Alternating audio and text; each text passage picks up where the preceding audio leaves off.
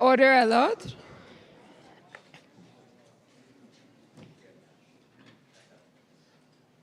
The Public Order Emergency Commission is now in session. La commission sur l'état d'urgence est maintenant ouverte. Good morning. Bonjour. Apologize for the slight delay. Okay. Morning, Commissioner. morning. Jeffrey Leon, co-lead Commission Counsel. The next witness will be Keith Wilson.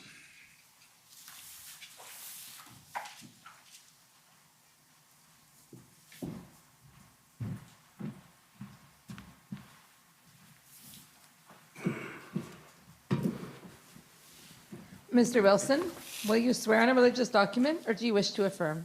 I'll swear on the Bible.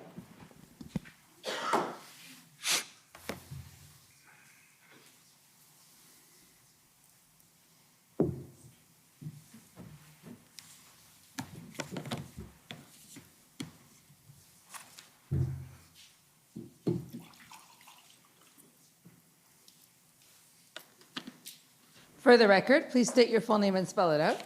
Ian Keith Wilson, W-I-L-S-O-N. Do you swear that the evidence to be given by you to this commission shall be the truth, the whole truth, and nothing but the truth so help you God? I do.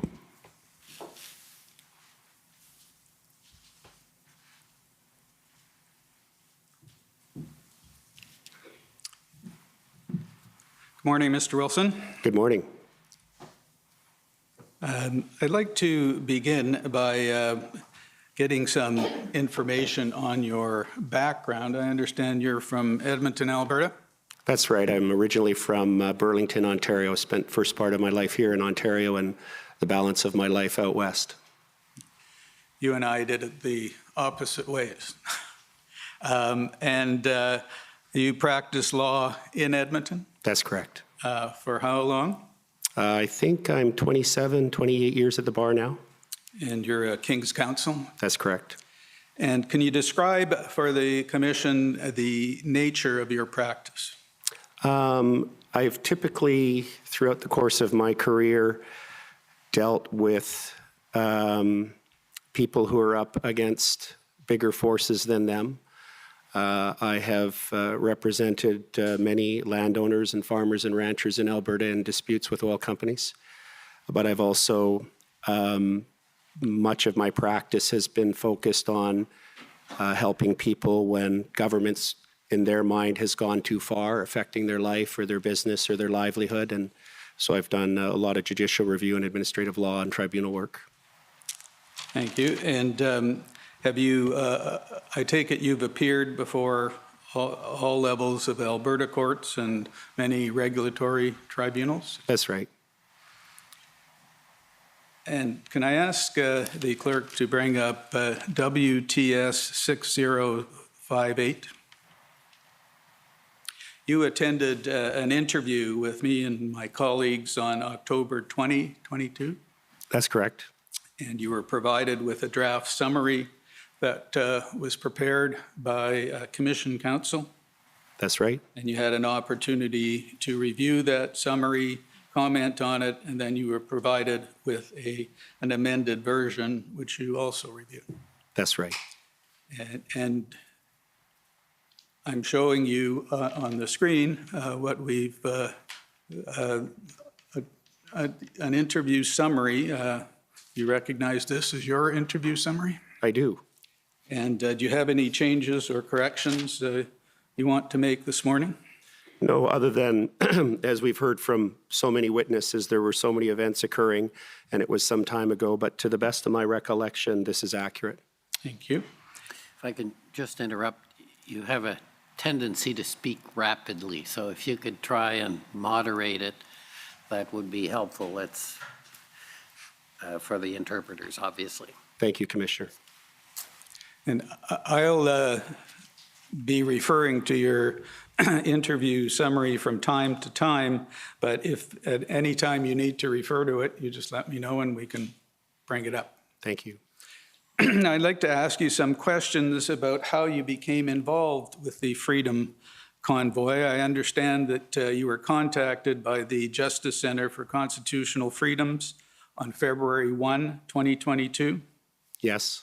And at that time, you were acting on another matter through the JCCF. That's correct. And what was that retainer? What happened was in the fall of 2021, my wife, who is a retired nurse, we've been married forever and have 4 kids, and she became very concerned about what she was seeing in terms of government policy, health policy. Felt that things were badly going awry, and she did something she's never done before, where she encouraged me to get involved and take a case. She's normally the gatekeeper because I tend to take too many cases. And Ms. Chipiuk, who I'd practiced law with in the past in other cases, approached me and asked me if I'd be willing to take a case at the Justice Center. They needed senior litigation counsel. I agreed. They told me I could pick whichever case I would like, and I'd been studying the travel mandates, and I thought they were ultra vires, the Aeronautics Act, and and also obviously breaching charter. And so I agreed to lead that case with former Premier Brian Peckford as our lead applicant.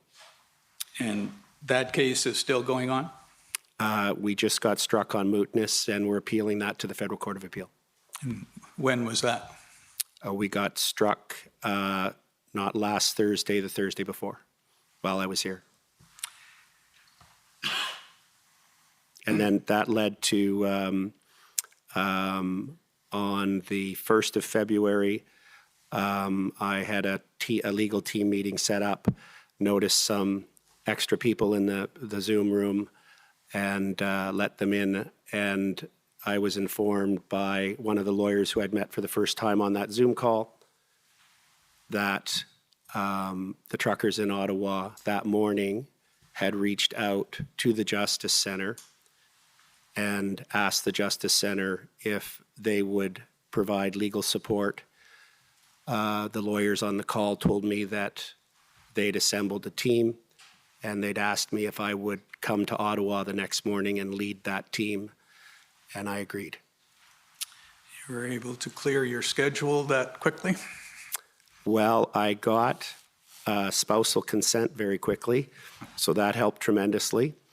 And yeah, I was. Now, you say there was a team of 4 lawyers, I believe, in your statement? That's right. And who was on that team? Eva Chipiuk, Yes. Andre Murmur, Tim Turple, and Allison Pechovic. And had you been following the news about what was happening in Ottawa? Yeah, I was very fascinated with how the convoy started to form. I was amazed at the rate at which the donations were coming in, just from following social media and the legacy media as well. And I thought, I want to really keep this is prior to February 1st, of course. And I thought, well, I really want to keep an eye on this. And I realized probably the easiest way to do that would to be make a nominal donation, and then I would get the email updates. So I donated $15, a little embarrassed about that, but just for the purpose of tracking and getting the regular email updates. I had no idea that a few days after I made that donation that I would be in downtown Ottawa. And on a personal level, did you have a view of what was happening in Ottawa? Well, I had a view. I think there's 2 questions there. Obviously, I had grave concerns about the government's policies and the harm that I'd witnessed in my own family with our children, with my neighbors, with my friends, with my colleagues.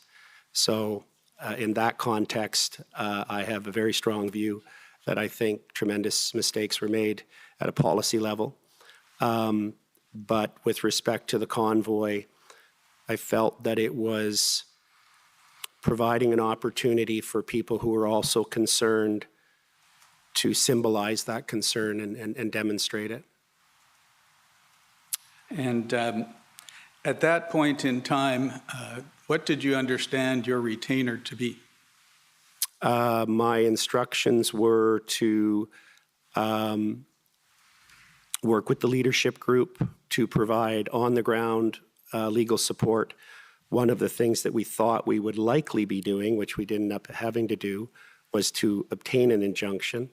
We anticipated that we would have to defend injunctions, provide legal advice as to the types of activities that they're allowed to do and the things they're not allowed to do. Also, it was clear at that time, if you recall, I apologize if I'm talking too fast again, sir. If you recall that around that time, GoFundMe had publicly announced a suspension of the fundraising campaign. I was also told at the time of being engaged that work was underway to set up a not-for-profit corporation, Canada Corp, to ensure a proper organizational structure for the administration of the donations.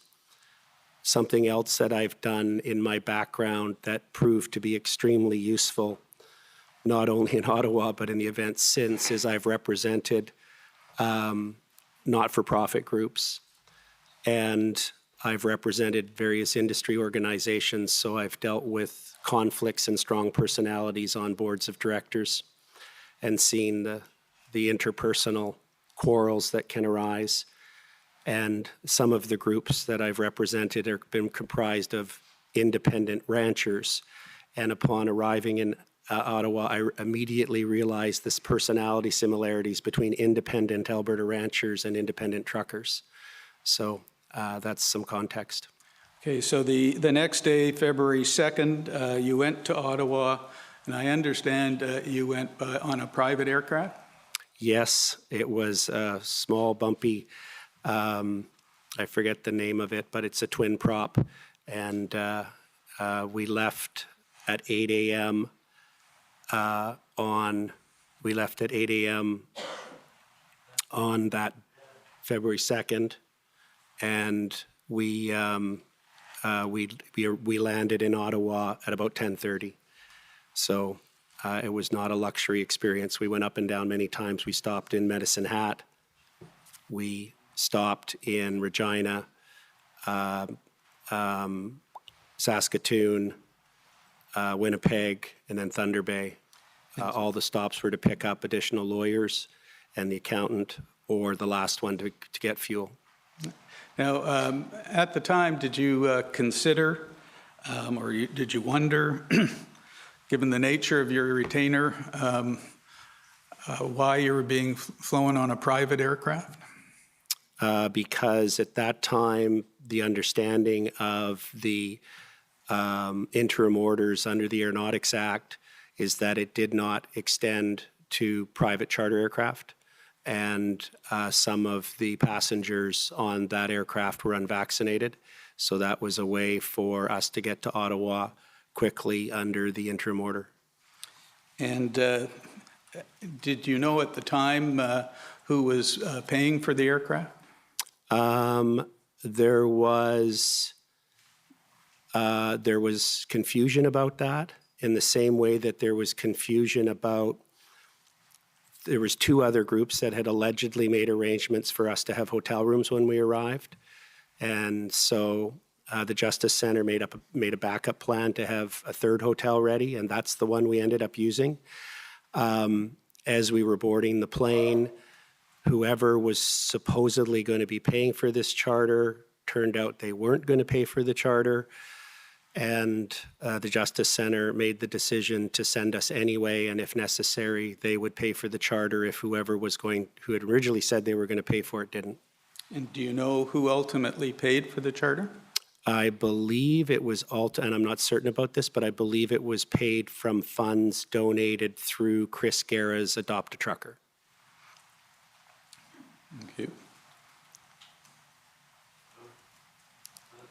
Now, you heard yesterday Ms. Belton's evidence about a conversation she had with you regarding disclosure of this flight? Disclosure of, sorry? Information about this flight. Okay. I believe she said she was told not to say anything about it? No, that's not correct. What do you have to say about that? I had no discussion with Miss Belton about this flight. I had no concerns about the flight. I'm double vaccinated. It wouldn't have mattered what aircraft I was on. Okay.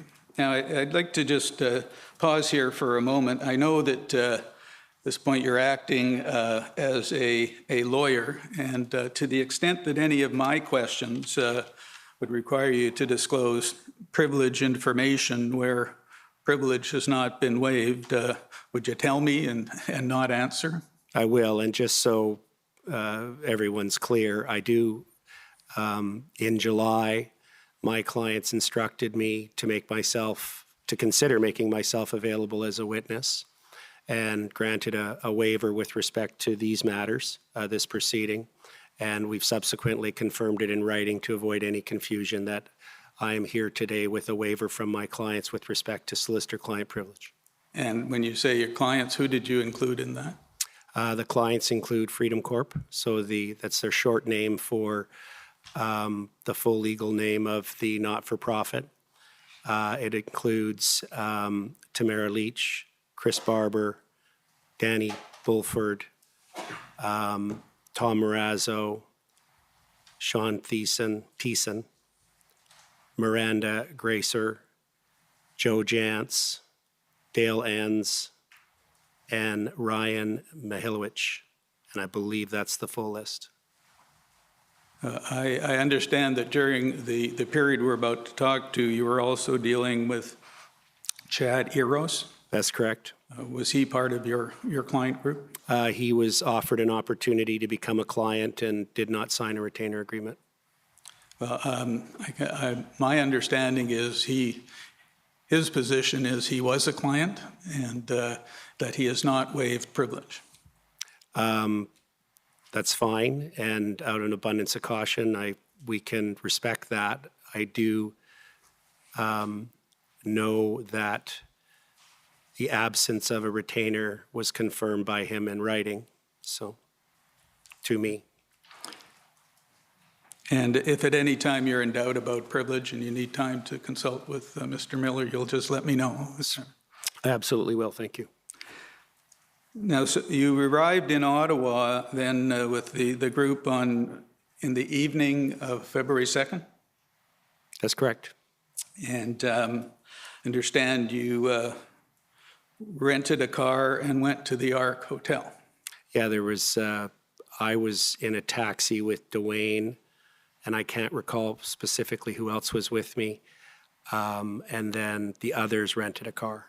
So we had two modes of getting there, and the decision was to get me and Dwayne downtown as quick as possible because we had so little time to deal with whatever we anticipated coming. While we were on the plane, we received a briefing on and reviewed the emails from GoFundMe, which are in the record here, setting out all of their concerns, and then we drafted during that flight a substantive, I think my letter is 4 or 5 pages addressing each of the issues that GoFundMe had raised. So we were working on that flight. We wanted to get downtown to meet the clients, sign retainer agreements, and brief them and give them an opportunity to review that letter to GoFundMe so we could get it to GoFundMe as soon as possible. Okay. And you went to the Ark Hotel, am I right? That's correct. And that's downtown Ottawa, Slater and Metcalfe, I believe. Yep. The vehicle we were in drove right up to the front door of the hotel, just like it would today. And when you got to the Ark Hotel, understand you met with Tamara Leach, Chris Barber, and was there anybody else there? Yeah, Miranda Gracer was there. Sean Thiessen was there. And I believe that's it. There might have been 1 or 2 other people in the room, but that's the best of my recollection. And had you met any of these people before? No, never. Had you at any time heard about Ms. Leach? Yes, I heard about her, but only in the context of the Freedom Convoy. Anything else I learned about Miss Leach, I'm pretty sure I Googled her. as soon as I was starting to watch the convoy form, so this would be in, late January, to try and understand who she was. But I've had no prior dealings with her or awareness of who she was or what she was engaged in until I Googled her because of the convoy. Okay. And about what time did you arrive at the hotel? My memory is it was about 11:30 at night. Okay. And could you tell the commissioner what happened at that point? In brief? Sure. Well, I mean, first of all, we drove through the downtown, so that was my first chance to see where all the trucks and the protest vehicles were and all the signage and so on. And how you could still drive around. There was always one lane open. That's how we got right to the hotel. When I walked into the lobby, I could really feel the tension. There was truckers everywhere. There was supplies stacked and piled everywhere. And the tension was, I could really feel the tension. So can we come to the meeting that you had with your prospective, at that time, prospective clients? So you said did you finalize your retainer at that point? Yes. Andre Murmur had the paperwork and had them sign. And did the nature of your retainer differ from what you told us about what your understanding was about it? Well, and I should clarify one thing, that the way the Justice Center operated at that time, the retainer has their name on it, the Justice Yes. Center, as the legal provider. Was the retainer different? No. At the nature of my anticipated involvement remained constant. And I take it you then proceeded to get to know your clients? Yeah. How long did that evening meeting last? You got there at 11:30. When did it end? Not that long. Everybody was exhausted. We had just had, landing and taking off several times in a small aircraft is a little bit hard on the body. And not to mention, I had I'm sure all of the people on our team were the same. This happened so fast, we had very, very little sleep. We could tell the fatigue, and that was when I first was informed that Tamara was aware that some group was calling a press conference for the next day, and they wanted her to speak. And I immediately started asking questions about, okay, who's called the press conference? What's its purpose? Who all speaking? Was there a media advisory? She didn't know, this is not her world. I've dealt with high-profile cases and communication specialists extensively, so she didn't even know what a media advisory was. Okay, and I understand that you wrote out her remarks for her? Well, what happened was I had no intention of being in the media. I was there to not be in the media, but to provide guidance. And even in that first meeting, I started hearing these different groups' names. And I was, okay, well, who is this group and why are they here and what this other group? It was the chessboard was the fog was starting to lift, and I was sort of, oh boy, this is going to get complicated. The major concern I had was two things. Tamara made it clear to me that she did not feel comfortable. Appreciate she's absolutely exhausted. They all were. I could see the fatigue. And she didn't feel comfortable being exposed to a long format press conference where every media person could come at her, basically. And so I was already giving some thought as to how we could possibly restructure the press conference to make it more orderly and make it more effective in conveying some information that I thought the public and the world wanted to hear. So, and did you prepare her remarks for her?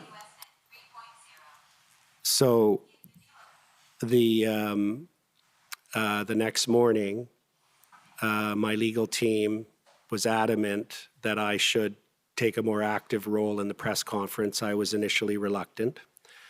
When we got from our hotel, which was out of the downtown, to the Arc and went into one of the logistics rooms on the main floor, it's a big boardroom, I got more information about the plan for the press conference, and that was, it was going to include a number of medical doctors.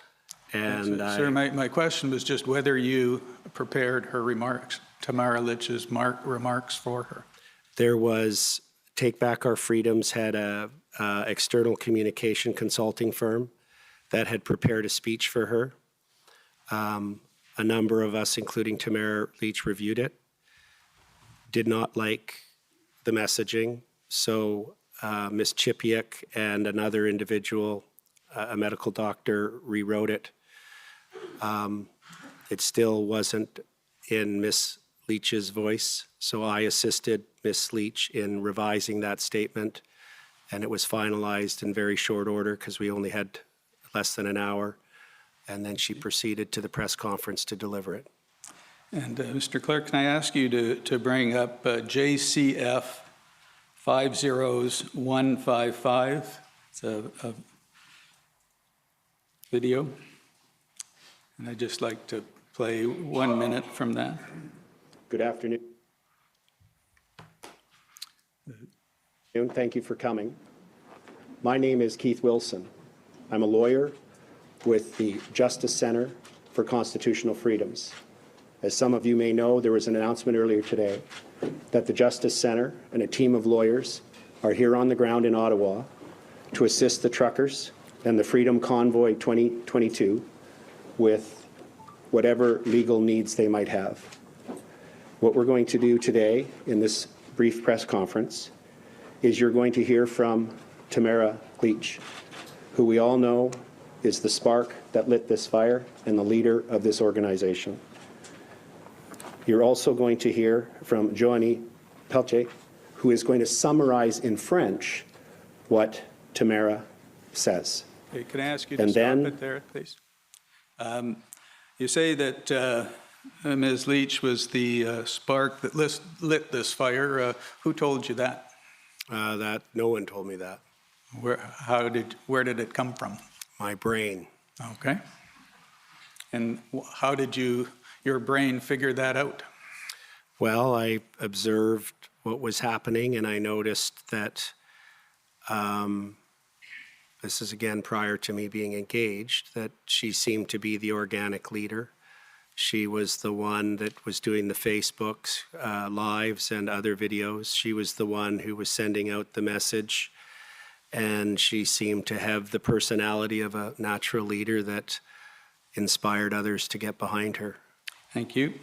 Now, can you bring up, Mr. Clerk, HRF 40139?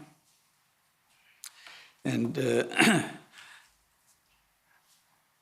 this is a letter to GoFundMe that I think dated February 3rd, and that's the letter you told us was drafted on the plane, correct? That's correct. And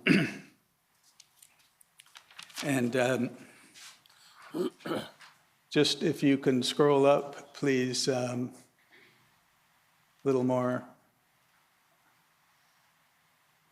You note at the bottom there, you set out your understanding of the evolving goals of the committee's GoFundMe campaign. Yes. And if you can just scroll up, I won't read them, but that's what you understood to be the goals. Just one moment.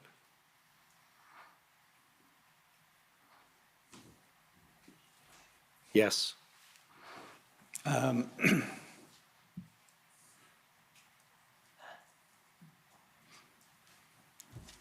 And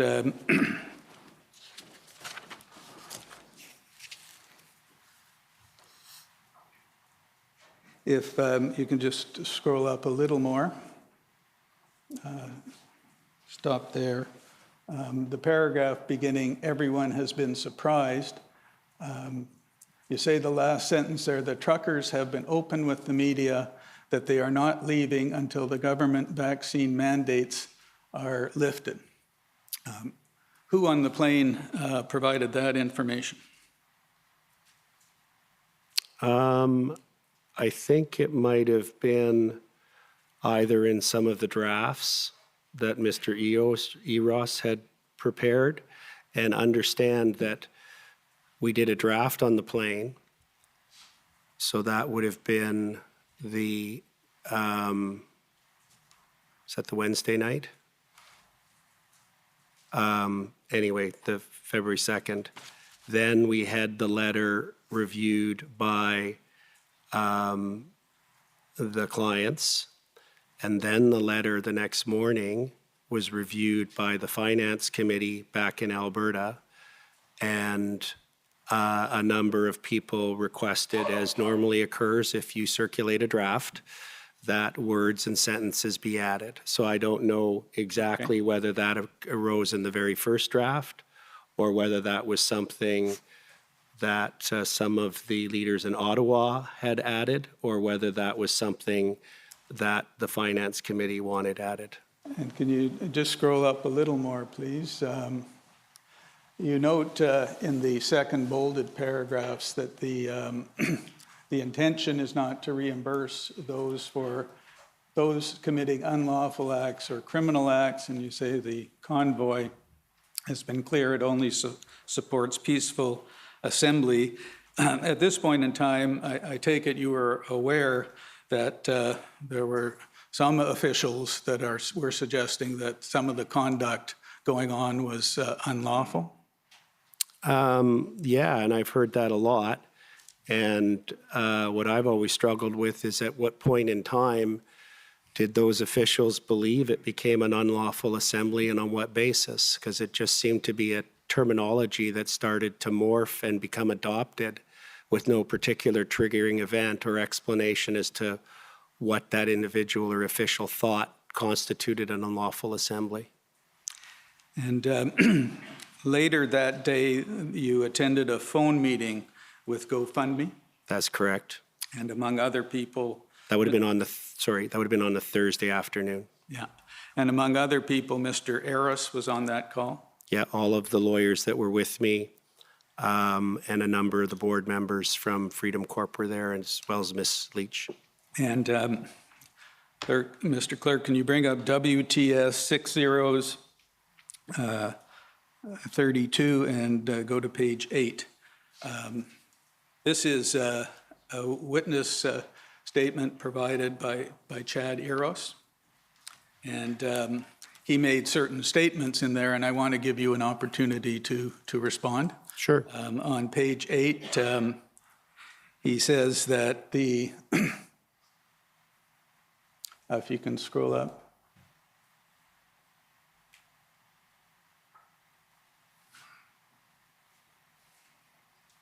A little more, please.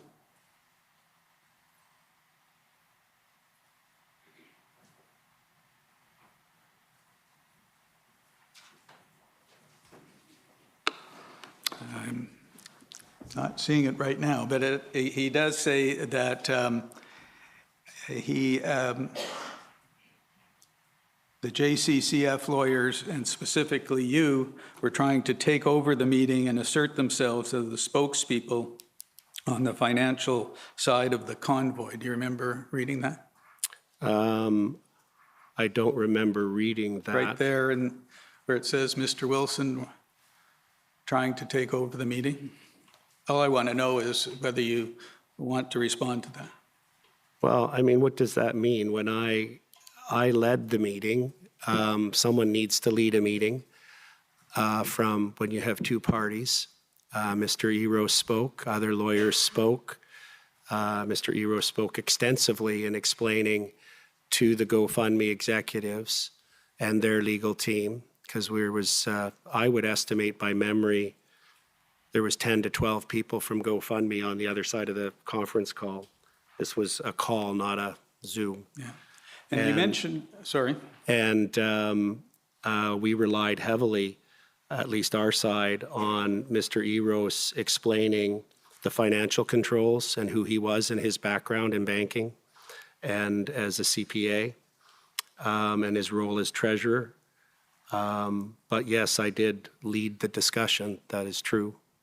And I understand as well that you had some discussions with Mr. Eros about the organization Take Back Our Freedoms.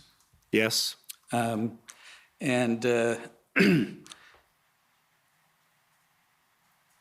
Did Ms. Leach have some concerns about that organization? Yes. And what were those concerns? My memory is, as I indicated in my witness statement, and it wasn't just Take Back Our Freedoms, this was happening extensively, and it happened immediately, or I observed it immediately after the first day when I actually started to, appreciate I'm coming in at night and go through the lobby and up to a hotel room and then back out. The next day, I'm now starting to interact more, and I'm now in a big boardroom, and there's these different people coming and going, and I'm trying to figure out who's who. There was no organization chart. There was no introduction session. It's not even like a meeting where you go around the table and introduce one another. That didn't happen. It was constant chaos. So I learned that there was a group, and then I learned that it was this TBOF. I didn't even know what TBOF meant initially. And then I'd heard about this Canada Unity. And then there was Mr. Bourgel's group, Something for Freedom. Then there was Veterans for Freedom. I could go on. There were so many different groups I was starting to learn of.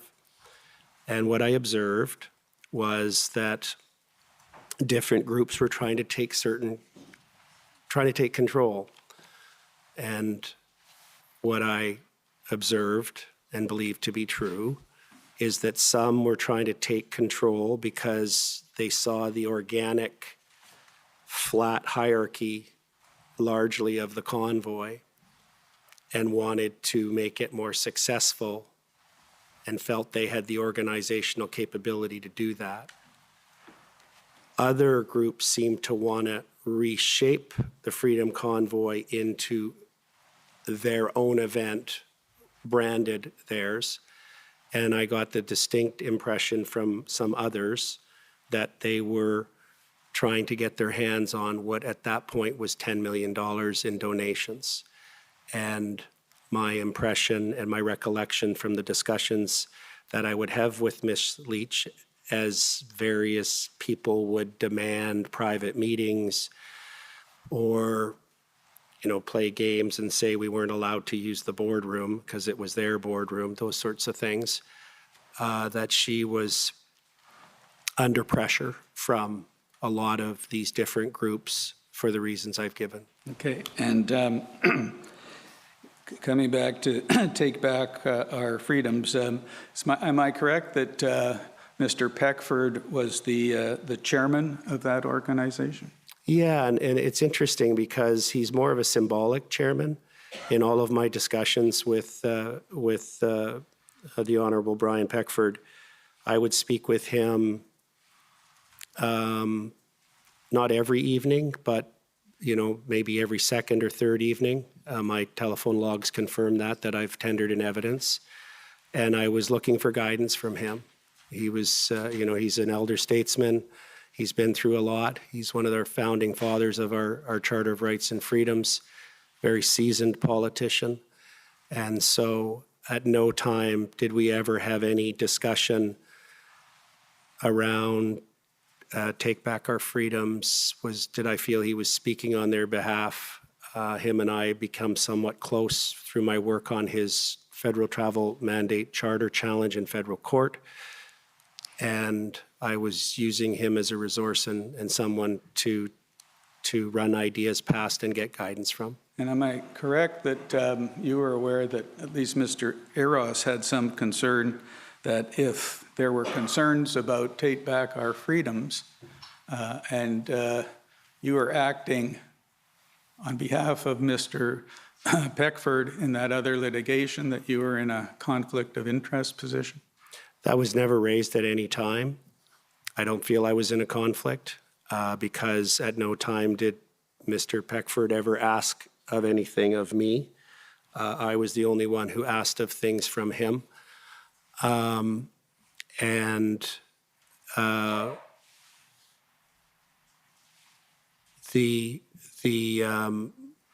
The concerns that you're referring to are concerns that were never aired at any time during Ottawa by Mr. Eros, and only some months later after the Ottawa protest had concluded. Okay, thank you. And just to shift a little bit here, you were staying at the Ark Hotel, is that? No, Where were you staying? at a Best Western. I believe it was about a 20-minute drive towards the east. So you arrived there, excuse me, on So February. 20-minute drive from downtown. So Right. each day it took us 20 minutes to get into the downtown core. And so you arrived there on, did you stay there the night of February 2nd? That's correct. And when did you leave? Our stay there ended, it would have been approximately around the Sunday of, just trying to visualize a calendar here. The second Sunday would have been, anyway, I think we stayed there for about 10 days. And then where did you go? Then we went to the Swiss Hotel. And how long did you stay there? We stayed there until the Wednesday, which would have been the 16th. It was on the Wednesday that it was apparent.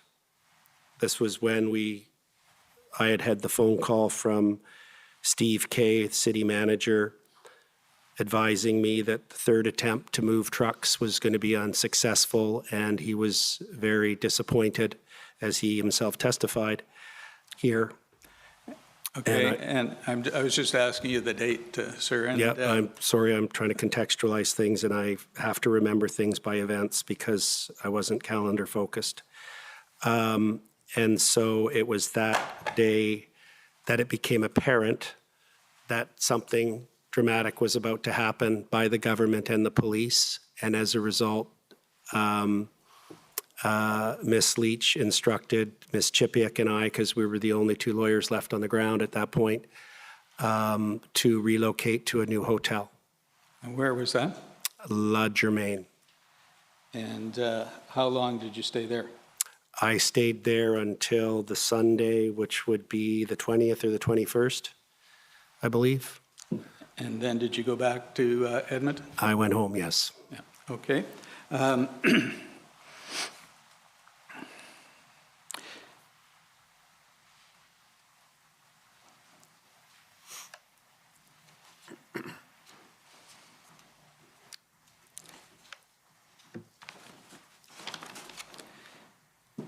Now, did you have interaction during the period you were there with James Bowder?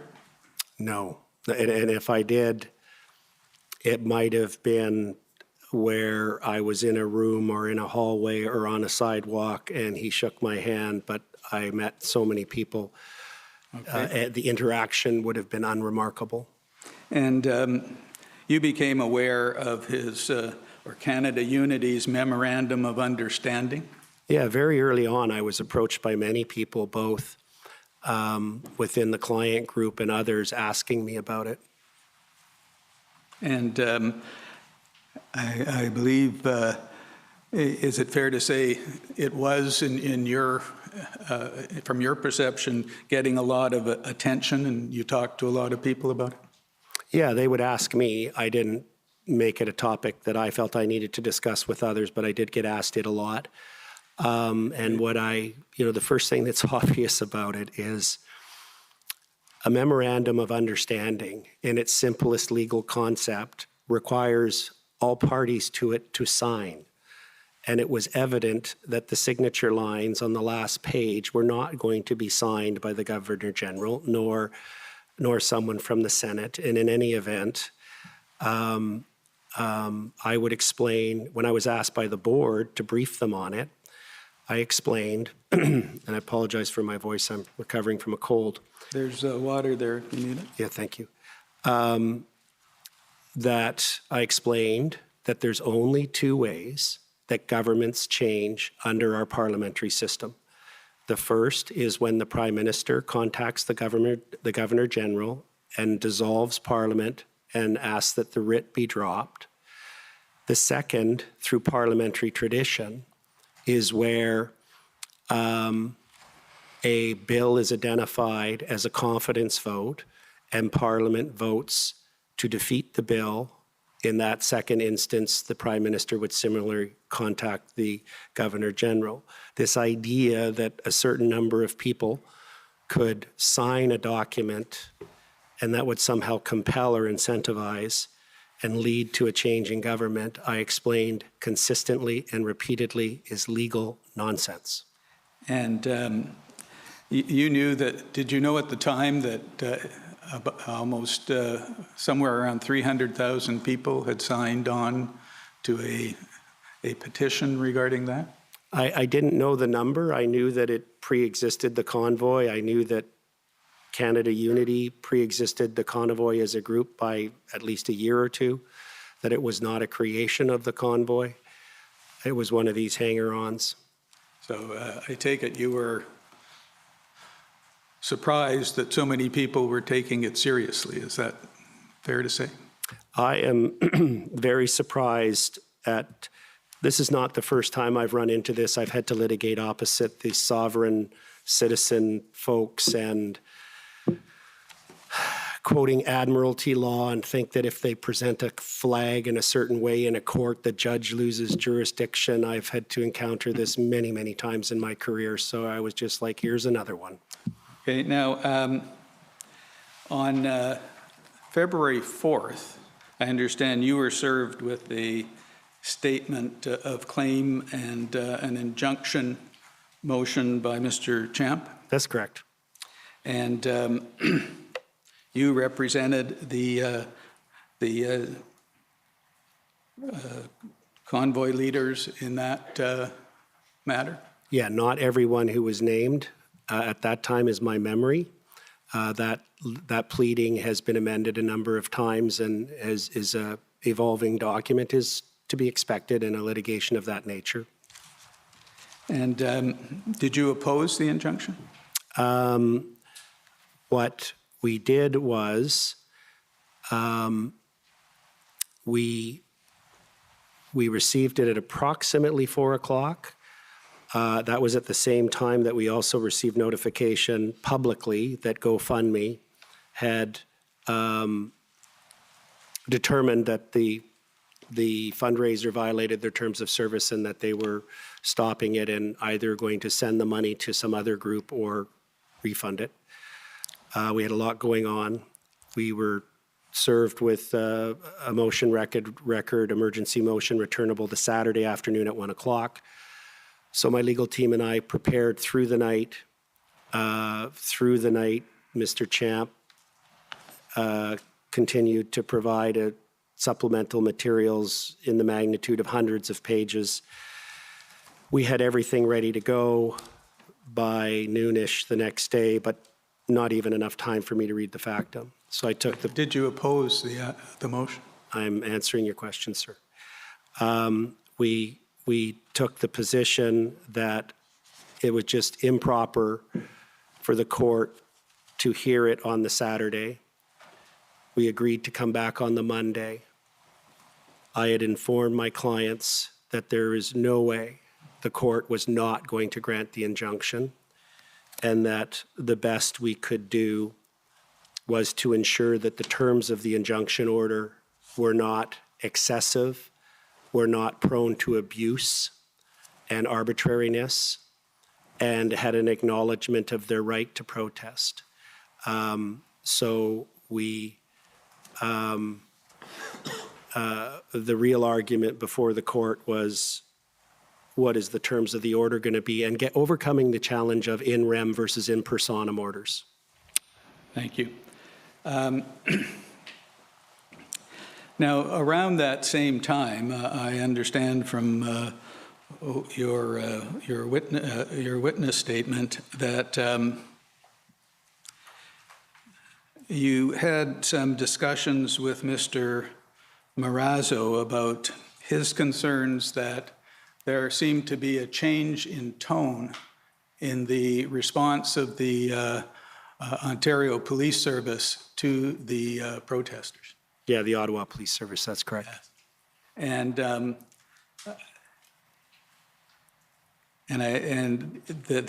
change in tone was related to what Mr. Marazzo saw as a shift from a negotiation type response to a surge and contain enforcement type response. Is that right? Precise. And was that consistent with your view? Yeah, and we had, to the extent we had the opportunity, because as you can appreciate, it was a very, very fast-moving, chaotic environment with so many either interpersonal issues arising between the players or logistical issues or whatever. But we did have occasion when we were, Ms. Chipiak and I were leaving our hotel, we worked, it must have been the Monday when we were in court, because we ran those from our hotel outside of downtown. And we heard Ms. Deans in an interview on CBC's As It Happens. And her language was deeply troubling. And that combined with Mr. Marazzo expressing concerns about the change in tone from Chief Slowly, it heightened the urgency of trying to find a way to open up dialogue. And I had, if you look at my phone records, you'll see that my first attempt to bring in Mr. French occurred actually that weekend. Okay. And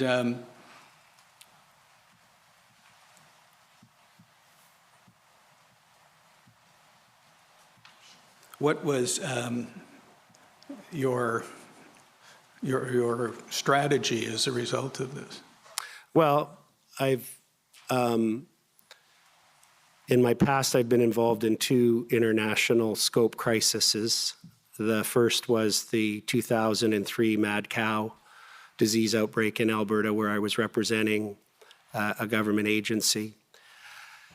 And the second was in 2009 H1N1, where I represented the people who were patient zero for the zootonic transmutation.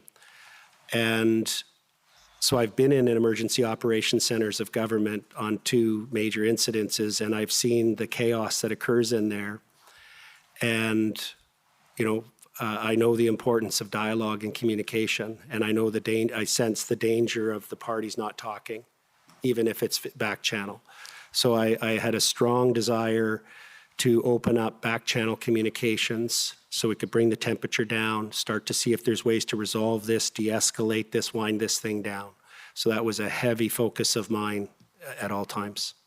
Okay, and I take it that you contacted Mr. Peckford and asked him if he had any contacts that might help? Yes. And then you received a call from Dean French. That's correct. And in your statement, you indicate that Mr. French suggested that what was needed was to move trucks out of the residential areas. Is that right? Yeah, he laid down some ground rules, sort of base conditions for his willingness to get involved and try and be an intermediary. And so I still remember, and Eva Chipiak's reminded me of it, that we had a very, very intense phone call where he was testing me and I was testing him. But what he made absolutely clear was that The truckers had to be willing to move out of the residential areas, and I had to be honest with him about whether I thought that was achievable. And once he learned to trust me and I learned to trust him, we both thought it was achievable. So then he proceeded to go to work. To which? To go to work on it, go behind the scenes. And I wasn't asking for the details. That's not how it works. If you've ever done this before, you just let them go do their thing behind the scenes and they will come back to you at the appropriate time. And on February 8th, I understand that Mr. Marazzo asked if you and Ms. Chipiuk would come to a meeting at City Hall. Yeah, what had happened was I first met Mr. Marazzo on the Thursday that we had the press conference. It was later in the day that I was introduced to him. It's the first time I had met him. I immediately was impressed with his calmness and his level-headedness. There was a lot of emotion up and down with various individuals in these rooms, but Tom was always just completely calm. And he had been observing for longer than us. And he had been working with the police liaisons and felt that he was in a circle where nothing material was arising. And he advised in the meeting room, I remember he came in, he'd left a meeting with the PLTs and had told them that he didn't want to speak with them anymore and he needed somebody that was more of an inspector level, somebody who had some actual decision-making capability and greater authority. Things went quiet. The next morning, this would be now the Tuesday. February 8th? Correct. Tom told Ms. Chipiuk and I that he wanted us to come to a meeting at City Hall at noon. And I said, okay, what's this all about? And does the city know we're coming? Because one thing that is a certainty of lawyer of any experience will share with you is that it's always a bad idea for your client to unexpectedly bring lawyers to meetings. It never goes well. So I've never before consented to that in my 27 years. But this being such an unusual circumstance, I agreed that we would go. And we arrived at City Hall and had quite an interesting interaction in order to get upstairs to meet with Steve Kay. Okay, and I take it that you met with the PLT officers and they weren't very happy about your being there, is that right? Animatedly angry. Yeah. And so, as you indicate in your statement, you told them that, to try and cool things down, that you would seek instructions not to impose the continuation of the injunction, which was coming up in court. That's correct. The only thing you go through your pockets and see, what do I have? And I had nothing. And Eva, Ms. Chipiuk, as astute as she is, pointed out that there was one thing that we did control, and that was what recommendation we could make to the board about what position they would take on the continuation of the injunction, because Justice McLean had issued it for a set number of days. I can't remember the number of days, but it was only set, and we had a returnable date that was coming up in the following, later that week, I believe. You can figure it out from the pleadings.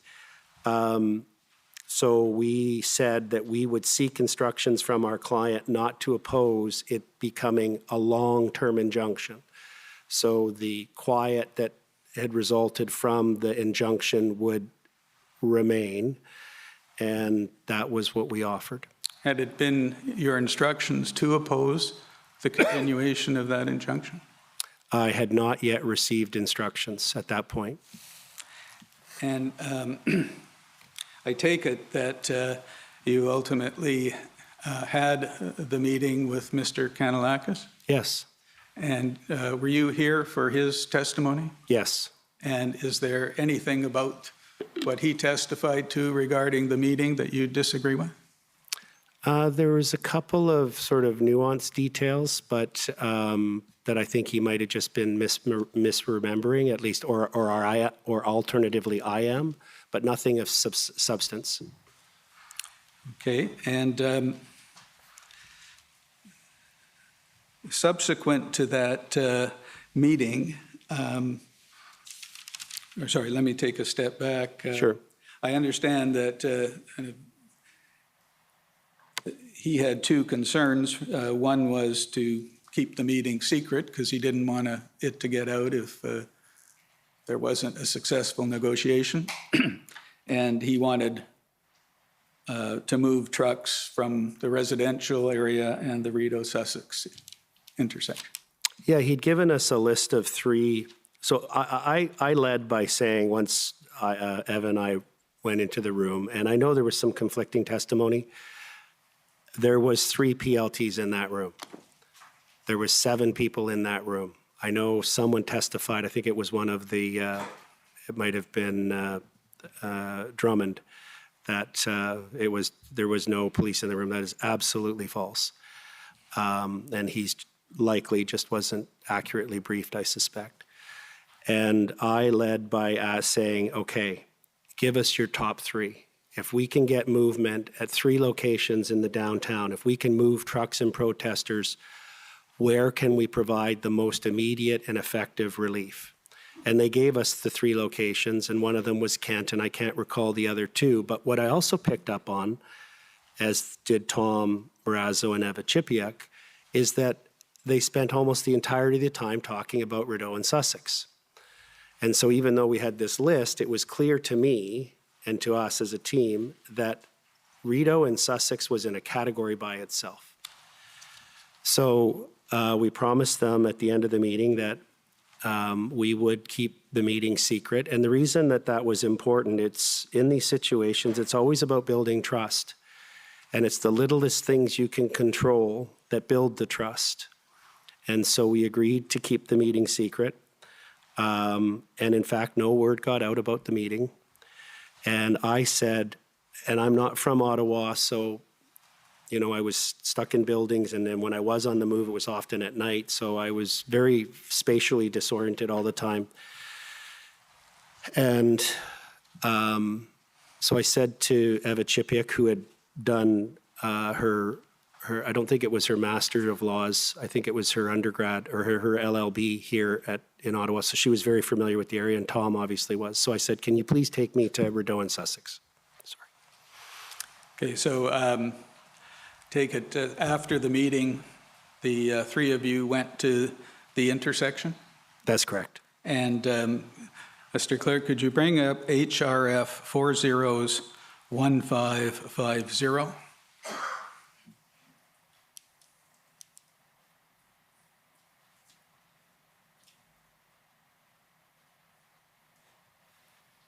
Take it, this is a picture that you took of the intersection at that time?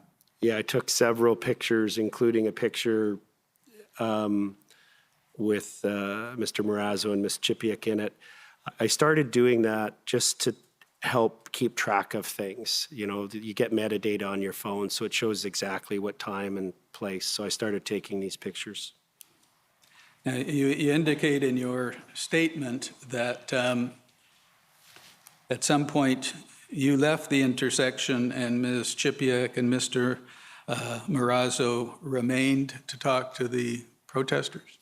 Yeah, we decided, and this is the way things worked, particularly with the people that were there involved in the protest, is if something needed to be done, you did it right there and then. You never waited. So the decision, we had a discussion, and it was Eva and Tom were like, well, why don't we try and move this intersection right now? So I said, all right, I'll go back to the Sheridan. And the reason that we agreed that I would go is because we had so little to negotiate with in terms of tools and tactics with the protesters.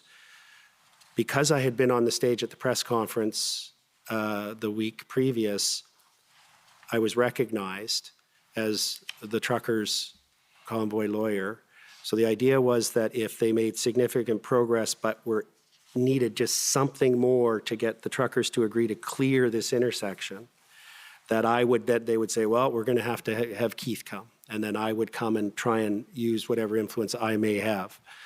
So that was the plan. And to be clear, because there's been conflicting evidence about this, our focus at this intersection was to clear it, which is very different from the deal with the mayor, what the objective was. Yeah. This was to clear this intersection, and as soon as we got there, we could see why it was such a concern. I think there's 6 streets that come together. There's the very high-end condo tower, there's the U.S. Embassy down the road, the Senate, and on, and we're like, okay, we understand why they want this cleared. So our goal was at least to clear up the westbound lanes. And if we can bring up, back up your witness summary, WTS 6058 at page 7.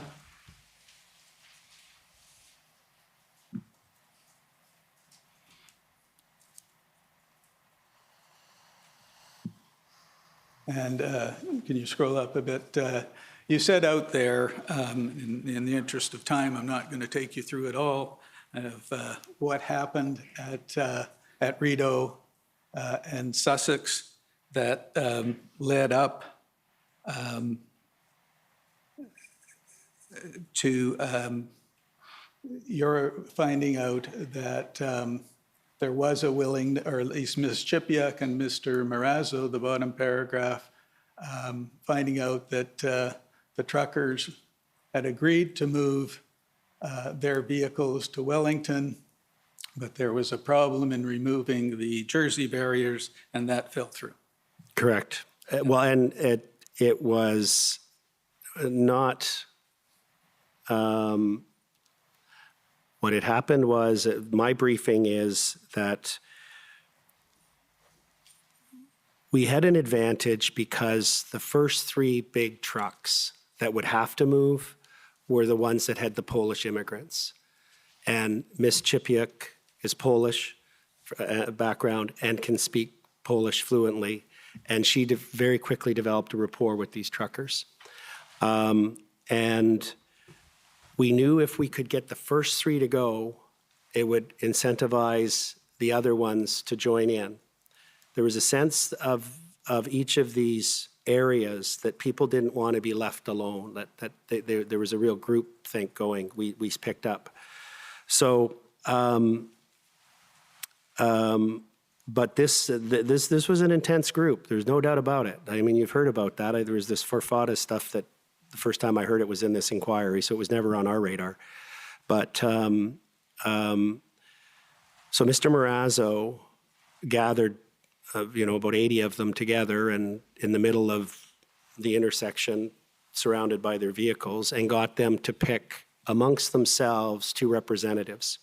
Then he moved forward in effectively a parley in the old military sense with the police to the west up to closer to Wellington. And then the particular police liaison, Sergeant Feng Li, had a little bit of an aggressive personality. He could really turn aggressive very quickly. And Mr. Marazzo was concerned about him interacting directly with the trucker leaders from that intersection. So Tom went up, spoke to Feng and said, okay, bring in the equipment. We're ready to move at least half the intersection, the westbound, up into that space on Wellington. Feng, Mr. Lee's phone rang. He stepped back and then turned around and said to Tom, the deal's off, they're not going to move the barricades. And we now know from the record and the testimony of others that others higher up the command vetoed that movement. Okay. So Tom, but this is important, Tom did not go back and disclose what actually happened. He said they just can't get the barriers moved because he didn't want to destroy what little progress we had made. We agreed to have a cooling off because a lot of the truckers were upset. They had arrangements to make kinds of moves before our involvement, and they felt that the police had double-crossed them. And so we decided to give everything a cooling off and a try again on the Thursday. And so that was on February 8th. And I take it that February 9th, there were some discussions with the OPS PLT officers, and that led to February 10th, where you returned to Rideau and Sussex to try again. Is that? Yeah, on the 9th, PLTs, about 4:40 p.m., contacted me through Eva Chipiuk. That was the protocol we had, is that if they needed to get me urgently, they would call her because she was always at my side. And they came over to a meeting in the main floor of the Sheraton. It was an intense meeting. But we briefed the board that evening, and Tamara Leach requested that all of the road captains, all legal, the board members all assemble at Sussex, or Rideau and Sussex the next morning prior to 10 a.m. in an effort, an all-out effort to use their persuasive skills. We had an initial success where there was a load-safe truck that you'll see in lots of pictures. Load-safe is what was on the logo on the side of the cargo trailer of the semi-truck, and it was parked right by the valet area of the Chateau Laurier, and it was pulled up on an angle, almost jackknife, blocking almost 4 lanes, and the police did not like it at all. They'd been trying to move it, and I was standing with a large group of PLTs, Miss Leach and others. Mr. Barber came up. We said, hey, I said, Chris, or one of us said to Chris, is there any way you could go talk to that guy? And as you heard, we all watched in amazement. Chris jumped up on the step and was hanging onto the mirror. The window came down. He started visiting with the guy for a few minutes, and all of a sudden Chris hollered out for truckers to come and set up a perimeter to safely back him up, and the backup alarm went on, and they repositioned him so he was right up against the curb. And I remember we all thought, okay, this is a good sign. Maybe we're going to do this. And then, as you say in your statement, there was a crowd that suddenly appeared who didn't understand what was going on, and they, in effect, kind of surrounded the area. Just a little bit more detail, because I think it's important for context. If I can just stop you for 1 second, I do have a video. Would that help? I'd like to contextualize it first, if I could. Sure. So what happened was we had a bunch of failed attempts to get enough truckers to agree. We always had the Polish guys at the front that were ready to go. So a lot of the team, or those of us who were there to try and clear that intersection, were done. It was a very, very cold day. I was back and forth trying to keep warm in the lobby of the Chateau Laurier. That's when I got served with one of the seizure orders and was dealing with the TD Bank on interpleader. There was so many things going on all the time. In any event, we'd largely given up. It was just about to get dark. And then one of the PLTs came out of the area, and he came up, and Tamara was with me and a couple of others, and said, they're ready to go. And Tamara's like, well, then let's do it. So they called in the big heavy lift equipment to lift the barricade, and they end up bringing a tow truck as well, a flatbed tow truck, because you may have saw one of those pictures. They have these orange mechanical devices that are actually bolted to the ground, and when the vehicle drives over it, it comes up behind it. So we were waiting. It was now getting dark, and as was typical, as you get into 4 or 5 o'clock, 6 o'clock, the number of Ottawa residents and others that would start to converge in the downtown would significantly increase each night. This was typical of that. When the trucks and the heavy equipment arrive, they've got yellow flashing lights, they have backup alarms. That caused even more people to come. because we were anticipating moving the trucks up past the War Memorial to Wellington, we needed, the police were obviously handling this part of it, more police to create a safety corridor so that no one got run over. And as the one vehicle backed up and its alarm was very loud, people started to rush in. Tamara had been removing from the barricades the signs. No one out, the police were smart not to go and start taking signs down. It was Tamara, and she was recognized, so she would place the signs over on another railing by the Senate to get the barricades ready to be removed safely without controversy, hopefully. Just as the equipment was going, people rushed behind the tow truck because they seemed to think that the police were about to do something bad to the truckers. I was talking to them. Tamara was individually talking to groups of people. It's okay, this is a cooperative move. We're trying to clear this intersection. The truckers want to move up to Wellington. And then people would sit on a barricade. Tamara would go talk to them. They'd apologize, get off the barricade. She'd turn around and they were on another, different people were on another barricade. And then the police were further in. Tamara and I were trying to talk to as many people as we could to explain that it was okay, this is a cooperative move, we're just trying to clear an intersection.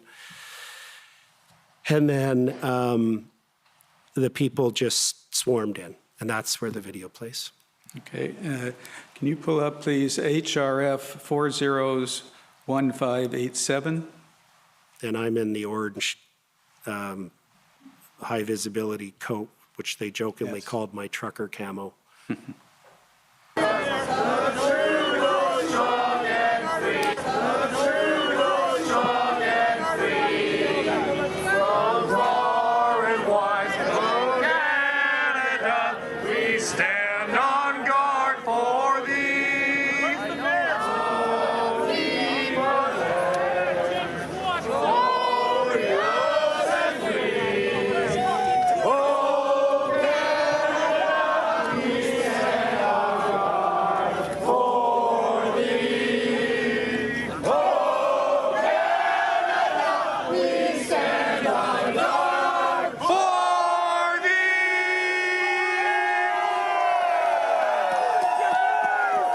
Thank you. I'd like to move back to your statement, please. That's WTS 6058. And we only have about 15 minutes, so I think we're going to try and speed it up a bit. Excuse me, that video was what date? That would have been on the Thursday, sir. That would have been February 10th, the evening. That would have been about 5 o'clock. Sorry, go ahead. Now, you set out, starting at page 9 of your statement,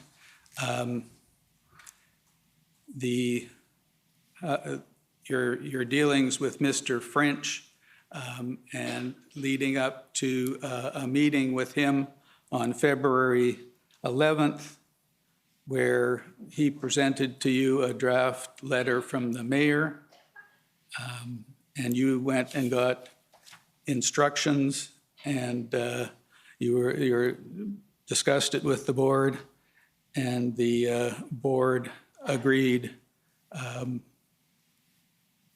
essentially to go ahead with the proposed deal to move trucks out of the residential areas. Is that? That's correct. And the proposal was never just to move up to Wellington. It was always recognized that probably only 25% of the vehicles could go to Wellington. The more dominant theme of the plan was for the vehicles to move to the remote locations at Embrun, Exit 88, and Arnprior, and to have expand the shuttle buses that were already running. And there was also, this is a very important point, and I don't know that it's come out yet, is a lot of people who were there, the truckers, never planned to stay that long. But the Canadians they met along the way, and the stories and the heartache that they heard, and the trust and plea that they heard from those people. Many of the truckers I talked to felt this obligation to stay as long as they could, but they also needed a way to leave gracefully and respectfully. And one of the things we recognized was that if 75% of the vehicles were going to be given an opportunity to leave and go either to Embrum or Arnprior, that some would actually use it as an opportunity to go home and do so respectfully. So that was an important part of the plan. And that's what you refer to in your statement as an exit strategy. Correct. And in that regard, if you can bring up, please, HRF 401278.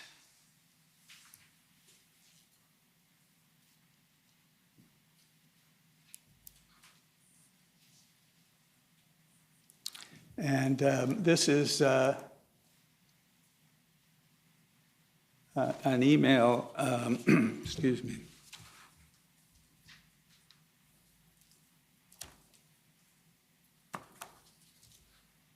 It starts at the top, February 12th, from you. It's in reverse chronological order. So Yes.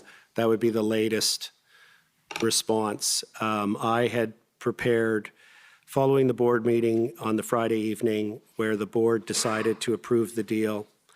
They were all there in person except for Mr. Dichter, who was incapacitated due to his broken leg and had to stay at the Sheraton, but we had him joined by conference call.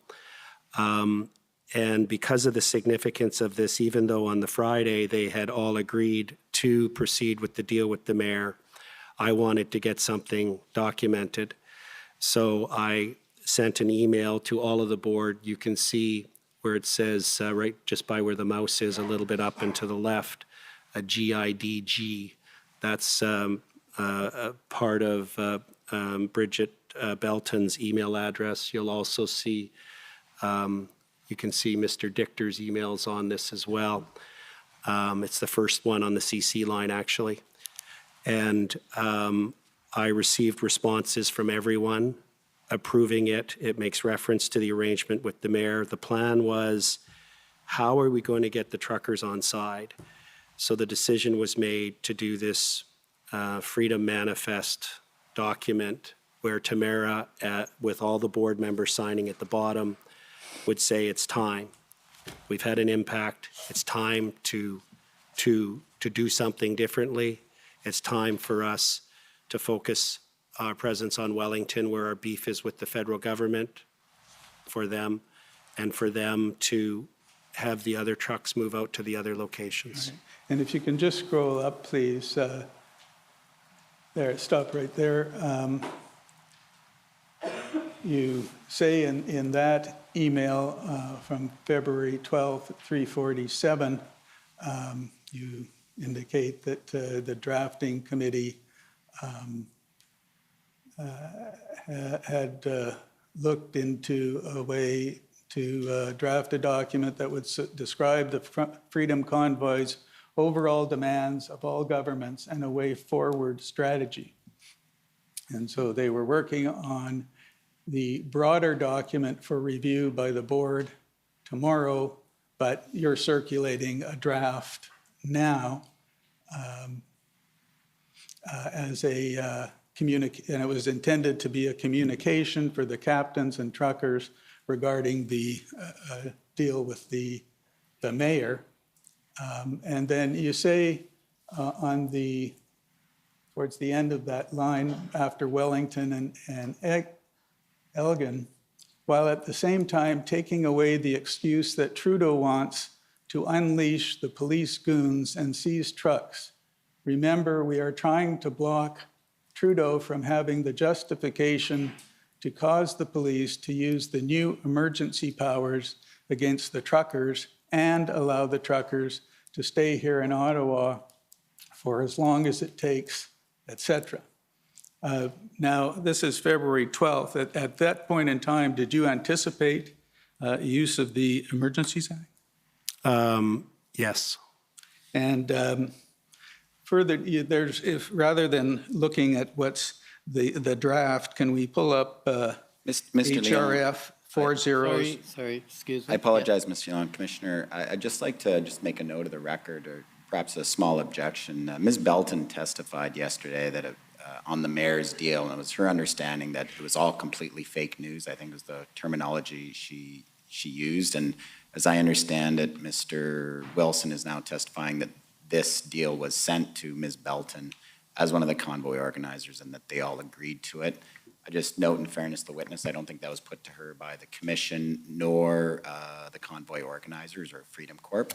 So, I mean, we're all working very hard, Herculean, and we're missing lots of things at times just because of the pace, but I think this is a rather important point that it's unfortunate we didn't hear from Ms. Belton on that issue. What- I think at this stage, let's hear the evidence, and maybe that's a point that can be made later. But I'm sorry, you want to also involve yourself in this? Yes, sir. I don't think the issue is whether or not Ms. Belton is being impeached. Frankly, I don't think it matters. So this commission doesn't need to make a finding of credibility of Ms. Belton. So I understand my friend's concern, and he's turning to the rule of Brown and Dunn. But I don't really even think it's a concern, sir. It's not material. Okay. HRF 401285.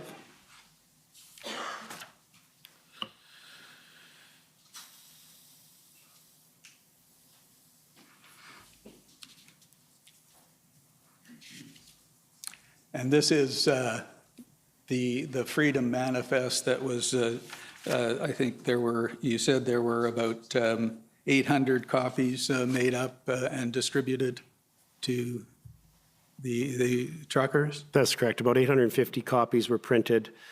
We decided to go old school Gutenberg, printed press. In fact, I took a little video and had forwarded it to Dean French so that he could see that progress was being made on the efforts and the plan to get the information out to the truckers. Chris Barber, Tamara, and others went out onto the streets and met with truckers, and the road captains handed these out. And Tamara even went out to Armprior and Embrum to inspect them, to make sure that they had sufficient capacity to take all the 75% of the vehicles, and to meet with the owners of those lands to make sure they were comfortable with that many vehicles showing up in the coming days. Okay, and I'm not going to ask they be pulled up now, but just for the record, we then had the exchange of letters between the mayor and Ms. Leach, which we've seen. The mayor's letter is HRF 401264, and Ms. Leach's letter is HRF 401275.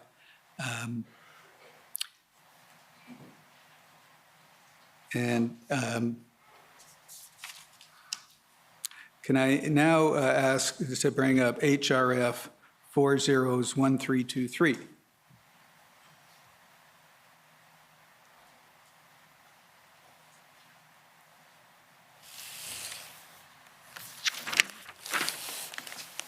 And this is a document dated February 17, 2022, open letter to our premiers and to our elected and appointed officials.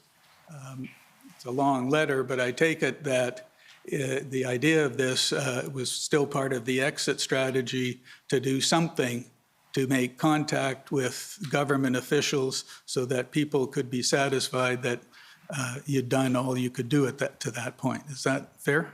Yeah, it is. And I think what we were hoping would happen is that the success that we felt we could achieve with the arrangement and the agreement with the mayor, and because if it was successful, we were going to have had the downtown cleared out by the Wednesday, but for Wellington, up to the Sir John A. and, a defined area, which they actually in the logistics meeting shorted up because of the issues about the hospital and so on access. And the truckers agreed to make it even a smaller area. Was that it would focus the protest now on the federal government, and then the federal government would be encouraged by the fact that the truckers proved to be honest brokers and that would lead to a meeting with some federal ministers. There was not a strong desire to have a meeting with the Prime Minister. It was more with the ministers.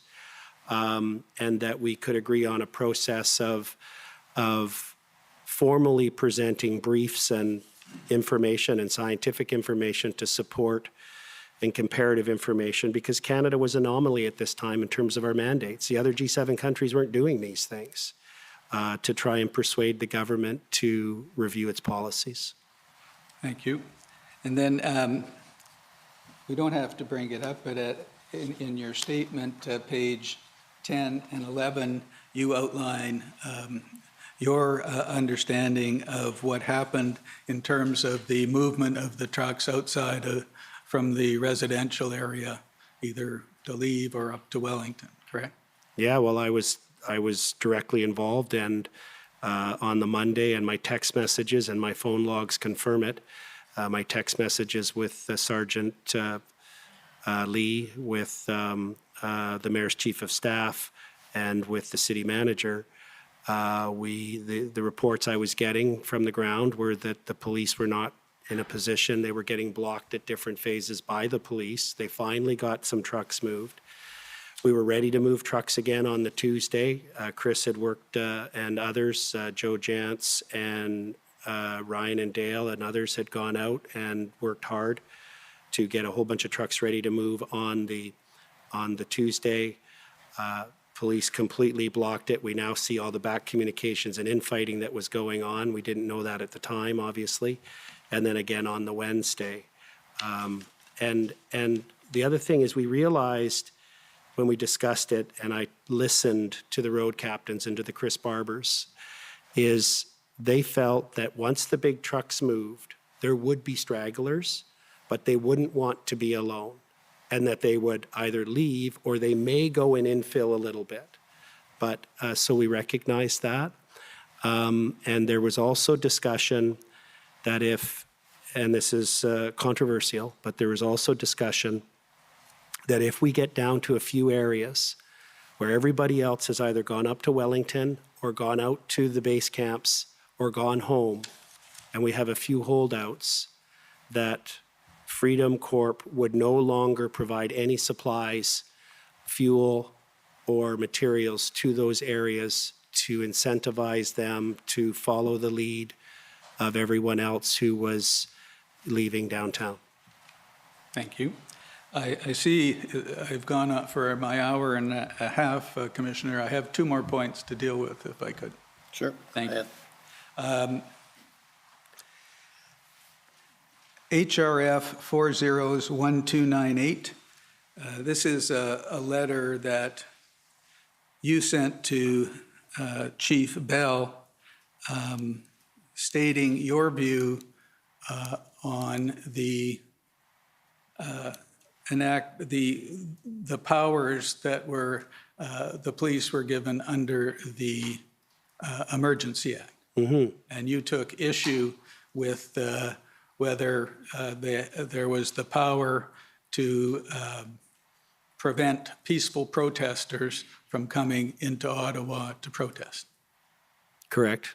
And just to clarify, the letter is signed by Ms. Chipiuk, but I did review the letter.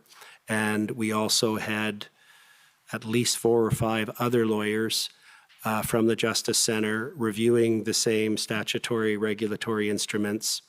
And we had all reached the same conclusion that the description that the government officials and the police were using to describe the measures was not even close to what the emergency proclamation actually said, and that as long as you were not seeking to interfere with international trade, disrupt or interfere with critical infrastructure, or engage in serious acts of violence against persons, you continued to have the right of political advocacy, protest, and dissent. And so the labeling by the police chief and others that any Canadian citizen was no longer allowed to walk in downtown Ottawa or hold a sign in front of their parliament was not legally accurate and was against the Charter. And I think we've seen the video that's, and you don't have to bring it up, HRF 50274 that you did with Mr. Barber to essentially giving that opinion and telling whoever saw the video that they could and should come to Ottawa and continue lawful protest. We were in the 7th floor boardroom at the Sheraton. I just finished briefing the board on the legal review that had been completed of the proclamations.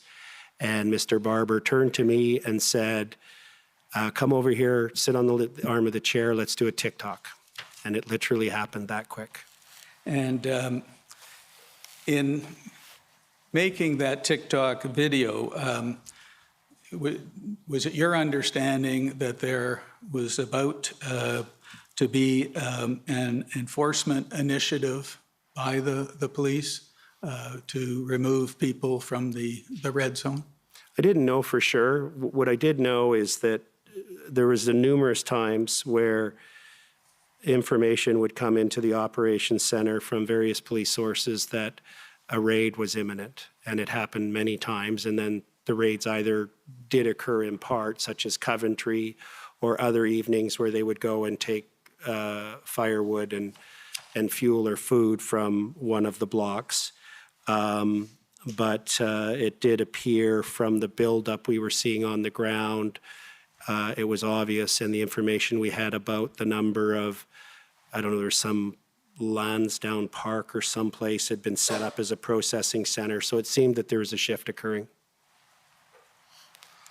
And did you have a concern about the fact that if that was going to happen, you were suggesting to people to come back into the red zone and potentially be in danger when the enforcement action started? No, because I'm a Canadian and I never imagined that our government, our federal government, would use that level of force against nonviolent, peaceful Canadians. And just a couple of final points. We heard Ms. Belton's evidence that her hotel bill had been paid by Mr. Bourgault. Have you ever met Mr. Bourgault? Yes, I met Joseph a number of times. He's an amazing human being and very concerned Canadian. But I have no knowledge of any bills he was paying. Who paid your hotel bill? Who would have paid my hotel bill? I'm pretty sure the first hotel bill went on my firm Visa card, and then I was reimbursed by the Justice Center. The Germain was on my Visa card and was reimbursed. And then the Swiss was paid for, I believe, I don't know this with certainty, by Chris Guerra through Adopt a Trucker. Thank you. And do you have any other information about Mr. Bourgault, about contributions he may have made to the Freedom Convoy in terms of how much or what for? No, I do know that he helped pay for some meeting rooms. I don't think when Mr. Marazzo and Mr. Bulford were holding their press conferences at the Lord Elgin, I don't think he paid for that, but he might have. And it was mostly the only firsthand knowledge I have was hotel rooms. And then there's two other documents that I want to ask you about. The first one is HRF 60. Just let me get it here.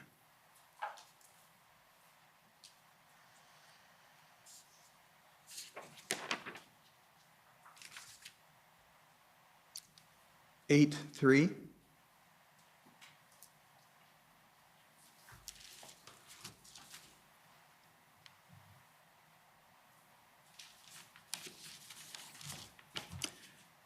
And this was a press release, February 17, 2022, from the Freedom Convoy indicating that they did not support any of the comments being made by Mr. King. I may have asked you this, but had you met Mr. King? I knew of Mr. King over a year prior to going to Ottawa. He had a court matter in Red Deer where he was all over social media saying that he's found this magic recipe for defeating all government laws, and I researched it, read the court's decision, and it was clear he was misunderstanding how the law works. So I knew of him from then, and I knew that he was a very loud voice.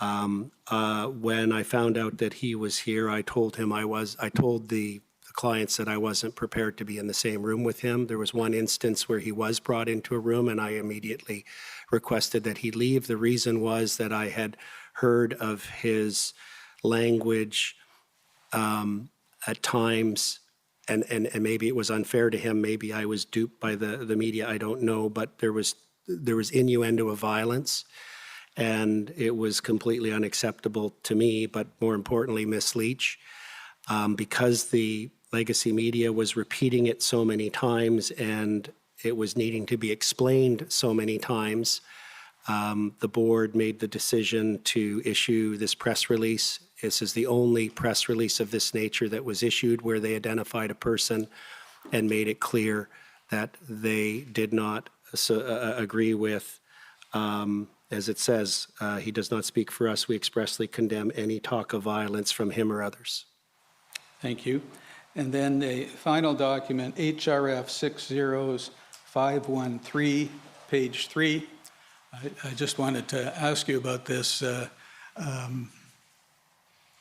This is one of your, I believe, text messages.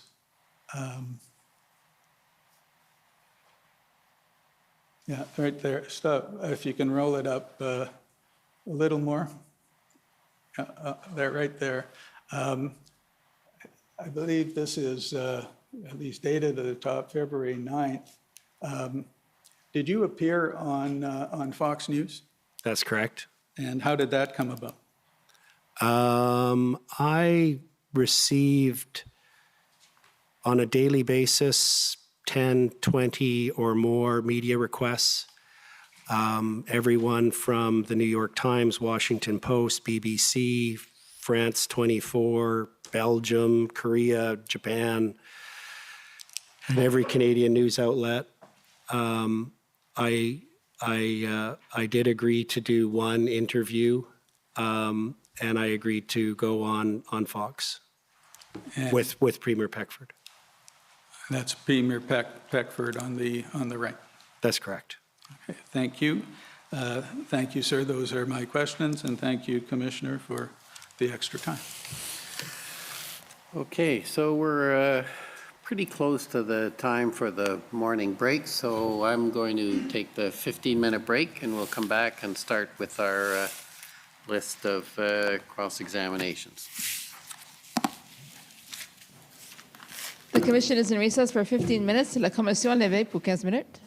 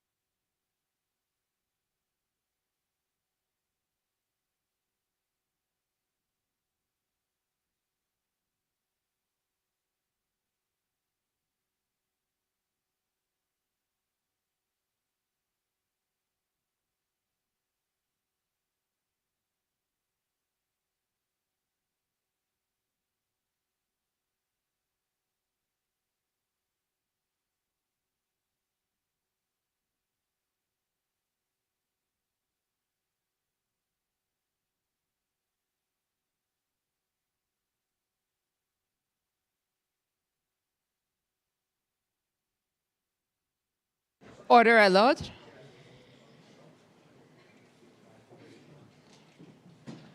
The commission is reconvened. La commission reprend.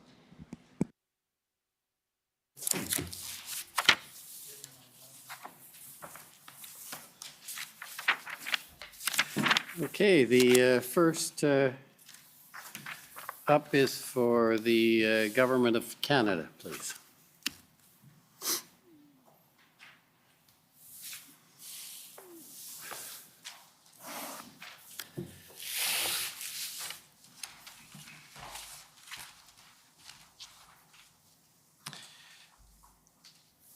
Good morning.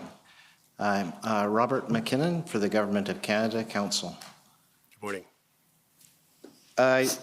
Mr. Wilson, I just want to take you to a point that you made at the end of your testimony with Commission Council.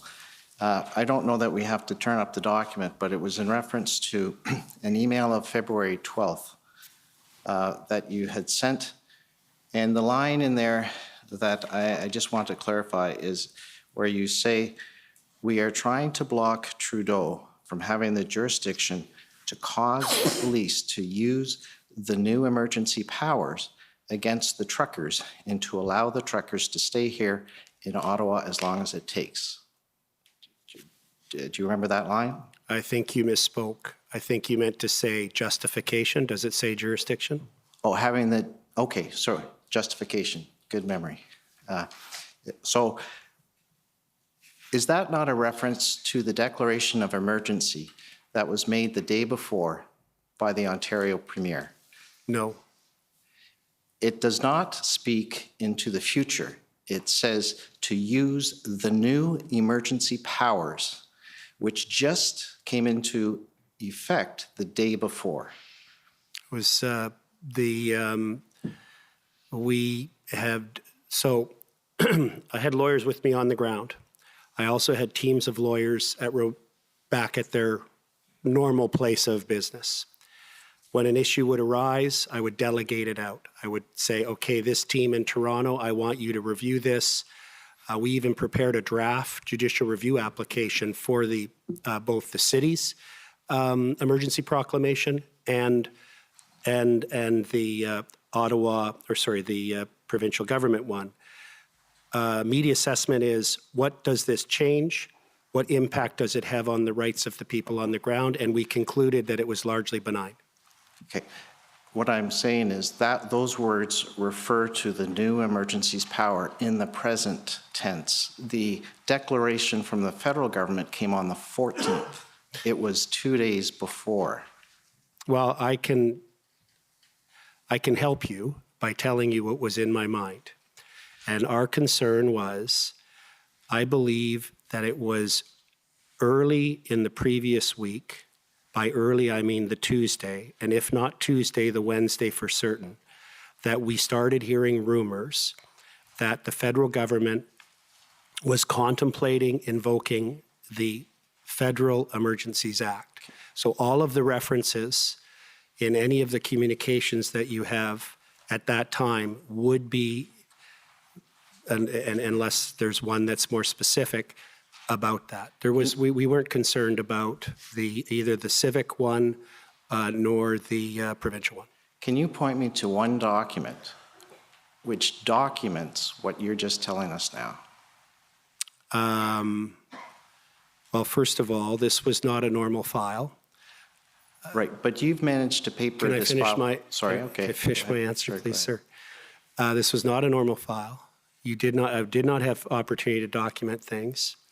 I'm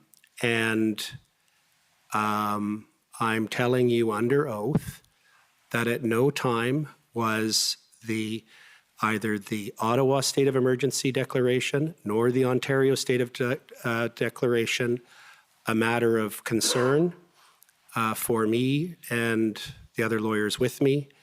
We were very concerned about the potential and the rumors we were hearing for the federal government to invoke the Federal Emergencies Act. Who told you the federal government was considering using the Emergencies Act? Who told you that? I can't remember the specific individual, but I do remember the source that they relayed, and they advised that they had heard from some MPs that there was active discussion over at the Parliament about the Prime Minister considering using the Emergencies Act. And it was so MPs, some MPs had shared with people involved in the convoy, and they reported that to me. Do you have any document you can refer this commission to today?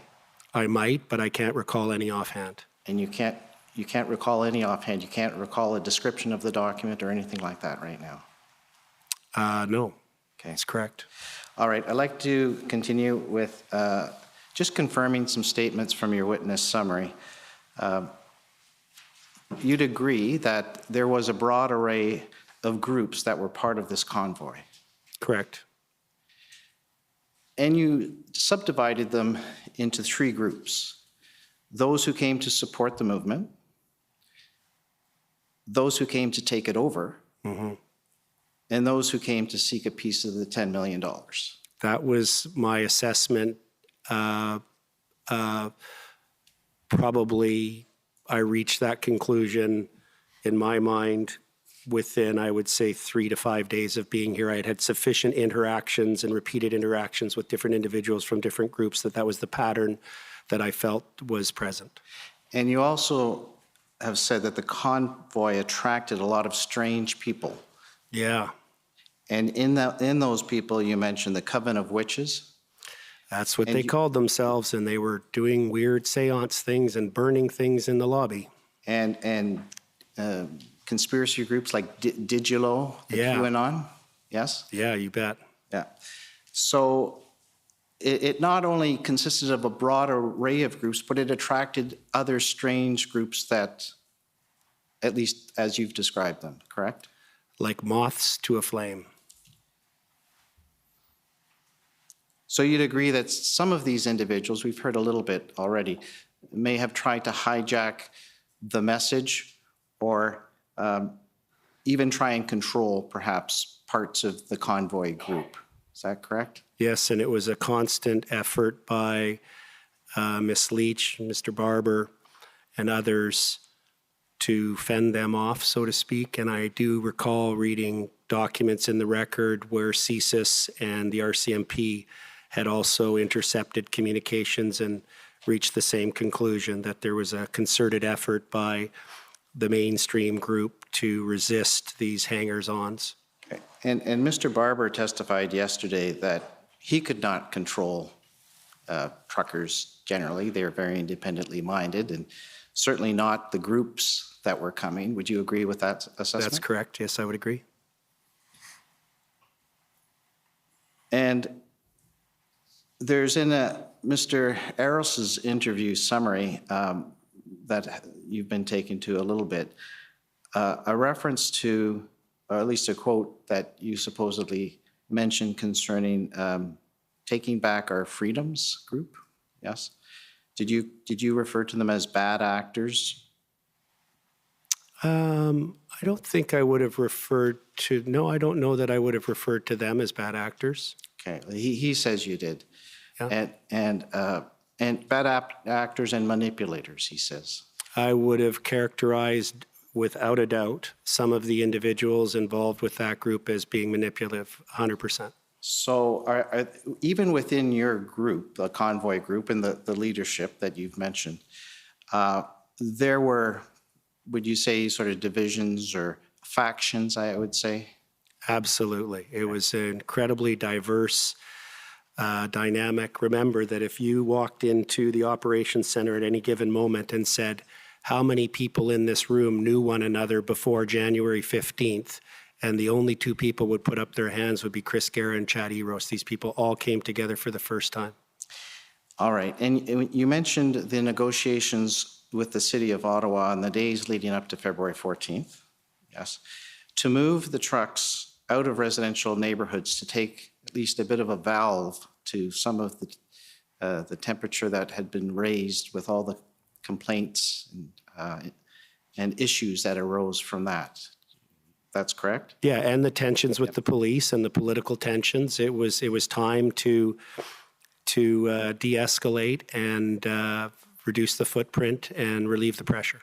But that was never intended to rid the city, core of the gridlock of 30-ton trucks or resolve the grievances of all the various protesting groups? There was no gridlock. I've described how I was able to travel freely. Well, let's just say you're not saying that it was empty of 30-ton trucks sitting in front of Wellington.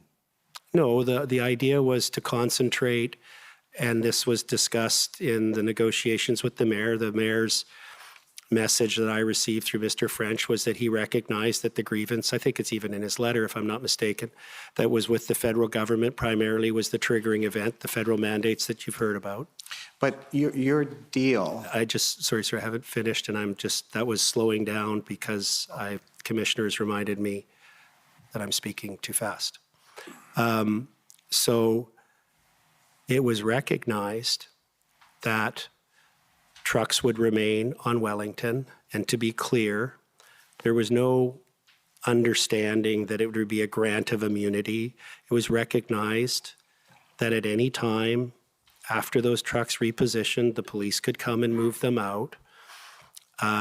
It was recognized that there would be an interference in the flow of traffic on Wellington, but I note, because I was up there the other day, it's blocked today, this very moment, by government barricades. okay, I'm just getting to the point that the deal was never intended to resolve all these grievances and protests and to get rid of the trucks from the city core, correct? No, it was absolutely to remove the pressure on the downtown residents and businesses, focus the attention on the grievance with the federal government, build from the success of de-escalation and negotiation to incentivize and encourage the federal government to come to the table, open up a dialogue, and set a pretext for the truckers to go home. Would you be surprised that the mayor would say that the deal was to just release some of the tension from the neighborhoods? It did nothing to deal with the core issue of getting rid of the trucks in front of Wellington. I don't know. Do you want me to repeat my answer a third time? No, I don't need that, but I've got your answer. So you don't agree that this deal was intended to resolve all these issues and gridlock on Wellington? Complex problems require complex solutions. Complex solutions require phasing. So you had faith? I had faith. I had confidence in the goodwill look. Do we have an agreement, a written agreement that said they would move? I have been able to resolve at least more than 90% of all the litigation files I've been involved in by opening up dialogue between the parties. And I remained optimistic that through applying those skills and those tactics that we could have had a peaceful resolution and a respectful Canadian dialogue about important policy issues. Who were you representing at the negotiations? Were you representing the leadership that you mentioned, that the directors of that company, the nonprofit company, the Freedom 2022, the president, Tamara Leach, and the vice president, Chris Barber, and the treasurer, Chad Eros? Beyond those people, who were your clients? You've described them. That's accurate. So you were not acting on behalf of all of the truckers? That's correct. So you had faith? I had faith, and my faith in the same way, I would have quit practicing law, sir, a long time ago if I didn't have faith in the ability of people having civil and respectful discussions to resolve disputes. But the objective of that agreement was to move 25% more trucks into the Wellington Street area. So it doesn't do anything to relieve that congestion. Fair, but we've already established, sir, that the road's blocked today. So I'm not sure if your concern is about the presence of trucks and Canadians or whether your concern is about the road being blocked. It can't be the road being blocked because it's still blocked to this day by the government. You have heard or you're aware of the evidence given at this inquiry of the racial slurs, the intimidation, the threats against Ottawa residents and public officials, and the blaring high decibel horns at all times of day and night during these demonstrations in Ottawa. You're aware of that evidence, correct? I'm aware of the allegations, and I'm Okay. also aware of what I experienced, which was Canadians, particularly immigrants of all ethnic backgrounds, coming together in a very peaceful, respectful way with a deep concern about what the federal government and governments were doing to their rights and freedoms. I'm just talking about those particular allegations right now, okay? Yes. As a lawyer, you would agree that those are not protected as a form of free speech or action under the Charter. No, I don't know that I'd agree with that. You have to be very contextual specific. Our free speech rights are very broad. And just to say that someone made some vague allegation of racism is not enough for me or anyone else to make a reasoned conclusion. You agree hate speech has been codified in the criminal code, right? Yes, and I find the Prime Minister's hate speech towards unvaccinated people and saying, how do we deal with these people, deeply troubling. Right. So you don't agree then that threats against the life of somebody is not a protected form of speech under the Charter? I do not believe that anyone, either morally or legally, should be threatening anyone else's life, and I have received many death threats myself since representing the Freedom Convoy. Okay, so we agree that that's not protected, right? Death threats are yes. not protected. Correct. Nor is speech that is looking to demean, to an extent, a particular group of people in a serious way. Sir, Hate speech. I'm going to have to object at this time. My friend is entirely mischaracterizing the law of Section 2B of the Charter and the decisions in respect to that. In fact, the Supreme Court of Canada, of course, has held that hate speech, other than inciting violence, is actually protected by Section 2B of the Charter. And so I would ask that my friend essentially cease putting errors of law to the witness on public television, sir. I am just asking for his view as a lawyer, but I don't have to continue. I have other questions. Mr. Commissioner, I hate to interrupt the proceedings, but I've received an email communication from our certified transcriptionist asking if parties, when they're making objections from the floor, to please state their name first. Thank you, Mr. Commissioner. Okay, I think this is proper cross-examination, so go ahead. Okay. So you'd agree trucks do not have charter rights? Yes, obviously. Good. And you don't have the right to park somewhere for 3 weeks, wherever you want, whenever you want. I was asked many times, every day, by truckers when they recognized me, and they would say, Mr. Wilson, am I allowed to have my truck here? And if they were parked in the parking lane, I would say it depends. What does the sign say about how long you can park? You might get a ticket. If they were parked in a driving lane, I had the same response to all of them, which was, you tell me this. If you were to stop your truck in the number 2 lane on the 401 and get out and leave it, what would happen? And they would say the OPP would come, they would ticket it, and they would tow it away. I would say to them, you're in the exact same situation here. No, you cannot lawfully park your truck there. There is an interesting argument because they were told to park there by the police as to whether they might have an officially induced error defense, but that was the answer that I would give them. Okay. You'd agree it's not a protected right under the Charter? Of course. Okay. And neither is blaring high decibel horns a protected form of speech or action under the Charter.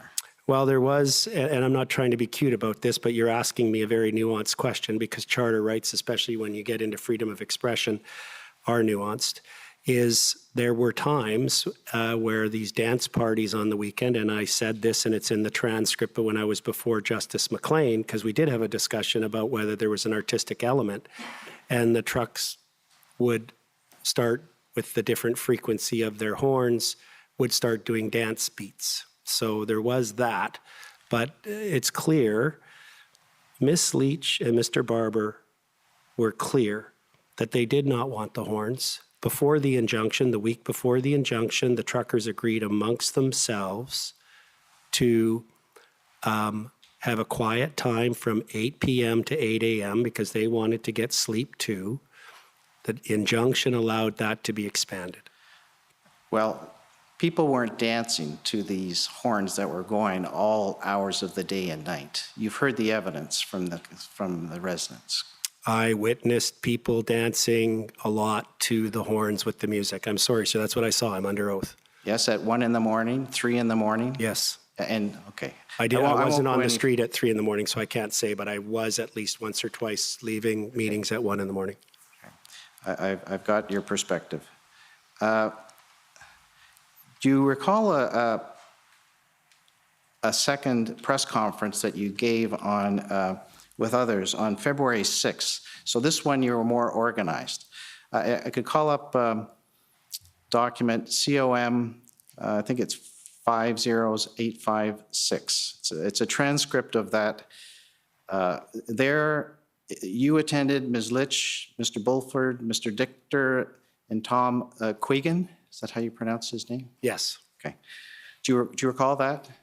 I believe that was a press conference that Mr. Dichter had asked that was primarily focused on Bitcoin. It was in the Sheraton Hotel, and I and Ms. Litch were asked to come to attend the first part of it, to provide a legal update and an operational update on where things were at. So these were people who are all part of your group. Is that right? So Tom Quigan, Mr. Dichter, Mr. Bulford, Ms. Litch, that they're all part of your convoy group leadership, would you say, or part of your working group? They're part of the Freedom Convoy, about as far as I'd be prepared to go. Okay. And you worked together. I worked with lots of people every day on a wide variety of issues. And Tom Quigan is an ex-military intelligence officer, correct? That's my understanding. And he worked in the operations center, is that right? He was mostly, I almost never saw him in the operations center at the Swiss. He was almost always at the Arc, and he was doing these, on his own initiative, these daily situation briefs. They were not reviewed by anybody. In fact, I still haven't even read most of them. We had no time to even read them, and he was circulating them to the truckers. Now, so he did write daily intelligence reports and special intelligence reports on certain events, correct? That's my understanding, yes, and I've read some of them since preparing for this. And do you place credence in his assessments? Sometimes I did, and sometimes I didn't. Are you, okay, well, we could take you to who he is first. Page 12 of this document. Where it has Tom McQuiggan's, if you go down to line 12. Are we on the right page 12? Okay, I've got page 12 here. That's it, yeah. So it says, he describes himself, I'm ex-military intelligence. I also worked for the RCMP for 6 years in national security, the Integrated National Security Enforcement Team. I'm one of the few court experts in the country on terrorism, and I'm a declared court expert in both in criminal court, and which is to say Ontario Superior Court as well as the federal court. Do you see that? Yeah, I've since reviewed his CV and confirmed these things to be true. Okay.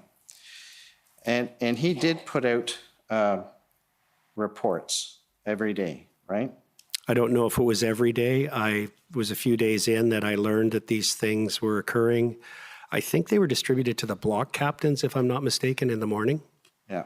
You're going to have to get to the point quite quickly. You're already over time. Oh, okay. Well, I'll take you to one of the threat assessments right now. Okay. Or, one of the daily assessments. It's document HRF 123456018.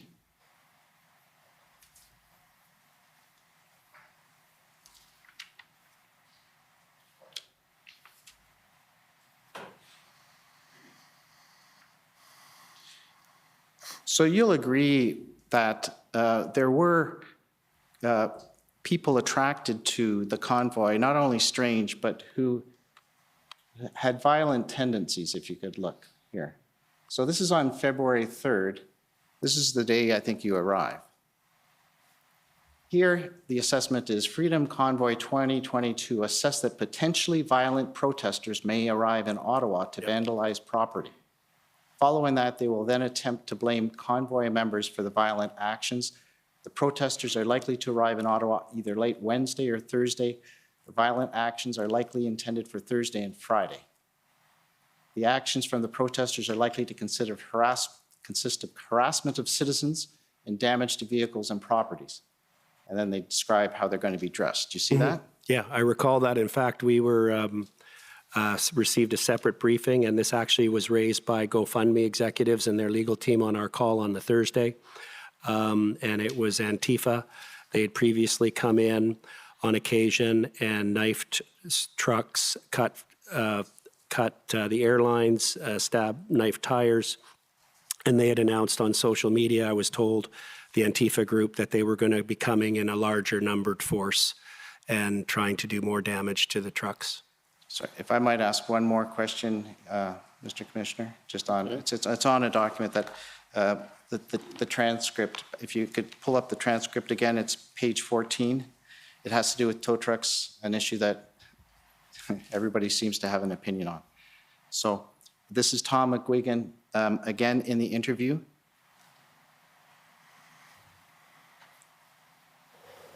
That's right. So he says concerning tow trucks, the short answer is tow truck companies right across the country in Alberta, Ontario, whatever, have either politely refused requests from the government to assist or not so politely refused requests for assistance. And if you turn over the page, well, sorry, go down to the bottom of that page first. But what it shows is the federal government in Ottawa is reaching all the way down to Buffalo, New York, trying to find a tow truck, and they can't get one because the, turn over to the page, trucking industry is somewhat of a brotherhood, much like the military, much like the police, and we do kind of all know each other, and no tow truck company that wants to be in business for more than a week after this is going to help out. And it goes down a couple more paragraphs. So what's actually happening now, we have a network of tow truck operators who are talking to each other to see who's being called and who's not. Short answer is they're having a hard time getting tow trucks. So was the convoy actively trying to prevent the use of tow trucks? No, there was never any of the rooms I was in, and I was usually with the leadership at all times, any effort, attempt, or even discussion about reaching out to any tow companies to discourage them. And we know from the evidence from the police and the previous days of this inquiry that, in fact, the governments were able to get tow trucks. So that contradicts what Mr. McGuigan just said in his press conference on February 6th. And corroborates my evidence that sometimes I agreed with them and sometimes I didn't. Thank you. Okay, the Ottawa Residents Coalition, please.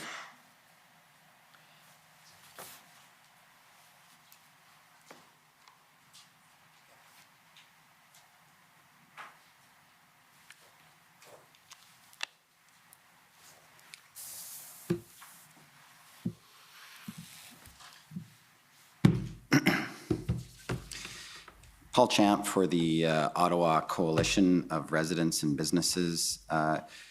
Commissioner, I'm going to, I don't think I'll have any difficulty finishing within time, but just like advise, the City of Ottawa has offered their time to me in the event I get close. So. Mr. Wilson, just have a few questions for you on your testimony from this morning. First is with respect to your flight to Ottawa, how you got here. Mm-hmm. There was a news report that was on a charter flight operated by Northern Air Charter. Is that correct? I believe so. I think that's the name of the company. And apparently that company is now under investigation by Transport Canada for carrying unvaccinated people on that flight. Are you aware of that? That was the allegation by CTV, and my understanding is an investigation was commenced, but no action was taken. Okay. And who originally offered to pay for the flight? Was that Mr. Bourgault? I'm not, as I testified earlier, entirely clear on who was offering. I don't remember it to be Bourgault. It might have been Take Back Our Freedoms. I believe there was a couple of people, and as I explained, we had this pattern where people would come forward and say, oh, we'll look after this, we'll look after that, and it didn't happen. There was some uncertainty as to whether or not we were even going to be allowed to get on the plane, but the Justice Center said, this is too important, get on the plane, we'll sort this out later. Okay. Now, before you got on the plane, I understand from the interview summary of Mr. Eros that there was a virtual meeting or a Zoom meeting on or about January 31st, where there was yourself, Andre Mamari, Brian Peckford, Tamara Leach, and himself, and Joseph Bourgault. Do you recall that? It was on the evening of the 1st. It was the reception they had in the hotel was terrible, terrible. They've only heard probably a third of what we talked about. Mr. Bourgault was not on that. There was a doctor with a British accent, very nice man. I can't remember his name. And Mr. Peckford was most definitely not on that call. Was not. Was not. Okay. Was there another virtual call with Mr. Bourgault and yourself and Mr. Eros? I have never had a virtual call at any time in my life involving Mr. Eros and Mr. Bourgault ever. Okay. When you arrived in Ottawa, you testified that it was apparent to you that Ms. Leach really was the leader of this movement. You said that it seemed that people listened to her. She seemed to command a lot of respect and so forth. That's right? Yeah, and even if you walk the streets when we were moving from one location to another, it was remarkable the people that would come up and stop her and politely ask if they could have a hug. And the tears would just start to flow, and often I was standing behind her and I would hear what these incredibly tragic stories that these people would share, and the grown men, and about how they'd lost children to suicide, they'd lost their businesses, they'd lost their marriage, and it was Tamara and seeing what Tamara was doing that had given them hope. I guess, was it also in part because people knew that she had control over the $10 million from GoFundMe? That's why she was a leader? Tamara figured out something way before I did. And I remember it was my fault. I thought someone was coming up to hug her. We were leaving the Westin Hotel after coming out of the meeting with Dean French on the Friday night when he had presented the mayor's proposal. I thought it was someone wanting a hug, and it turned out it was a TV crew from Berlin TV, from Germany. And I felt bad because we tried to protect Tamara from that. But when they asked her about the 10 million, she responded by saying the money's symbolism. The money is symbolism. It was, and if you look at how much money actually got to the truckers and how much was actually returned to the donors, the vast majority ended up back at the donors. And as you know very well, otherwise it's in the escrow fund under court supervision, partly over which you must receive notice before anything can happen to it. So the money was symbolism in Tamara's view, and I think she's right. It was a way for Canadians to demonstrate and add their voice to what they thought the Free Convoy stood for, which was holding the government to account and advocating for respect for our charter, return to the rule of law. I wasn't going to ask a question on this, but I couldn't help when I heard your testimony about the horn injunction. You testified that you advised your clients that the horns were a problem and that you expected that the injunction would be granted. And you were asked a couple of times by Commission Counsel about whether your clients opposed the injunction. Just to be clear, your clients opposed that injunction, correct? Thank you. I honestly can tell you, Mr. Champion, as you know, one of the things that happens to me when I come to Ottawa, I meet you. and I mean that in a respectful way. You've been very professional in your dealings, and I thank you.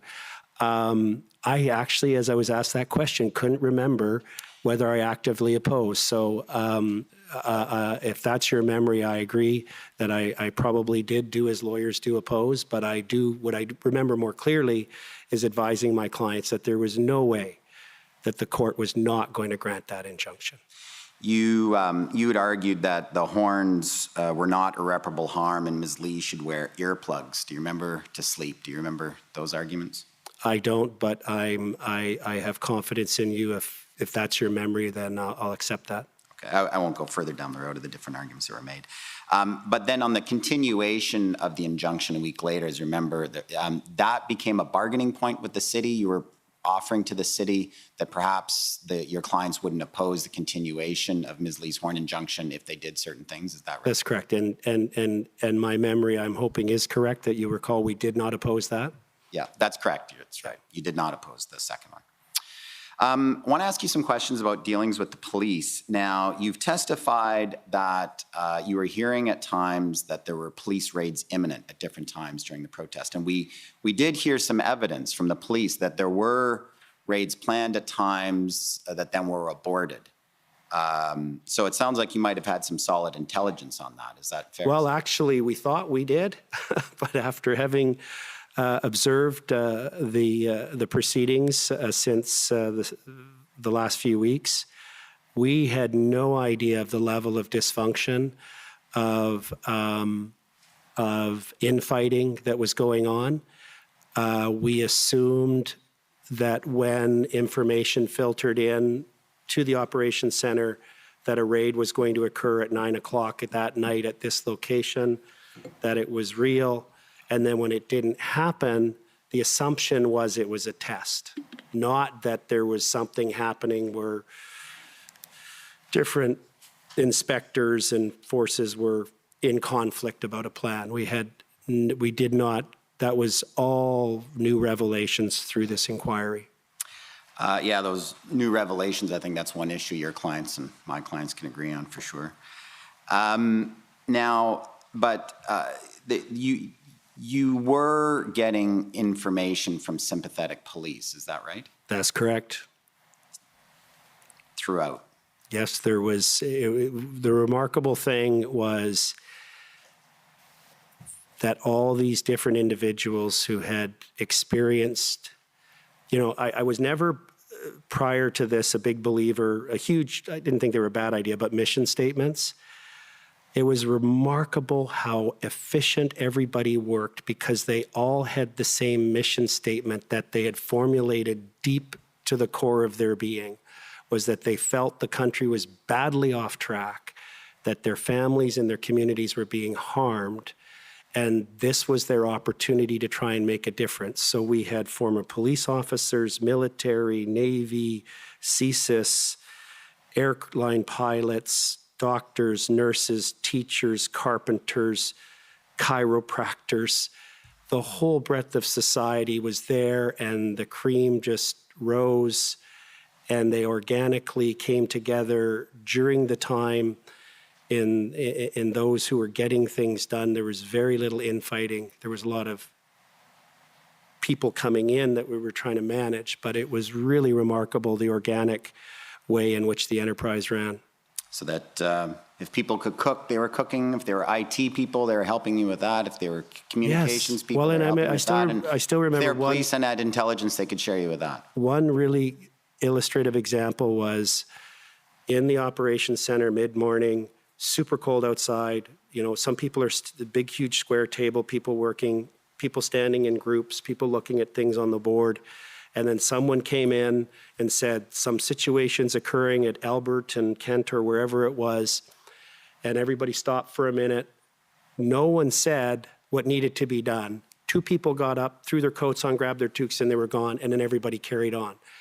It was so efficient that there was no point even discussing what needed to be done and who was going to be doing it. Once the information came in, the people who knew they were best suited for dealing with it did. It was spectacular to watch. That's why I now believe mission statements are very important. Now, on some of the things that people were doing cooperatively with the convoy, we heard from both Ms. Belton and Mr. Barber about the distribution of cash to truckers. You knew that was going on, right? I observed it, yes. You observed it. And they were trying to keep track of how much cash was being put into each envelope before it was being distributed? Yeah, that was really Chatty Rose's department, and he has given interviews that are online where he describes Chris Carson's interview where he describes the processes that he put in place. But I did observe cash being counted. My understanding was it was coming from the stage and from other places, and being put into envelopes, and then teams would go out and distribute it to the truckers. But Mr. Eros, he was one of the directors of Freedom Corp, correct? He was not only a director, he was a treasurer, and he was a paid accountant. Right, so he was gathering or trying to keep track of that money on behalf of Freedom Corp, right? I would hope so. Right, and as an advisor to Freedom Corp at that time, you were aware that they were managing this distribution of funds and cash out to the truckers? He was, yes. Okay. And he had estimated that it seemed that around $20,000 per day was being raised through cash and e-transfers. Do you have any reason to dispute that? I think the first time I saw cash would have been probably around, just trying to visualize a calendar here, probably around the 11th or the 11th, maybe. Yeah. And that weekend, the 12th.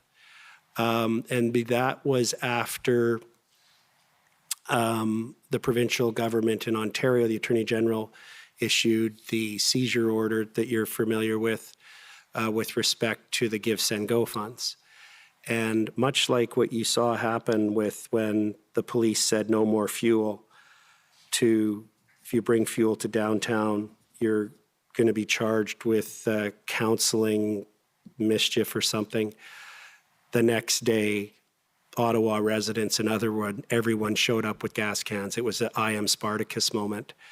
And what I observed was people were so determined to support the truckers that because the GoFundMe got shut down and now the Give, Send, Go was being frozen, they weren't going to let that discourage them. I heard anecdotal stories from many truckers where they would get the tap on the door and someone would be there with their family and give them $20 or $100 or $1,000 or $5,000.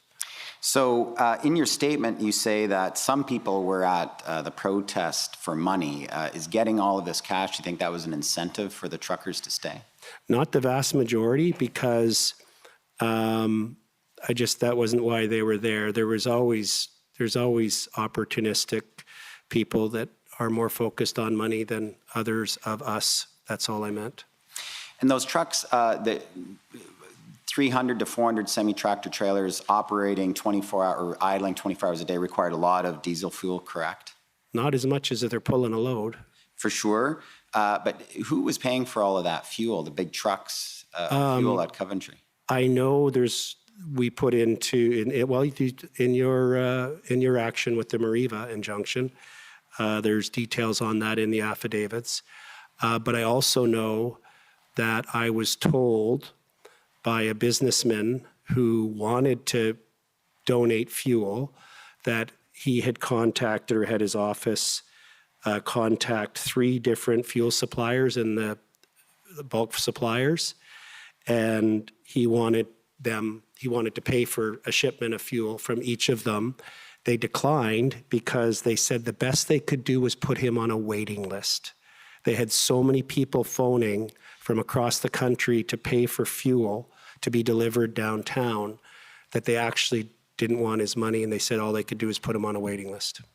So just a couple last points, Mr. Wilson, just about some of the people who you're involved with. Pat King, you testified that you knew him from about a year before the convoy protest, is that right? Yeah, like I wasn't at his house or anything. And, no. Yeah, he had gone on this highly misinformed rant on social media, and he was attacking a reporter. And so it's always dangerous on Twitter. I jumped in and explained the law and showed the pleadings to show where he was misunderstanding how the law worked, and he hadn't set this big precedent. But he's a loud voice like Chris Sky. Right. So I was aware of him. But Mr. Sky is from Ontario, generally speaking. Mr. King is from Alberta, like yourself, correct? Yeah, Mr. Sky made his way across the country a few times. Yeah, more of that. But Mr. King, he is in Alberta, so you did have some interactions with him. You know there's 4 million people in Alberta, right? Yeah, but I presume you don't have interactions with all of them. I'm asking about Mr. King, not all 4 million. The first time I was in physical presence of Mr. King was when he showed up in a boardroom in Ottawa during the protest, and it was about 2 or 3 days in, and I immediately instructed him to leave the room. Not him. I told the people around he's got to go. The only other direct interaction I had with him was on Twitter in the previous about 18 months prior to that, where he was misunderstanding a ruling by a court judge. But Mr. King, my understanding, he was a supporter of Western separatism and so forth, Wexit and those kinds of movements. Were you aware of that? I wasn't aware of that. It wouldn't surprise me, but I wasn't aware of that.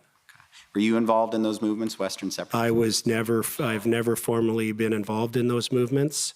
I have been very concerned about the merits and the fairness of our confederation, but seeing, as you've heard, and I saw it myself, a Quebecer with a Quebec flag running towards an Albertan with a cowboy hat and an Alberta flag and embracing, seeing a Quebecer trucker who could not speak any English with a trucker from elsewhere in Canada, I don't know where he was from, who couldn't speak any French, and they were using Google Translate in a Tim Hortons to communicate, and they were laughing and getting along. It restored my faith in the future of our country. So just the last person I wanted to ask you about while you're talking about French, Mr. Dean French. Mr. French called you a patriot, is that right? I believe that's in the text message, yes. Yeah, he supported the movement wholeheartedly, did he not? It's clear, you'd have to ask him, but it was clear to me that he also had concerns about government overreach and that the truckers were protesting that. And I thought I understood from your text with Mr. French, he's the one that arranged that interview with you and Fox News, is that right? He did, but I also received phone calls from Fox News. I received emails from Fox News. They were all about the same time. I mean, that's how these guys work. When they really want to get somebody, they reach out to everybody they can. I don't know that it was because of Dean that I got it. It might have been, but I had emails and phone calls from Fox News independent of those, just like I had been contacted by the New York Times and the Washington Post and everyone else. But he was assisting you? I wouldn't say he was assisting me. It was something he did on his initiative. I think he thought I would be a good interview. I was surprised to see you on legacy media like Fox News. But, well, I guess we all get surprised. This last piece, did Mr. French ever indicate to you whether he had any communications with Premier Ford about his views about the protest? He never did, but my clear sense was I'm not very familiar with the goings-on in Ontario politics, but I had a general sense. I think I might have Googled him, and I think I got a sense there was some estrangement or some falling out between him and the Premier, but I was just wondering if he ever communicated anything like that to you. He never brought up. The only time he would have made a reference to the Premier was, like the whole Twitter account thing. That because we had the problem with BJ Dichter logging into Tamara's Twitter account and sending out that one tweet, and he said, multiple people have access to this, right? And I said, yeah. And he explained to me that when he was chief of staff to the Premier, they had a rule. 3 people had access to the Premier's Twitter account, but 2 of them had to agree to a tweet, no one person. And I said, yeah, it would have been nice to have known that. Just on that, though, Ms. Leach also put out a live stream on Facebook saying she wasn't supporting the deal that night. That's not true. That's not true? Okay. Thank you. Thank you, Commissioner. Okay, thank you. And next is the City of Ottawa. Am I to take it you have no questions? That is correct, Mr. Commissioner. Okay, thank you. Next is the Ottawa Police Service.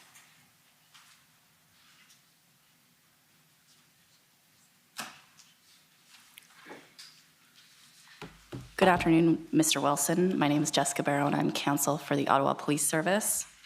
I just have a couple of points I want to walk through with you. So first of all, I want to make sure that the record is very clear about who you do represent and who you do not represent. So as the representative for Freedom Corp, you represent only those organizers that I believe you listed earlier in relation to Freedom Corp and not other participants in the convoy, correct? That's correct. And so specifically, you do not represent Pat King or James Botter? That's correct. And you would agree with me that both Pat King and James Botter were espousing views that your clients disagreed with. Is that fair? At times, yes. Okay. Not universally, but some of their messages they did not agree with. And we saw specific evidence of them kind of rejecting the views of Pat King and James Botter. Is that fair? Yeah, James Botter, there was a number of times where they were preparing a press release to distance from the MOU, or they were going to add it to a paragraph of a letter. But if you've ever drafted by committee, you know that everybody wants their piece and certain things get left out. But I think they made it pretty clear that they did not support the MOU, and nor did they support, and they were very concerned about any innuendo of violence from Mr. King. Right. So speaking of violence, you indicated that at the time you sort of advertised on TikTok that people should come to the city, it was your view that that was because it was a lawful and peaceful protest in Ottawa. Is that fair? Yeah, and it was more than that, because one of the things that I mean, I'm a lawyer, but I'm also a dad, and my wife and I have 4 kids, and it was remarkable to me meeting many of the families with younger children. I mean, 5, 6, up to 12, 14, and the amazement on their face.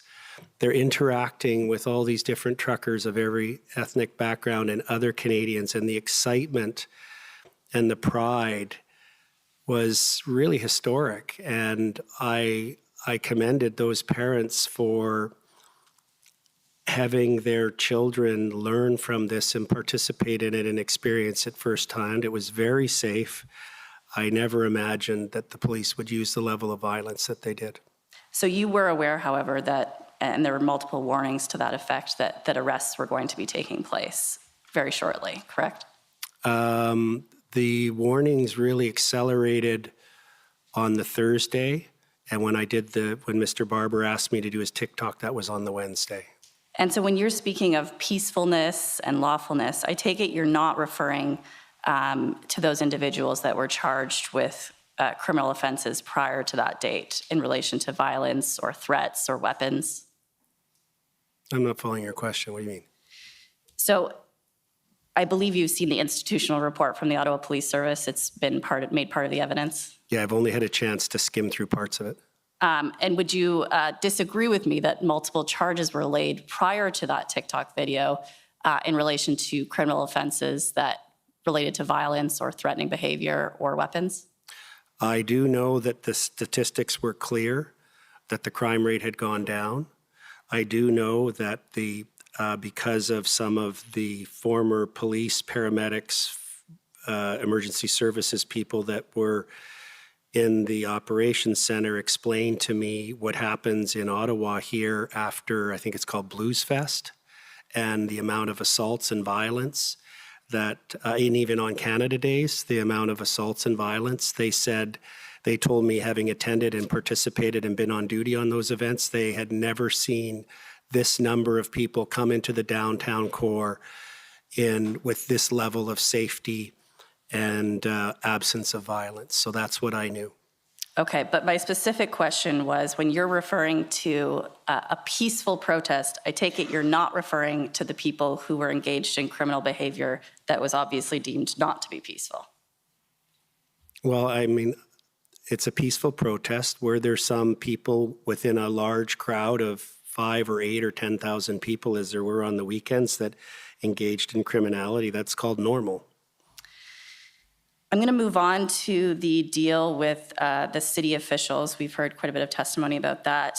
And I think it's clear that your understanding of the deal always was that some trucks would move on to Wellington, and I think your evidence was around 25%, and then the rest would leave the city core. Is that correct? Absolutely. Right. And so I want to bring you to HRF 0000513. at page 52. And just for your reference, these are the text messages between you and Mr. French. Okay. And actually, could we go to page 59? I apologize, Mr. Clerk. And so we just heard very briefly from you in relation to the tweet that went out. I think if you scroll down a little bit. And that's the tweet that's being referenced, right? This is an article about the tweet where it comes from Tamara's account that it's a denial of the deal. Is that correct? Yep. Yes. And so regardless of who ultimately authored the tweet, it was coming from Ms. Leach's Twitter account, correct? Mr. Dichter has confirmed that he was the one who did it. Right, but in terms of how the public received it, it came from Ms. Leach's account, right? Yep. Okay. And within minutes of being informed of it, and once we found out, Ms. Chippick and I got to the bottom of it, and that Mr. Dichter acknowledged that he had done his own tweet, and then he logged out and logged back in as her, and then retweeted his tweet with a quote that it was him. We said, you got to fix this, and you got to fix it fast, because I have an email from him where he agreed to, confirmed his consent, good to go. So he was the one, we were trying to think of wording that could go out to confirm the deal was still going ahead, and he decided that he would play the tweet as though the reporter had made a mistake, and I think he says something like, nice try, so-and-so. We were talking about the federal mandates. The deal to move trucks tomorrow was going ahead. Can we just scroll down a little bit, please? Sure. And if you keep going down. I think you just passed it. No, I think if we keep going down, sorry. Right there, yeah. So this is Dean French saying, it was posted 2 hours ago and no correction yet. So it does take some time, right, for the tweet to get corrected. I recognize there may have been some inner workings going on, but it takes at least a few hours for that to get corrected. Is that fair? Yes. Okay. I can't dispute that. I can't remember. I know that we were able to correct it around, it was either 10:58 p.m. or 11:02 p.m. Dean had strongly recommended that we correct it, get to the bottom of it, figure out what happened, correct it in advance of the 11 o'clock news hour shows. And I moved as quickly as I could to get to the bottom of it because I was completely blindsided by it. And there is, I won't take you through the whole exchange just to save time, but there is an acknowledgement from Mr. French where he's saying it would have been nice had it occurred prior to the 11 o'clock news. So would you agree that it didn't get corrected prior to the 11 o'clock news? Is that correct? There was many times where Mr. French and Mr. Peckford said, oh, it would be nice if you could do this. And I was like, I don't think you are appreciating the dynamics of this environment. It was extremely chaotic. Would it be fair to say that through this text exchange, and I can walk you through it if need be, but to save time, that Mr. French was expressing concerns about the impact this tweet would have on the legitimacy of the deal publicly? As was I. You shared those concerns? Yeah, I received feedback from a lot of the people I was around that they were struck how calm I was most of the time. There was one notable exception where I was arms flailing, yelling, likely swearing at a very loud voice when I was like, who did this and what just happened here? I was because I and others had worked very, very hard to get us to this point. We had the logistics meeting at City Hall with IOT and the city manager and Drummond. We had heard back that the trucks were ready to roll. Some of the guys were packing up some of their gear. And I was like, oh my goodness, we've come this far and we're going to get sabotaged? And you would agree that because of that miscommunication, it would have created a lack of clarity to those following that account about whether there was or there was not a deal. Is that fair? There was that lack of clarity even prior to that, because this is the Sunday night. So when the pamphlets were being circulated and people would get them, they'd go, oh, this is fake. Some people thought that it was actually counterintelligence propaganda either by the government or by the police. That's why the plan that we developed had teams of recognized road captains and other truckers who were very much recognized from the journeys to Edmonton to go out in teams to the various blocks to personally talk to as many truckers as possible so they knew it was real. But notwithstanding that plan that may have been engaged, we did hear from Ms. Belton yesterday that she was of the view at that time that it was fake news. And in fact, she put a video out on TikTok that said it was fake news. Is that correct? I can't recall. I think that was played yesterday, sorry, yes. Right. Correct. And so even at that time, there was still a lack of clarity, even amongst organizers, as to whether there was or was not a deal. I would say it differently. I would say that subsequent to leaving Ottawa, when they've reflected, they're remembering events differently because there are emails. Sure, there may be emails, but the TikTok video was put out to whomever Ms. Belton's following consisted of, correct? Fair enough. Right. And so I just want to bring up, you mentioned that the flyer that got circulated. Could we bring that up, please? That's HRF 1259.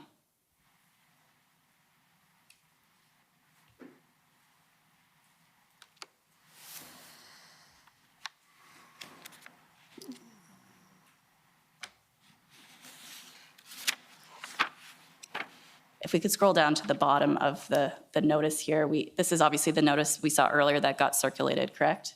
Sorry, if we could go, yes, right there is perfect. Is this the correct version? I believe so. And so Actually, if you scroll down a little bit, I can tell you if it is.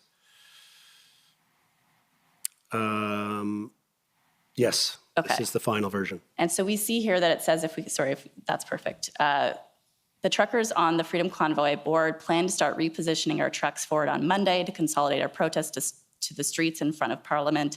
There's also room for trucks to relocate to 88. That's the site out of the city, correct? Is one of the 3 sites that existed at the 88 is the exit 88, which I understand is near Enbrum. Would you agree with me that nowhere in this letter does it say that 75% of the trucks are going to have to leave the city as part of this deal? Obviously. Right. So there may have been a lack of clarity about that issue as well. There was a lack of clarity about many things, but most of the truckers would have, some of them wanted to go. Some of them wanted to go, well, just like look at Mr. Barber. First, he had his truck downtown on Wellington, and on his own initiative, he moved it out to Arnprior or Embrun, one of the two, on his own initiative. He didn't want his truck downtown. Others wanted to do the same thing. These trucks were covered in salt. It's not a good thing to do for a long time. They'd set up truck washes at these places. Mr. Barber wanted Big Red Clean. So this was not to be a precise document to enumerate every nuance of what we felt was going on at the time. Fair enough, but you would agree, and we saw evidence of that in the video at Rideau and Sussex, you would agree that where there was a lack of clarity about what the police were up to, it created challenges for the police in managing the situation. Is that a fair assessment? It is, and that's the learning from the video, because you saw me walking with the PLTs. We kept walking, and I had a meeting with them. And Tamara was there as well. If you pause the video, you'll actually see us walk past Tamara, and then she comes up, and we talk, and we're like, okay, what are our lessons learned here? How do we do this differently? And number one was don't do it at night. Don't do it at night. That's why we shut down the moves partly on the Monday, because it was getting dark. That was a huge error. And Tom Marazzo had actually said earlier on, we don't make any moves at night. It's just too dangerous. But it also changed the dynamic of the crowd.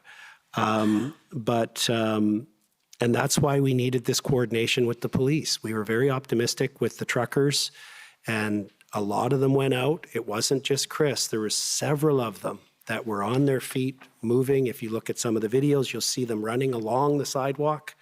You'll see the police cars, and then you'll see the trucks, and you'll see Chris running. And we were doing it. And the PLT were alongside doing that as well, correct? In terms of trying to get truckers to move in response to the deal? They weren't trying to get truckers moved. They were trying to get the other people in the police to agree that the truckers could move. On the Tuesday morning, a delegation of PLTs arrived unexpectedly for the first time ever at the Swiss Hotel. I was in a room working on the letter with Tamara for the Prime Minister and the Premiers, with the one that's been put in evidence. I got a knock on the door. The PLTs were there. I went in, and that's on the Tuesday. They said, like, they sensed something was wrong, like the trucks are all wanting to move, but they said to me it was only a 24-hour deal. I said, look at the letter.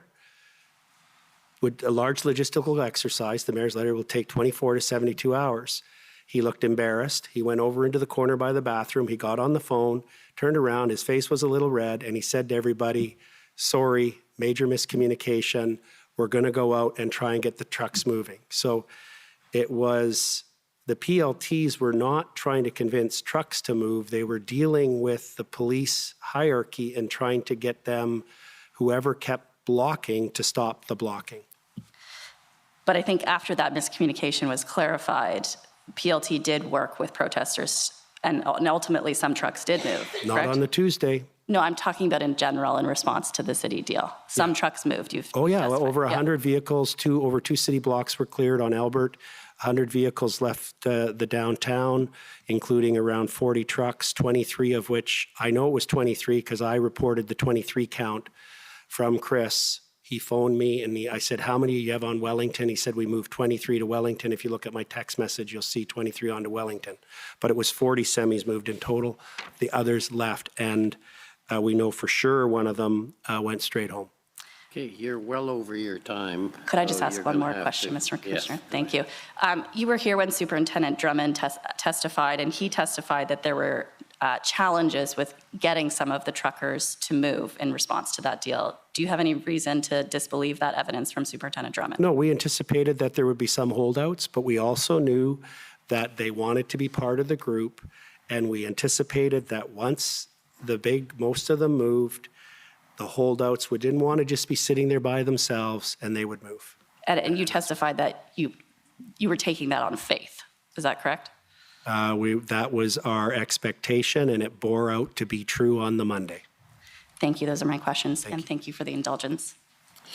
Okay, counsel for former Chief Slowly.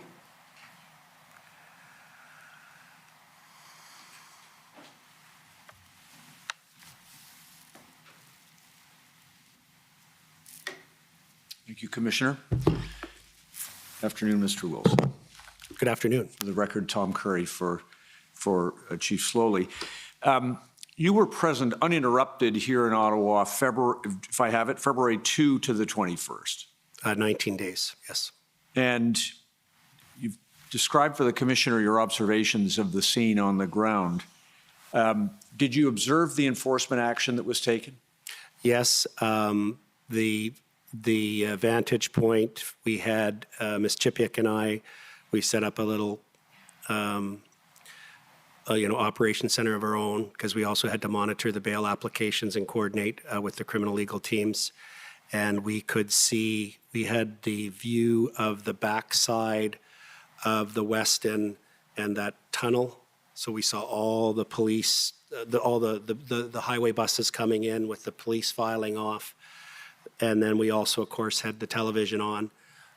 So we were watching the live streams from CTV and CBC as we were looking out our window and actually watching. We were quite high up, like the 17th floor, and then getting various reports. It was a very, very active environment. Had you given advice about the implications of the Emergencies Act, the invocation of the Emergencies Act, and what it meant for the protesters who were in the areas that had been, who were affected by that? I had given advice to the board as I've testified on the Wednesday. I had done the TikTok that the board and Mr. Barber requested on the Wednesday. I wasn't, because Ms. Leach instructed myself and Ms. Chipiak to go to an undisclosed location because she was concerned. She had no idea what was going to happen to us.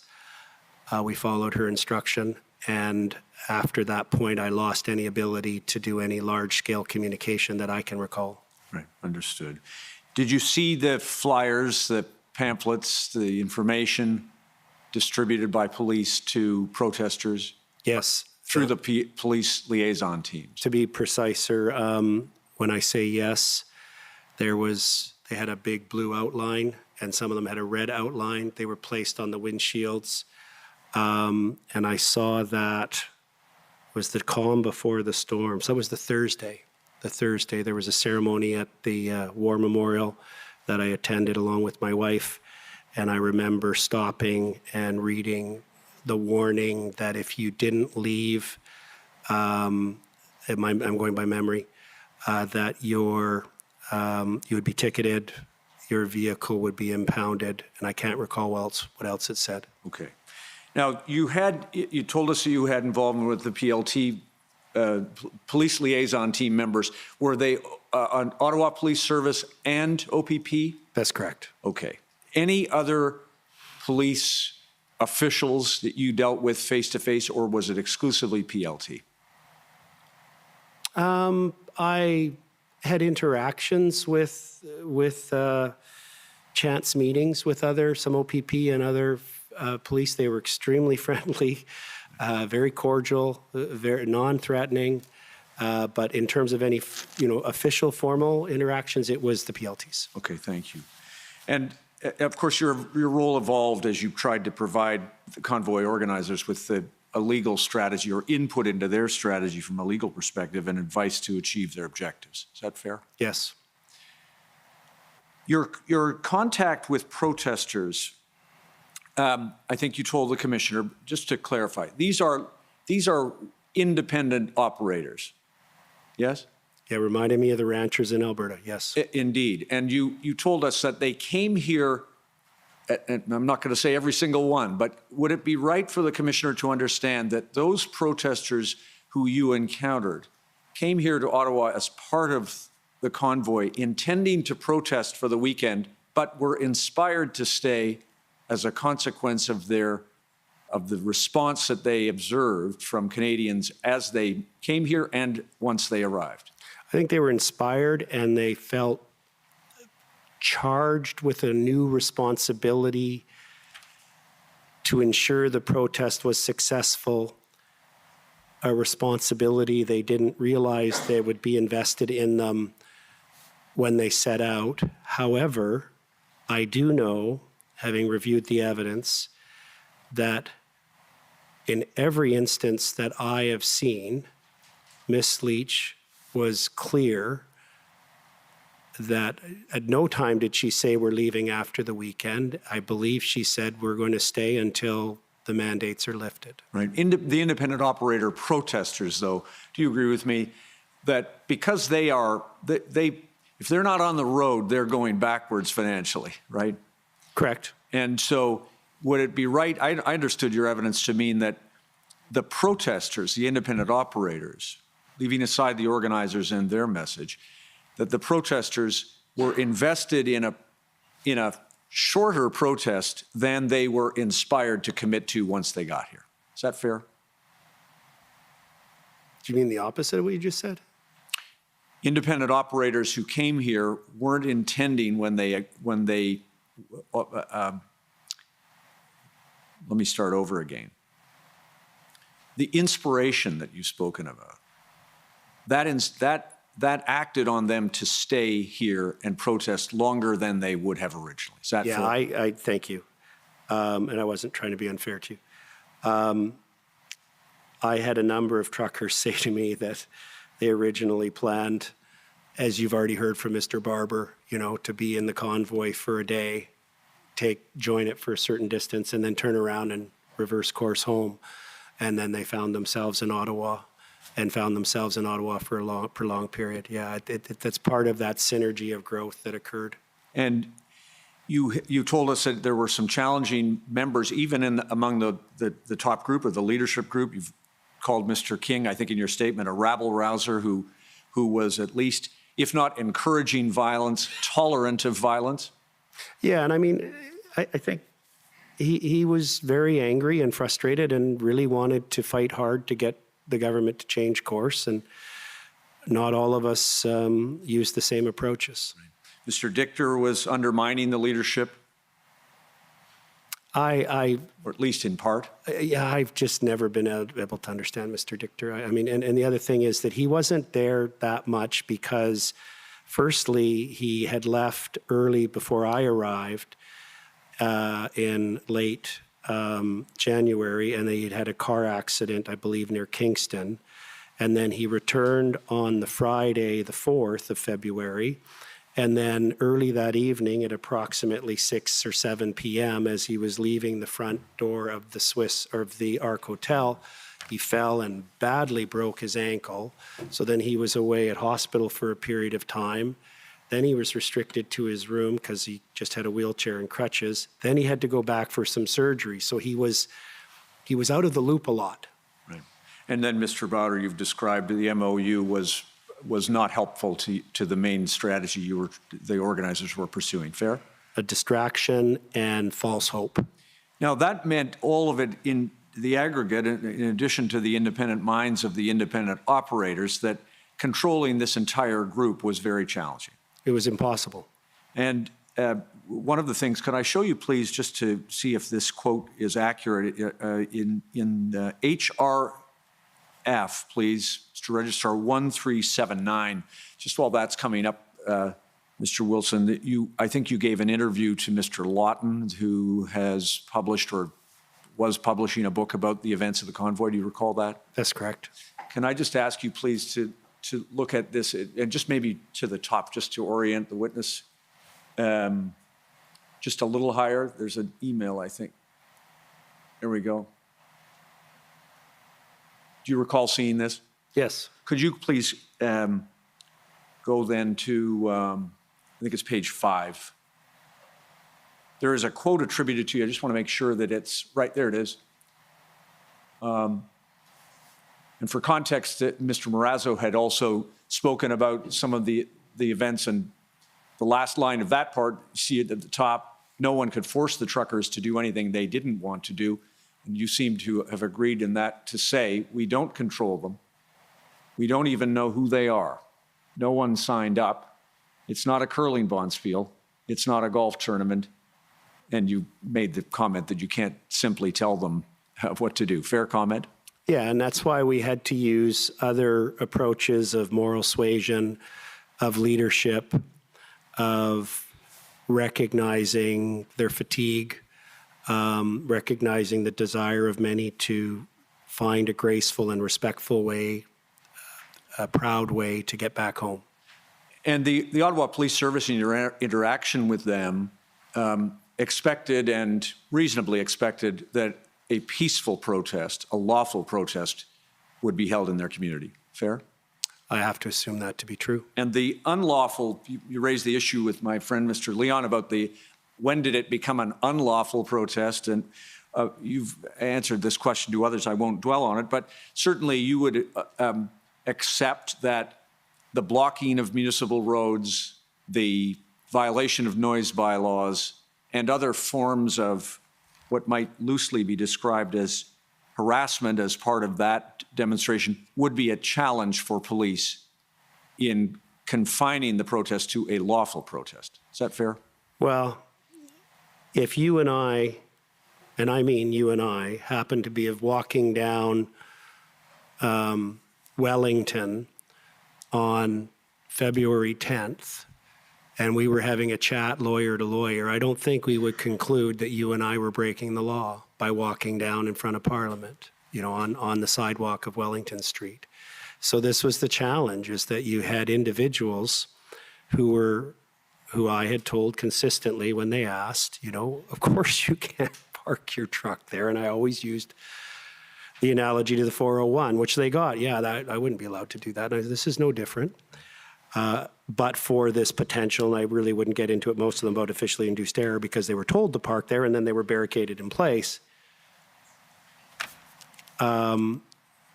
So it was this weird mix where you had people lawfully, in my view, walking, mingling, shopping, interacting, some showing signs, some not, some just wanting to take it in.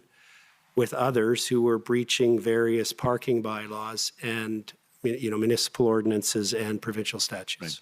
And just a couple of quick things then, Mr. Commissioner. On top of that, you also face the challenge of some, I think in your statement, you may describe them as strange people who had descended into the protest, often in the evening, often on the weekends, some sovereign citizens, others who were, I think you may have labeled them troublemakers. That was a challenge for the convoy organizers to deal with, of course. Constantly. And challenging, obviously, for police and residents. Yes. And there was a good cooperation there, when that was the rule. So everybody had a block captain, and if an Antifa was going to show up, the rule was you phone the police, you call 911. And the frustration for us was the next day, 3 people from Antifa came in and vandalized trucks. The next day, the police chief or whichever one would hold a press conference and say, last night we had 3 charges for property damage in the downtown core. And we're like, you closely watch the signals coming from all levels of government, including the Police Services Board here in Ottawa and the Chief Slowly, correct? Yeah, our most acute concern was the level of pressure we saw building on the police slowly from the Police Services Board. That's what motivated Mr. Marazzo to take a series of steps to cause the city meeting to facilitate some action to reduce pressure. Including through your efforts with Mr. French to avoid what I think in one of your text messages to him was a bloodbath. Yes, and the first one, though, it was 2 distinct strategies. One was immediate acute, which was the pressures we saw on Slowly before he was no longer chief. And the other one was a broader exit plan. Right. Thank you, Mr. Wilson. Thank you. Okay, thank you. Next is the Ontario Provincial Police. Good afternoon, Commissioner. The OPP have no questions today. Okay, thank you. The CCLA, please.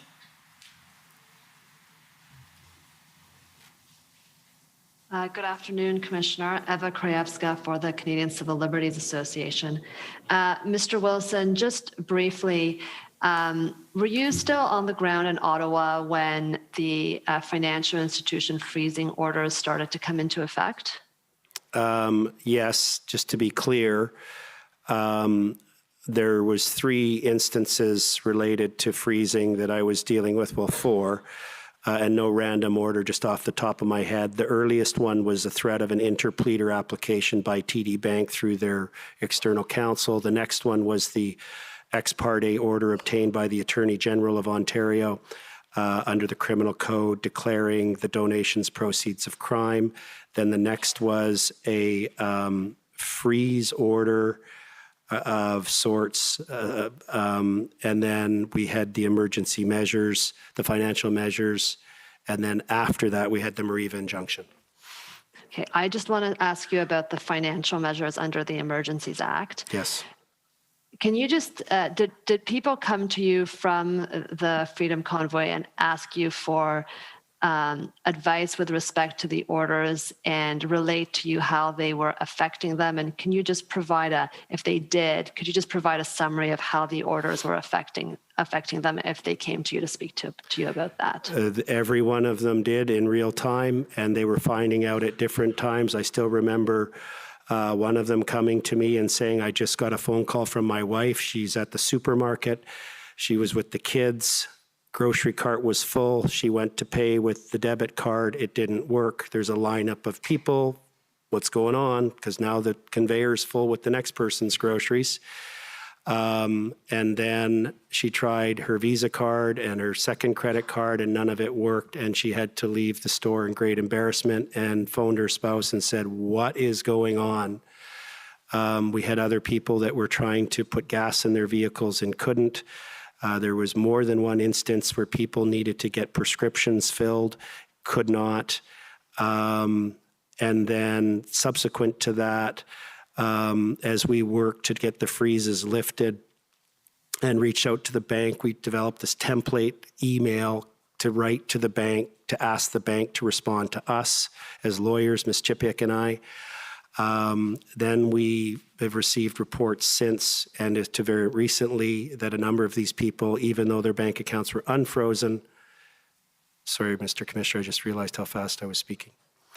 After their accounts were frozen, have been denied credit applications, and I have explained to my clients and others who contacted me that the Canadian Bankers Association representative who testified before the House Committee said that each of these persons will have their accounts, their names marked, flagged for life. Thank you, Mr. Wilson. Those are all my questions. Thank you, Commissioner. Thank you. Okay, convoy organizers, any questions? We have no questions, sir. Thank you. Any re-examination? Yes, just 2 points. Mr. Wilson, in response to my friend Mr. McKinnon's questions about whether you were referring in that email to the Federal Emergencies Act, I believe you said that someone had heard from some MPs that it was under active discussion.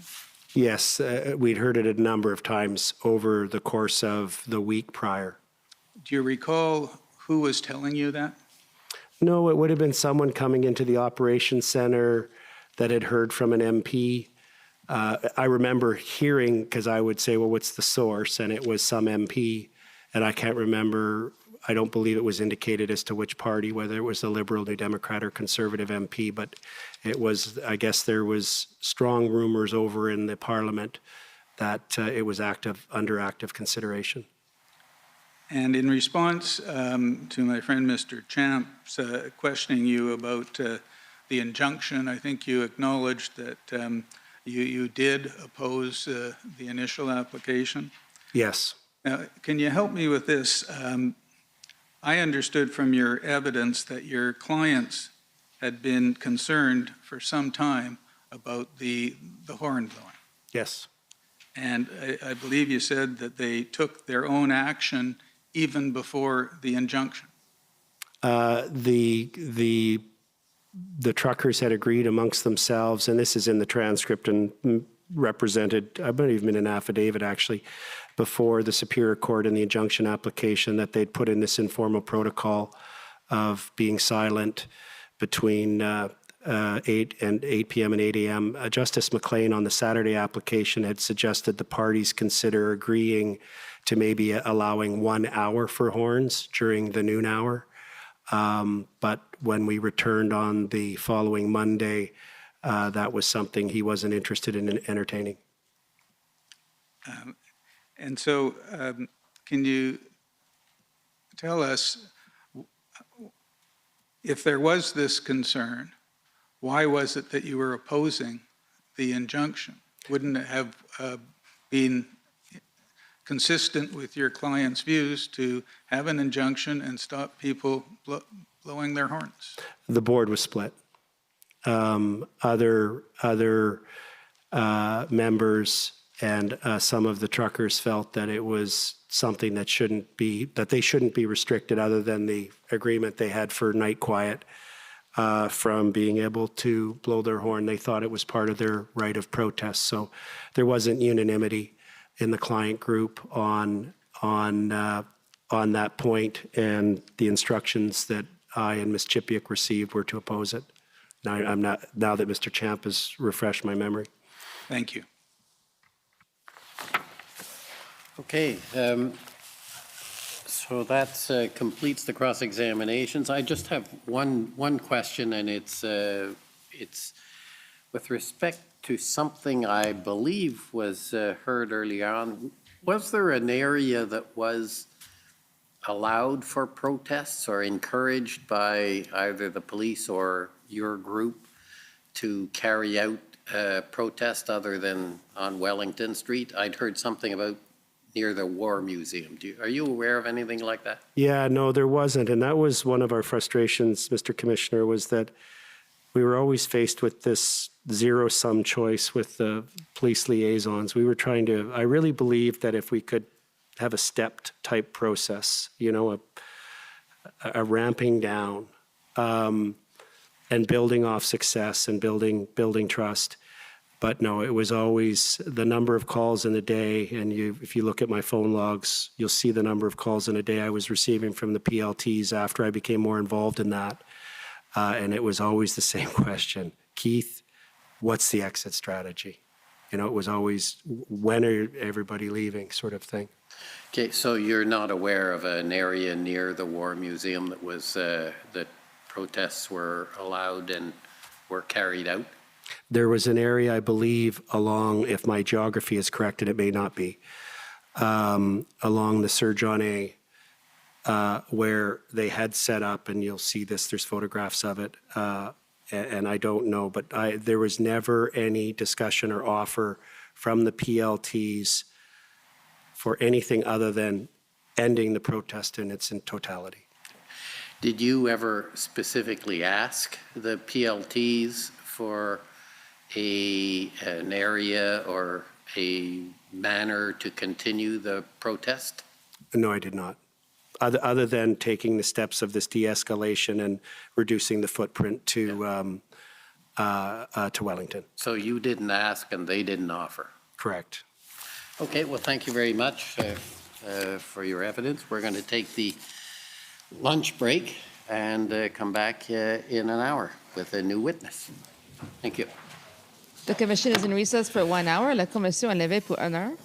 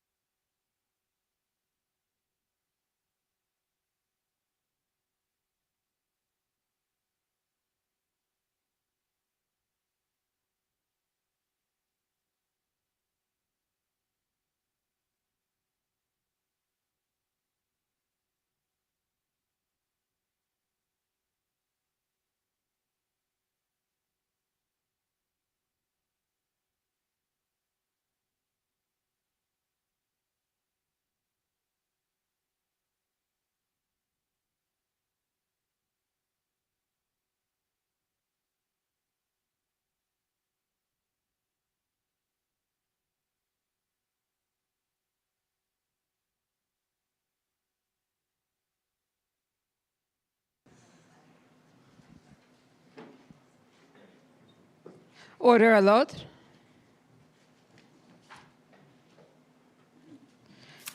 The commission is reconvened. La commission reprend.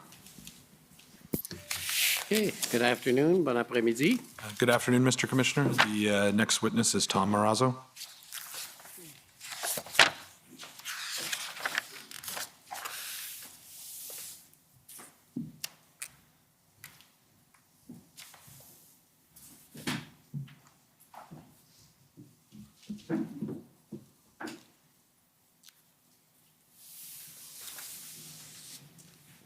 Mr. Marazzo, will you swear on a religious document or do you wish to affirm?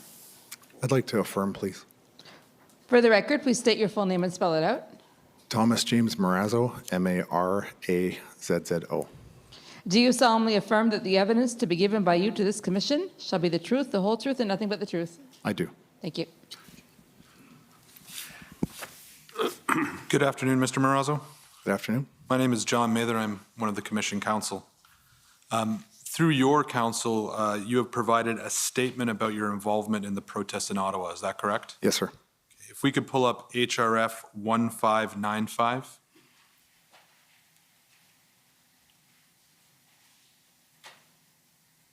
Is this the statement that you've provided? Yes, it is. Have you reviewed it before testifying? Yes, I did. Are there any changes you wish to make? No, sir. Do you adopt the contents of this statement as accurate? Yes.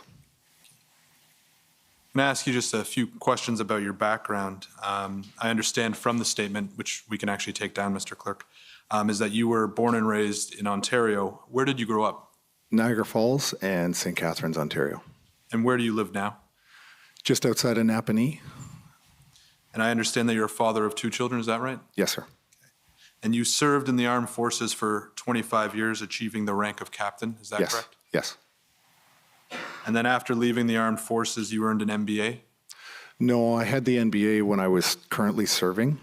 And then when I retired from the military in 2015, I went back to school and did a Bachelor of Technology and Software Development. And where did you earn that bachelor? Seneca. Okay. And then after that, you began working at Georgian College as a partial load teacher, is that Yes. right? Yes. Sorry. And as I understand it, you lost that job in 2021, is that correct? Yes. Can you please explain to the commission what happened? I was notified that the college had adopted the province-wide COVID-19 vaccine mandates, and I had had some interactions with my union and realized that the union was not going to be supportive. And so subsequent emails came out from the president of the college herself, and my response to that was to send an email to the president of the college, as well as deans, the VP of HR, and as many other faculty as I could put on this email. I sent it internally to the college, not publicly, looking to express my concern and question. You know, I'm not a lawyer, obviously, but questioning the legality and sort of the morality of what they were doing. And a few days later, I was terminated with cause. And when was that approximately? September 13th of last year, so year September. Okay. And what were you doing between September 2021 and your arrival in Ottawa, which we'll get to in a minute, which I understand was in January 2022? Yeah.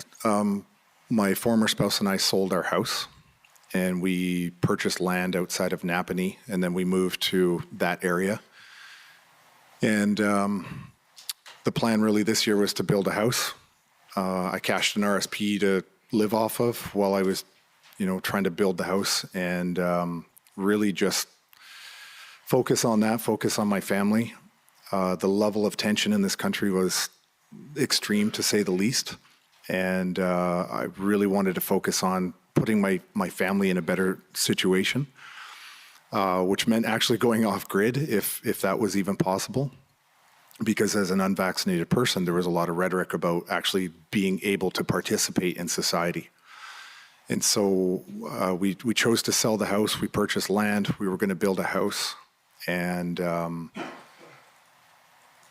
We ended up in an apartment together, the three of us with my daughter, in just outside of Kingston.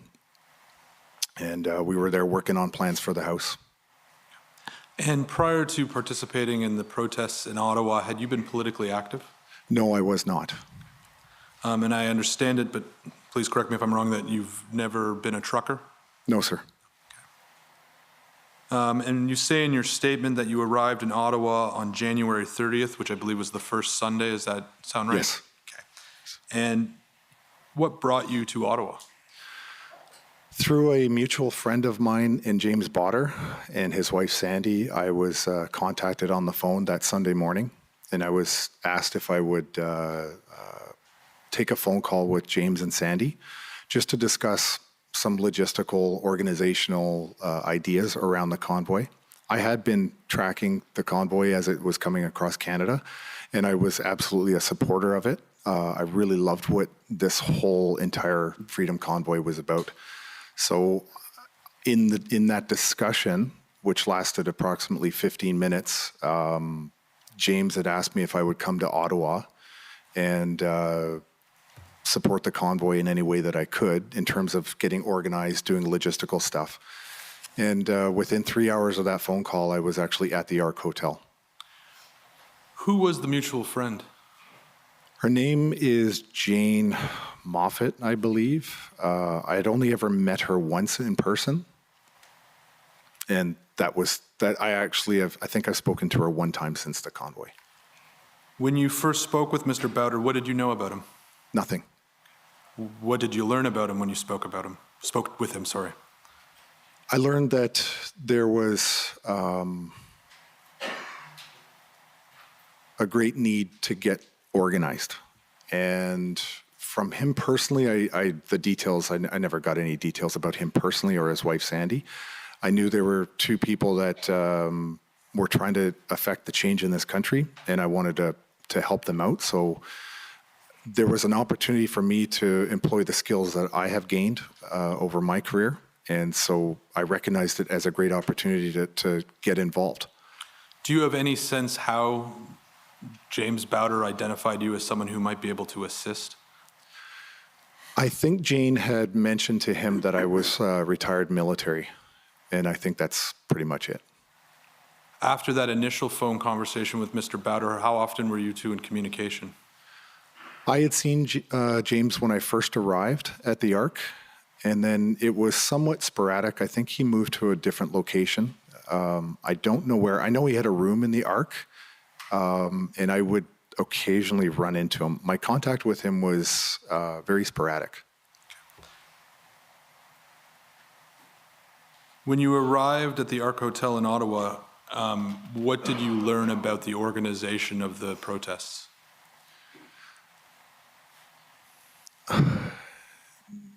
Really, when I walked into the Ark, I was brought into a boardroom, and there were several truckers and two OPS police officers, Sergeant Fong Lee, Sergeant Lou Carvello. And the meeting had already begun, and I was asked to turn my cell phone off or remove it from the room and give the police my name, which I did. And then I just quietly sat there. James actually brought me into the room and introduced me, and I believe he oversold my career. I know there was people in the room that actually thought I was a retired general, which is clearly not the case. And so I sat there quietly and I just listened. And it was a very telling meeting. I got the feeling that after 2 days of the convoy being there, this was the very first collective meeting that they had actually had in a room. I could be wrong about that, but I didn't get the sense that this group of people had ever come together with the Ottawa Police or any representative of the government of any kind. And we've heard the name Fong Lee. Was it your understanding that him and the other officer were members of the PLT? They were. And who were the other truckers in the room? The details of that are a little sketchy. They weren't all truckers. Dana Metcalf was somebody I sat beside. Joe Bourgault was in the room. Ryan Olson, his son-in-law. There was Bridget Belton, I believe, was in the room. Some of the other names, I didn't know who they were when I first walked into the room, so I can't really account for who everybody was in the room. Return to who you were dealing with in a minute. Could you just perhaps provide some more context or an explanation about how it was the case that you received a phone, like what drove you to go to Ottawa after receiving a phone call from a man that you had never met before, who you didn't know anything about, that would have you leave, your wife and your kids to go to Ottawa? What drove you to do that? To be perfectly honest, I think it was a case of fear. I had, over the time of COVID, noticed things that I never before believed that I would see in Canada related to the way the police and bylaw and the government were going after Canadians. And for the first time in my life, I was, actually afraid of police. And I have several friends that are police officers. And I had a phone call with Randy Hillier one day, and Randy didn't know who I was. This was, I sent an email to him and Roman Baber and other people, and months later, his office had returned the call. And Randy doesn't even recall the conversation. And I said, I spent 25 years of my life in the military, and for the first time, I'm actually afraid in my own country. And he said, never be afraid. Like, you can't be afraid of the police or the government. They're here to serve us.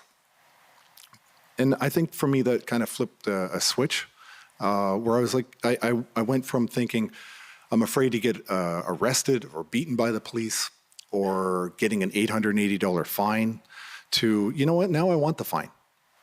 I'm done. I'm not going to hide from these people anymore. And so that started to mentally transition the way I thought. And then we came to a point where I thought, well, at some point, the lawyers are going to step in and intervene and start protecting the public. And they didn't, except for a few. Then when the vaccine came out, I thought, well, the medical community is going to stand up and put a stop to this because of informed consent. And they didn't, except for a few. And it was the truckers that gave me an opportunity to actually get into, fighting for my kids' rights. The phone call you mentioned with Mr. Hillier, was that in the context of the Ottawa protests, or did that happen before? No, it was months before, when I still was employed and still lived in, I don't know if I was employed. I think it was, I still lived in my old house prior to selling it and moving to the Napanee area.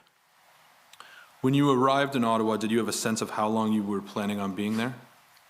No, I had a bag, 5 changes of clothes. I believed that at the time I would go there, get organized, start to just kind of develop a daily sustainment plan and a routine, and then I would look for somebody who was able to basically take over from me, and then I would move on if I wasn't required anymore. So when you arrive and you've spoken to Mr. Bowder on the phone, he brings you into this room where there's protesters and some police. What happens next? How do you integrate yourself into the organization? That particular meeting actually got quite animated, very loud. I remember Bridget being quite upset with Sergeant Lee, where she had made a comment of basically to the effect of, what, are you going to shoot us in the streets? Like, that's where the level had gone, and it started to calm down. Eventually, the 2 police officers departed from the meeting, and we all just kind of sat around and regrouped. I think people went for breaks. And then people left the room. I remember Bridget and I being in the room, and right around that time, I think somebody brought in the map. And so I had learned there was a list of places that the OPS had requested that we not go near, like roads that we stay off of. And I said, okay, great, we've got the map. Let's start marking the map. And for me, what was really important, because I had spent, my son has a very severe heart condition. And I spent Christmas this year in the hospital with my son. And so, I'm very aware of keeping the emergency lanes open. It is an important issue for me. So the first thing we did was start identifying hospitals. We identified the police station, fire departments, vulnerable infrastructure. and then started to plan out the routes to those in an effort really to make sure that those lanes were always accessible. So that's really where we started. And then I needed to get a handle on where all the vehicles were located. And that was a monumental task because at the time, trucks were coming to the city, trucks were leaving the city. There was a huge just change in our overall size of the convoy overall. So really that first day was about just getting a handle on where everybody was and the size and scope of the convoy. I take it that this involved you meeting a lot of people you had never met before. Yes, everybody. Did anyone ask you who you were and what you were doing there? James had introduced me initially into that meeting, so everyone just realized there was an Army guy in the room. And so my sense was right away that nobody was in charge particularly. There were strong personalities, people with strong opinions, but for some reason, and I don't know why, I think it was just the fact that I was an Army guy that people assumed that I was going to be able to get organized. And to be perfectly honest, it's nothing unusual for an Army officer to be able to do what I did. But it was just trying to get organized. When you say in charge and get organized, do you mean get organized? Are you talking about logistics? Logistics. My focus was really just on logistics in a sustainment plan, not any other. I wasn't thinking in a tactical sense. I was thinking just purely in sustainment to make sure that people could get food, fuel, money if they needed it for whatever purpose. That was really what my thinking was at the time. So emergency lanes, yes. Fuel, food, money, anything else that you would consider as part of being responsible for logistics? There was a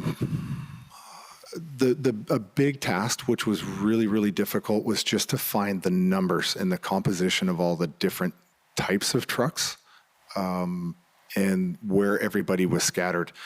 And then I learned that we had trucks out on the Parkway, we had vehicles out on 88, Arnprior, locations I never actually made it to. But it was just trying to get a good situational awareness, or SA, of what was happening on the ground. When you arrived on the 30th, and I guess probably moving into the 31st, did you come to understand that there had already been people in Ottawa who were working on food, logistics, and money? I did not know that until, I believe, late that first evening. And that is when I met Tamara and found out that there was an alternate coordination center at the Swiss Hotel. Okay, and can you what did you learn about the alternate coordination center at the Swiss Hotel? Just that it had existed, and that in those conversations, it was agreed that my scope of what I was interested or involved in was now going to be really cut in half. And I was quite happy about that, because I didn't want to get into this situation where I had to think about security, public speaking and the stage and all that stuff that I had learned about. I didn't have to worry about doing first aid. That was going to be handled by the other group.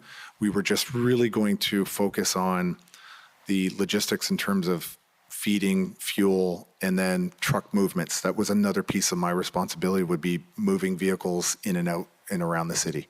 Was it the case that no one was organizing feeding and fuel before your arrival? No, and that's the surprising thing, because that was happening. I mean, that just does happen. I mean, the number of supplies and fuel that was coming into the city, it actually did make what I was trying to do a lot more easy, because that was just organically happening anyway. I mean, when people are hungry, they go searching for food. I'm going to do this in a bit of a two-part question, sure. and bear with me if it presents a problem. But can you explain to me what was happening in terms of where food and fuel was coming from before your arrival, and then what changed after your arrival, or what you did to change anything? To be honest, I don't know where they were getting their supplies en route to Ontario or to Ottawa, but I had seen a lot of social media videos and seen people on the overpasses at truck stops. So I know that all along the way they were collecting food and donations, everything that I had seen on social media. And so when they arrived in Ottawa, it was the intention of the public to continue to come to the city of Ottawa and give more supplies as much as they could possibly give. Did you learn anything about the Adopt a Trucker campaign that was being spearheaded by Chris Guerra? I learned about it a few days later. I didn't really know much about it. My interactions with Chris were very little. It wasn't inside. It wasn't something inside of my area of influence that I was concerned about. It was something that was kind of going on in the background, so I didn't interact with it. How was fuel supplied to the truckers that were in the downtown core? There were, I think, different sources coming in. Sorry, I can't remember the name of the type of vehicle. It's a fuel truck. It's probably written. I'm not a trucker, so some of the lingo I wasn't fully conversant on. I know that they were getting a lot of fuel, but it wasn't until after it was forbidden to bring in more fuel with bigger trucks and stuff to refuel them.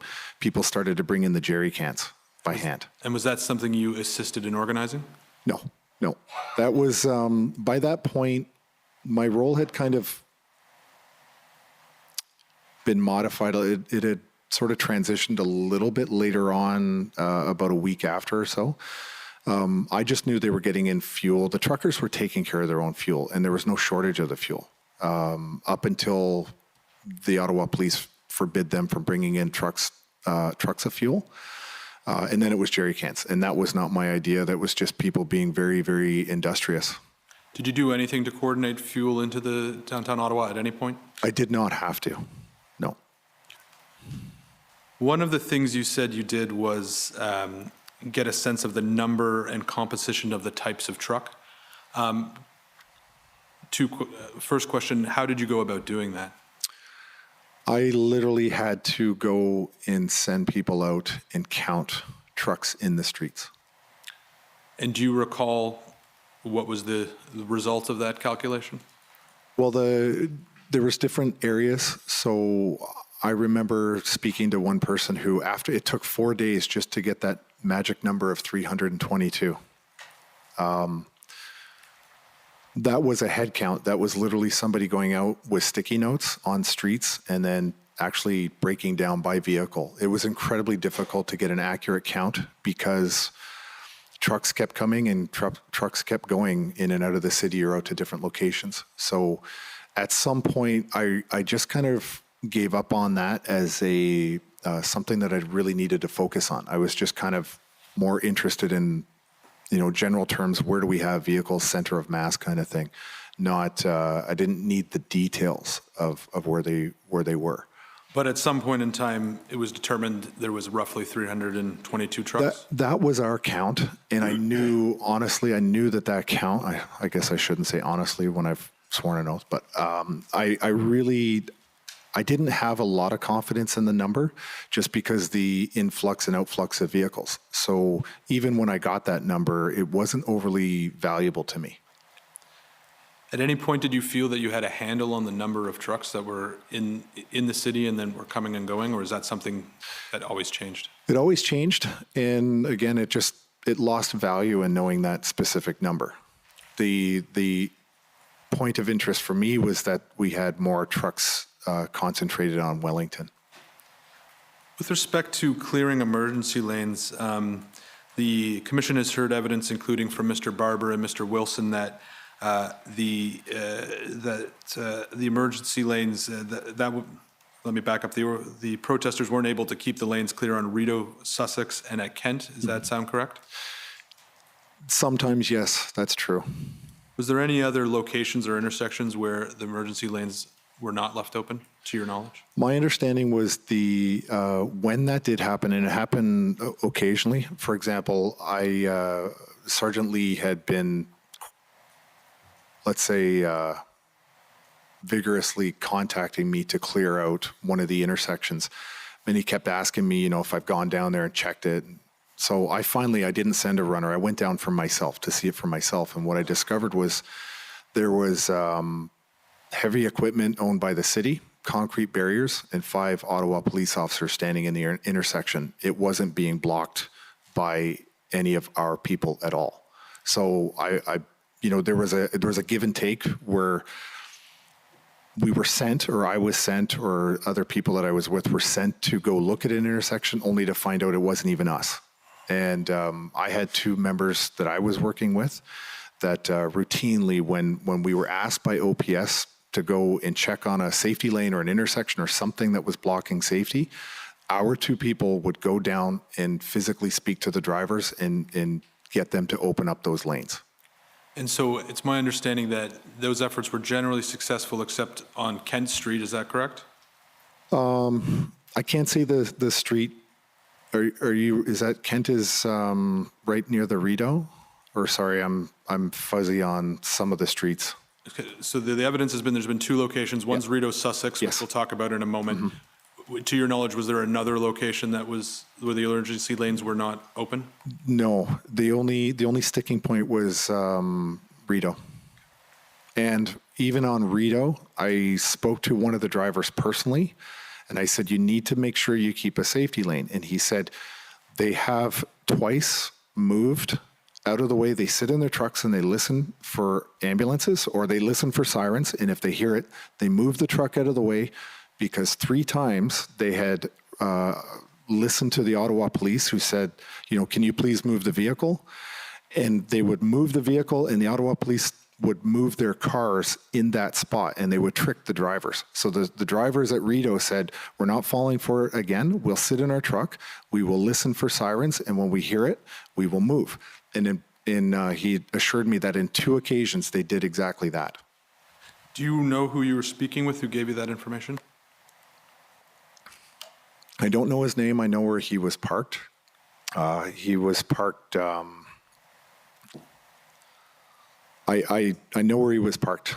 I don't know his name. I know he had a paper bag full of letters from children. I understand from your statement and from some of the evidence that you had several interactions with the people who were at either Rideau and Sussex. Is that correct? Yes, sir. What did you come to learn about who was in that intersection? There was a Polish-Canadian contingent. There was French Canadians. And I know there was Anglophones on that corner. There was many different groups of people on that corner.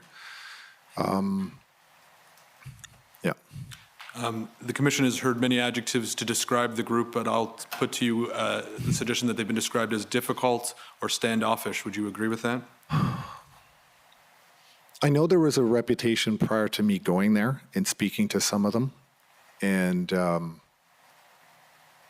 I didn't get the sense that they were difficult. I got the sense that they were there for their own reasons, which were separate from the overall convoy itself, the most of the people that I was interacting with. But I got the feeling they were there for their families, for their communities.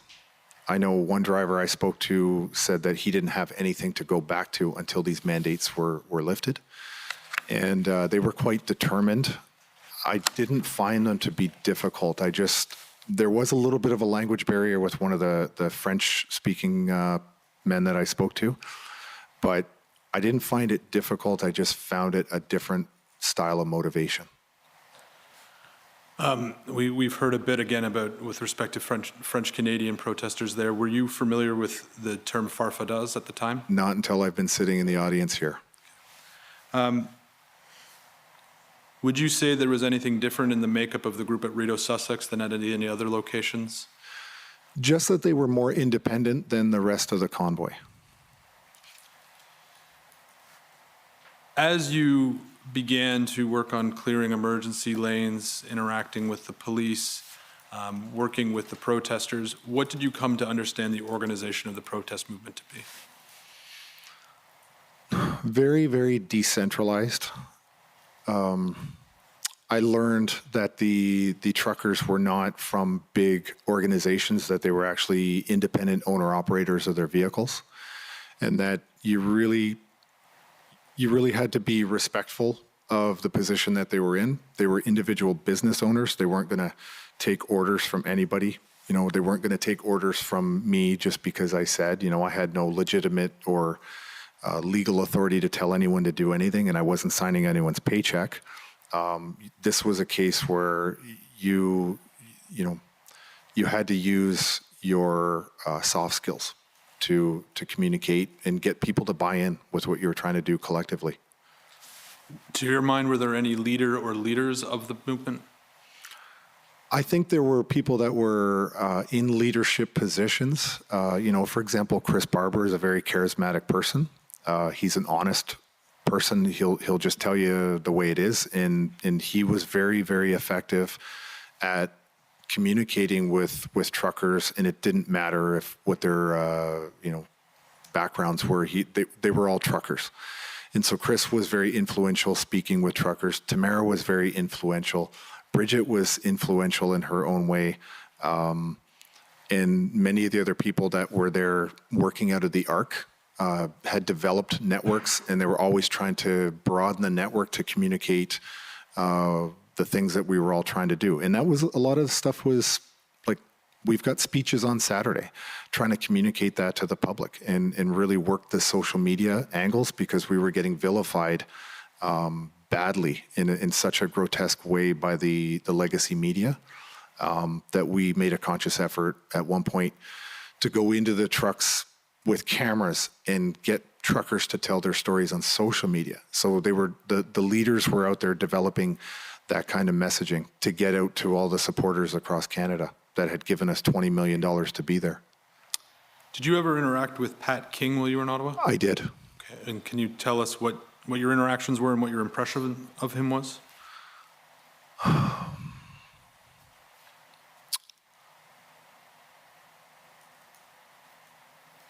Really, my interactions were very, very little with Pat King, and it wasn't overly impactful, to be honest. I just I had spent maybe 2 to 3 occasions in his presence, and it was very little.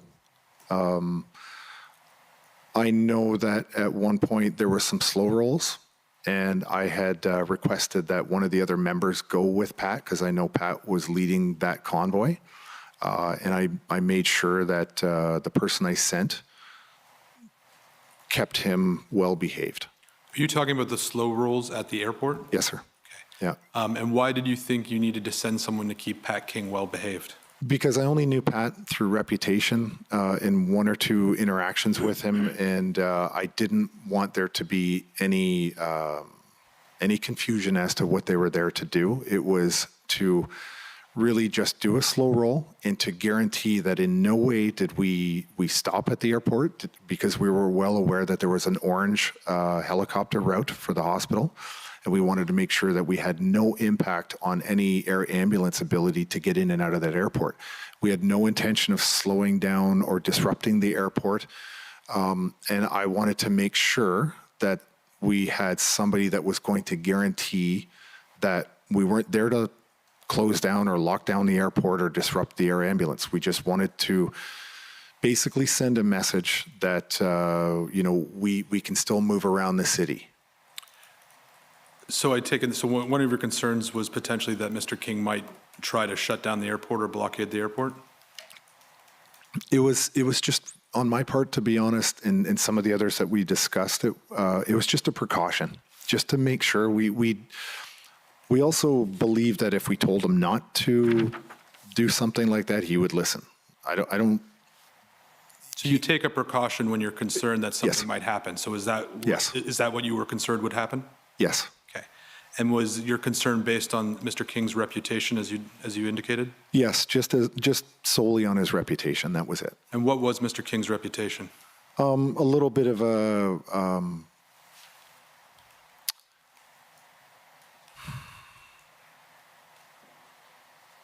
wild card. I remember in a meeting once that I had jokingly referred to him as a hand grenade going off in a room and scaring everybody else that it was going to explode. And it was a bit of a joke. He laughed. Everybody else seemed to think it was funny, but it was kind of like funny because, yeah, that's true. But just reputation-wise, he was a little bit of a wild card, and I just wanted to make sure that we were able to contain anything like that. Were you concerned it was possible that Mr. King may not engage in peaceful protest? That was never a concern that I shared or had. And you mentioned that you had dealt with Mr. Bowder sporadically. Yes. After the initial phone conversation and the introduction. At any point, did you become aware of the memorandum of understanding, which I'm sure you've heard about over the last few weeks, or the last few days at least? Yes, sir. I did hear of the memorandum of understanding. I learned about it once it was submitted already to, I believe, the Governor General, and I think the media had a copy, and I had read it. Again, I'm no lawyer, but I know it wasn't written by a lawyer. It wasn't very well written. And I remember having a conversation once I learned about the MOU with somebody that I believed to be involved in drafting the MOU. And it was a private one-on-one meeting, and I said, you must retract that. If you do not retract that or pull it back or put the genie back in the bottle, we are going to denounce it. It made us look like we were here for a completely different purpose than what we were there for. It really muddied the waters. And I don't know if as a result of that conversation, they pulled it back. I just know that the next day it was sort of retracted.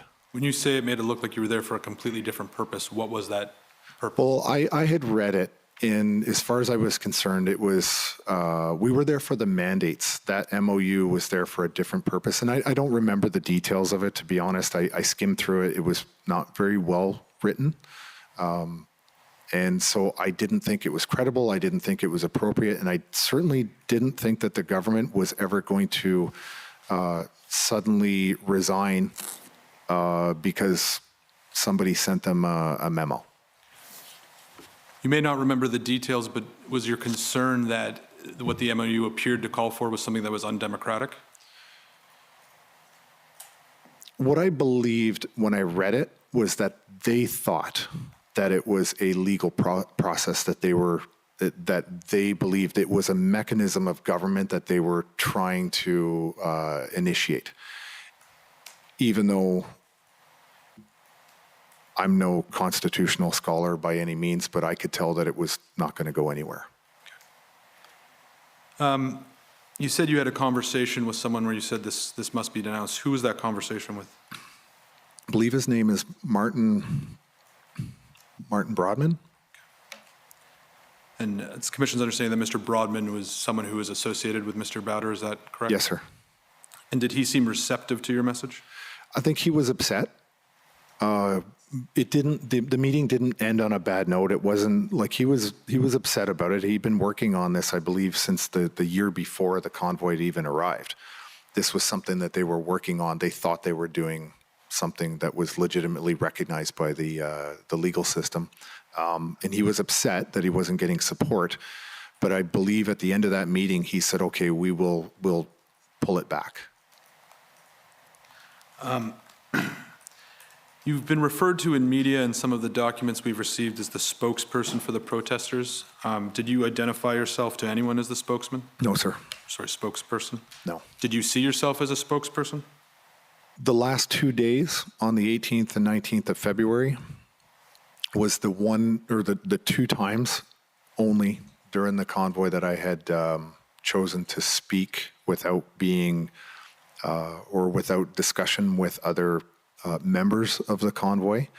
And that was because I felt that given the previous media stuff that I had done, alternative media or live streams, that I would be recognized by the public as somebody associated with maybe some of the other people like Tamara and Chris and Bridget, because everybody else was either out of the city or were already incarcerated. So there was nobody left that I believe the public would recognize as a credible person to deliver those two final days worth on the 18th and 19th. And that's the only time. Other than that, I was always asked to speak on the live streams. Right, and you did on multiple occasions either speak on live streams or in sort of forms of press conferences. Is that fair?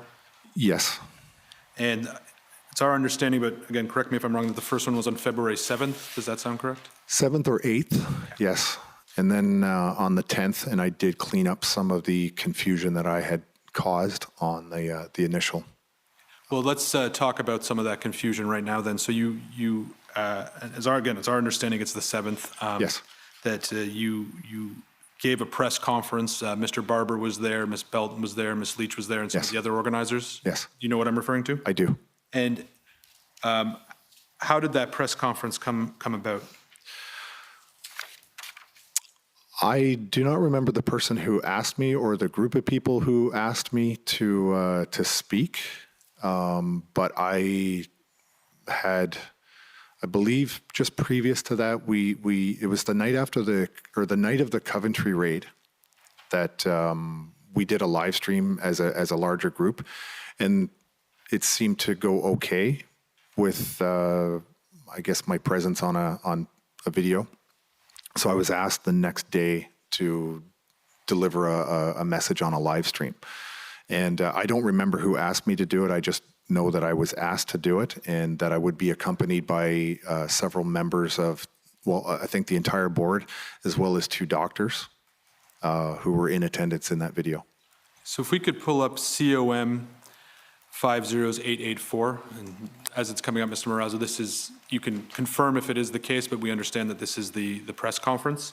And yes, this is it. This is it, okay. Different sources that have if you could pause it, please, and go to the 7:25 mark.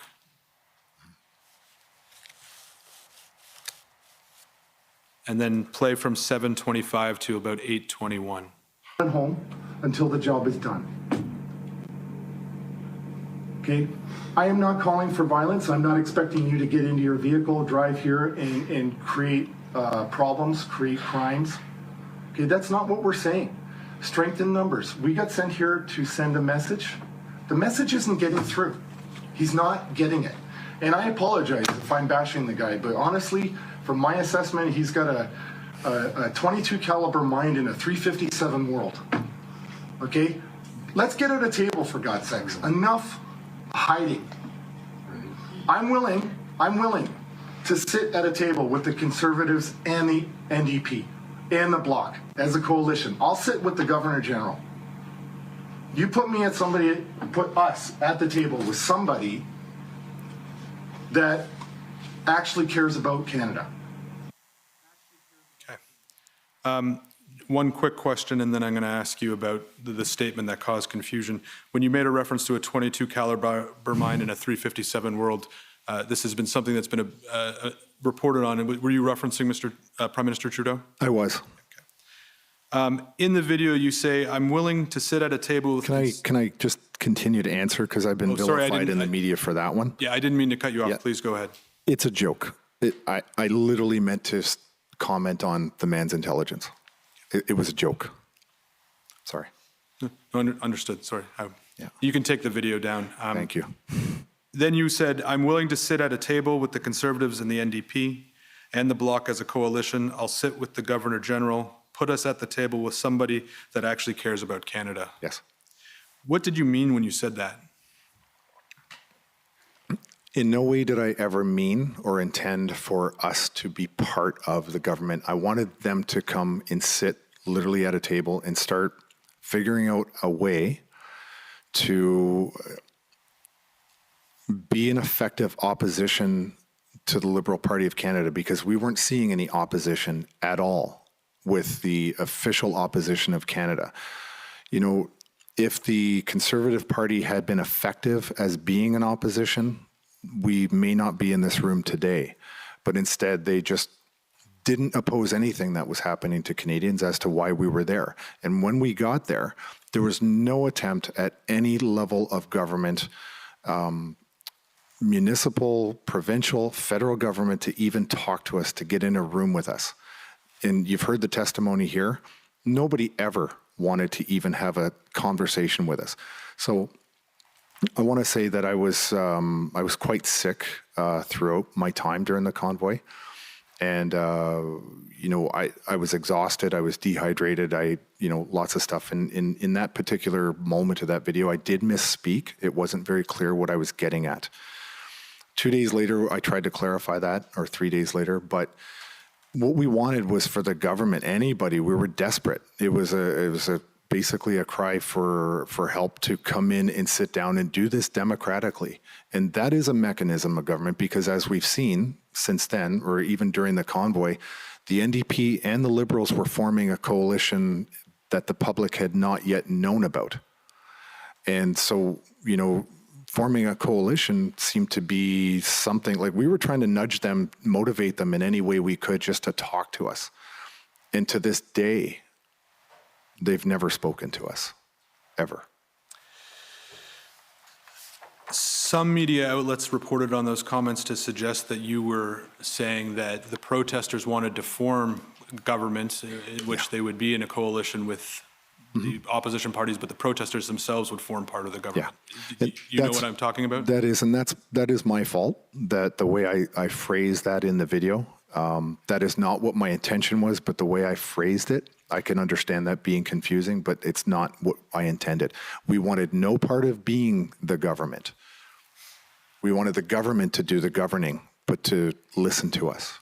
I understand that you spoke again on February 10th and attempted to clarify your statements. I understand that, but did you take any steps to clarify what you meant with the media outlets who were reporting that the protesters wanted to form a coalition government? No, I was not in charge of direct contact. I had no direct contact with the media, and as far as I was concerned, my belief was if they actually started to do their job and report fairly, we would reward them with contact, or I would, or whatever, not necessarily me, but if they continued down the path of constantly vilifying and lying about us, I didn't see the point really of talking to them at all. We were effective, highly effective at getting out everything we wanted to get out to the public through alternative and social media. So you didn't make any efforts to go to the reporters who had reported a different interpretation and say, that's wrong, can you please fix it? No. And so you don't know whether or not they would have issued a correction or maybe not a correction, a follow-up story, you just don't know. I don't know, and they never reached out to talk to me from my knowledge either. After the February 7th press conference, Benjamin Dichter, who's a witness we'll hear from later, sent out a press release saying that only himself, Mr. Barber, Ms. Leach, and a woman named Dagny were authorized to speak on behalf of the protesters. Do you know what I'm referring to? I do. Vaguely, I do, yes. Did you ever have an interaction with Mr. Dichter where you discussed who was authorized to speak on behalf? My interactions with him were very, I think if I added up all the entire time I've ever spent with him, I'd be lucky if it was 15, 20 minutes that I've ever spent in a room with him. So I can't really say for certain when or what was ever discussed with him. I was just not interacting with him at all. I'm going to move forward a bit, well, not that much forward, a day forward to your meeting with Steve Kanellakis, which, again, the commission has already heard a fair bit of evidence about. But I take it you recall meeting with Mr. Kanellakis? Yes, sir. Why did you want to meet with Mr. Kanellakis? I actually didn't. I had grown incredibly frustrated with the police liaison officers that I was dealing with. And I had requested through them to talk to an inspector. And I had also made that same concern known to the police liaison officer from the Ontario Provincial Police. And I didn't want to interact with the two sergeants that I had been dealing with anymore. I wanted somebody who was in a better position to make decisions. And also, I wasn't 100% sure that our concerns were being raised up the chain of command in a way that I was comfortable with. And that's not to suggest that, the two officers from Ottawa Police were bad people or anything like that.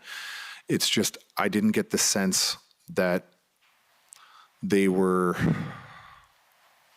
taking us as seriously as I would have hoped. And so I was requesting to not talk to them anymore. I wanted an inspector. And I was led to believe that I would be talking to an inspector one evening. And I was waiting patiently in a room by myself to speak to the inspector. And this mystery inspector never arrived, even though I was led to believe I would get one. So I walked away from the meeting when I found out I wasn't going to be talking to somebody more senior. And the next day, I believe, is when the offer came to us, or to me, to meet with somebody at the city. I had no interest in meeting anybody from the city at that point. I knew where my focus needed to be was with the police. I wasn't interested in any level of the city. Can I pull up OPS 8527?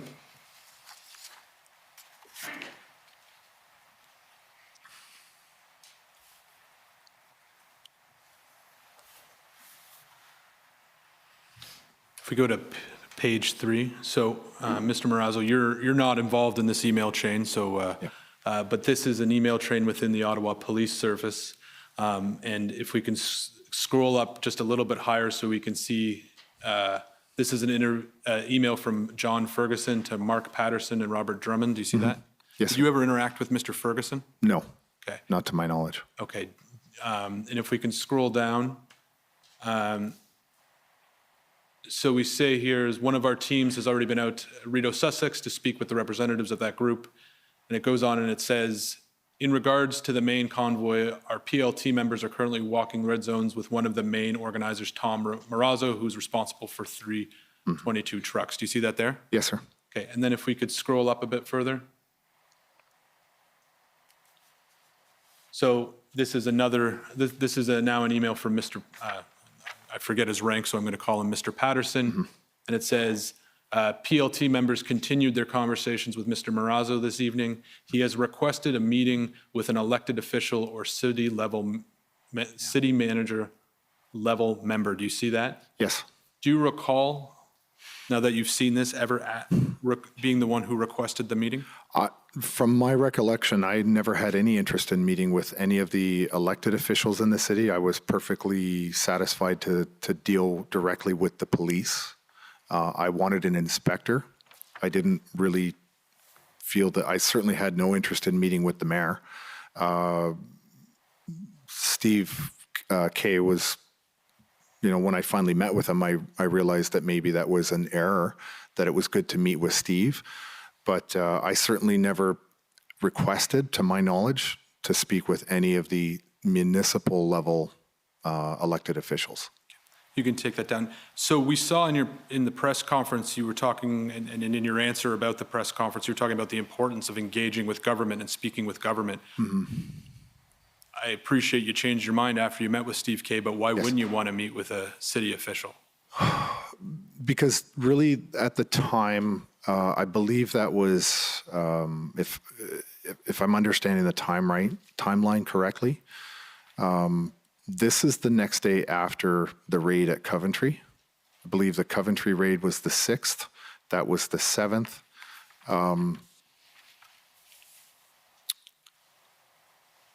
I wanted to deal directly with the police because I felt that the police were the ones that were getting the most pressure. And I thought that I would be able to have a conversation with the police and try to work with them, build a rapport, because I wasn't getting anywhere that I felt with the two police liaison sergeants I was dealing with. I felt that if we could develop a better rapport with the police, then things would change.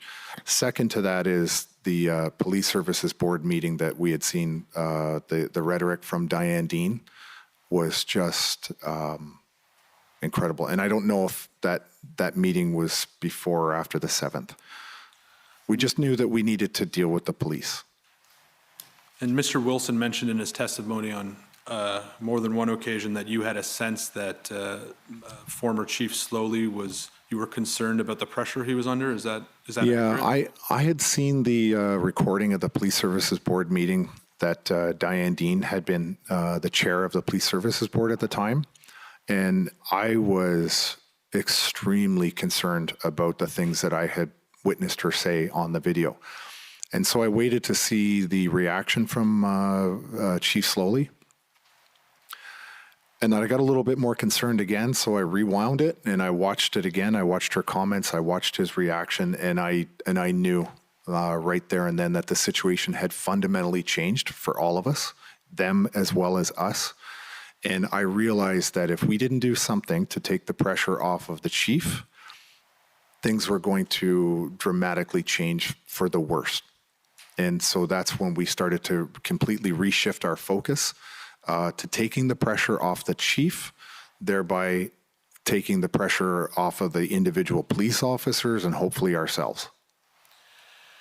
And again, we heard Mr. Wilson this morning. He described that after the meeting with Mr. Kanalakis, there was an initial effort to move the trucks from Rideau, Sussex to Wellington. And as I understand it, that effort was unsuccessful because the police ultimately didn't move the barricades that would be necessary to do that. Did Mr. Wilson have that correct? He did, but I think I heard we actually had. We were, to use a football analogy, we were on the 1 yard line with all the trucks on that corner. And Eva and I had spent hours on that corner. Eva was talking with the Polish truckers. I was talking with the English-speaking French truckers. We spent hours there, and we finally got, because Sergeant Lee was there, and despite his best efforts, sometimes he can be a little bit hostile. And I had asked the truckers to basically, as a group, come to an agreement themselves, and then also elect 2 people to go and deal directly with Sergeant Lee, because I was actually concerned that if he went into the center of those 80 truckers, he would do something that would put his own safety at risk. So instead of him going to them, I said, you elect 2 people, come out, and then we'll talk. And then Sergeant Lee got that phone call. He walked away, and he came back, and the look on his face said everything. I knew that he had just had the carpet pulled out from under his legs, and he said, there's no deal. And so I was very concerned. I knew I couldn't go back to the truckers and say, hey, we spent all day convincing you to do this, and now the police have reneged on it. I knew that there would be no further chance of ever getting them to even be open to the idea of moving had I gone back and delivered that message to them. So it was, we were there. We were there that night to move them. And I just basically went back and I said, listen, guys, it's a safety issue. We're not going to move at night because it's too dangerous for the safety of people with decreased visibility. That's all I could come up with at the time to satisfy everybody. And then Mr. Wilson talked about another attempt that was made on February the 10th, and then there was that which was did not proceed. And I take it you agree with Mr. Wilson. Absolutely, yes. So then we come to the agreement with the mayor, and there was a meeting on February 13th at City Hall. Were you at that meeting? The one with Inspector Drummond, Kim Ayotte, and Steve Kay. That's our understanding of who. Yes, I was at that meeting. Okay. And I appreciate at that point in time, it's the case that you had indicated that you wouldn't be able to move trucks off Rideau, Sussex. Is that correct? No, I believe at that meeting we were just there to go over more of the details on how we could properly do that and then reposition or redistribute the trucks in different locations. That's what my recollection of that, the intent of that meeting was in the discussion. And I believe Kim Ayotte or Inspector Drummond were the ones that brought the map. And we were looking at the map from sort of trying to work out how to redistribute that based on the map that they had marked themselves. So Superintendent Drummond testified that at that meeting it was represented that there was 2 locations where the organizers did not believe they'd get buy-in. One was Rideau, Sussex, and one was with the Coventry group. Do you recall anyone at the meeting from the protester side indicating that? I believe that it was indicated that it would be more difficult given the events the previous 2 days or prior 2 days, that it would be more work, more challenging, but I also believe that there was a will on our part to go up, and we thought we could actually get it done. I want to talk briefly now about the final days that you were in Ottawa. After February 17th and after the Emergencies Act was invoked, was it your understanding that protesters were allowed to enter into what's called the red zone? If they were on foot. And what was the basis of your understanding that they could enter if they were on foot? Just based on some of the briefings from Keith Wilson and discussions with Eva, and but not with vehicles, clearly. And I don't believe they would have been successful trying to get in with a vehicle anyway. And up until at least the 14th, you've been in daily contact with police liaisons, is that correct? Yes, sir. Did you have any contact with them after the invocation of the Emergencies Act, and did they give you any indication whether or not you were allowed, whether or not protesters on foot were allowed in the red zone? No, I don't think that my conversations with my regular police liaisons were like that. I did receive one phone call from an unknown OPP officer who said that he was the guy that they call for really difficult negotiations. I don't know who that person was. I just know he was OPP, and he had a lot of extensive experience with negotiating. And I knew from that phone call that the mass arrests were imminent. I didn't get a date or a time. I understood the vocabulary in the context of his comments. He didn't come out and tell me exactly when they would come in and start making mass arrests, but I knew that it was imminent. Do you know when that phone call was? It was I believe it was right after the Emergency Act was invoked. It might have been the 15th. I can't be certain of that detail, and I have no idea who that officer was. Were you aware of the TikTok video that's been discussed a couple of times in which Mr. Wilson explains that protesters are allowed to continue to protest peacefully? I hadn't seen that until I was here in the audience seeing that. What was your reaction to seeing it now?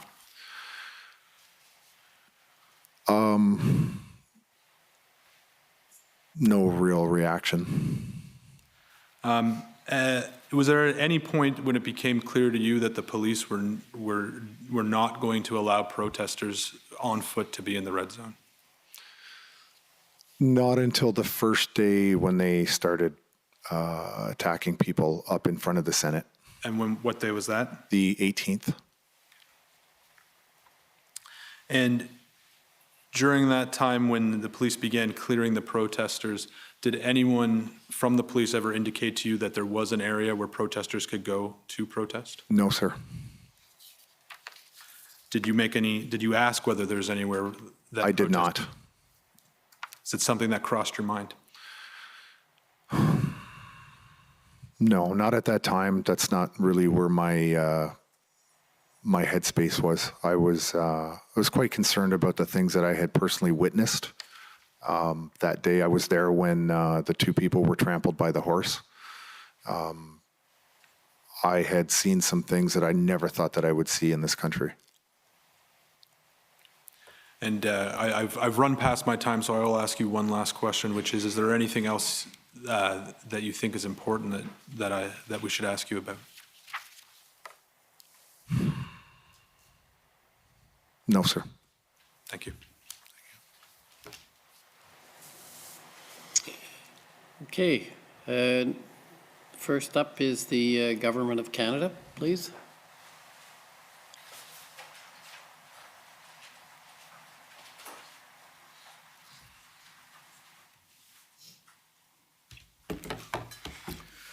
Good afternoon, Mr. Brazzo. I'll just have a few questions for you, but I'll start with where my friend started you with. And for the record, I'm Brendan Van Nienhuis, one of the lawyers for the Government of Canada. You described this call with an OPP officer that you weren't sure of exactly which officer it was, in which it was indicated to you that the police were going to enforce, right? Yes. And you saw earlier today the video on TikTok of Mr. Wilson advising people they could remain there on foot. Mm-hmm. Yes? Yes. And you yourself acknowledged that this was not, in fact, the case, right? Sorry, I'm not understanding. That people were not permitted to remain in the red zone on foot. I thought that actually at the time, I thought that that was somewhat questionable.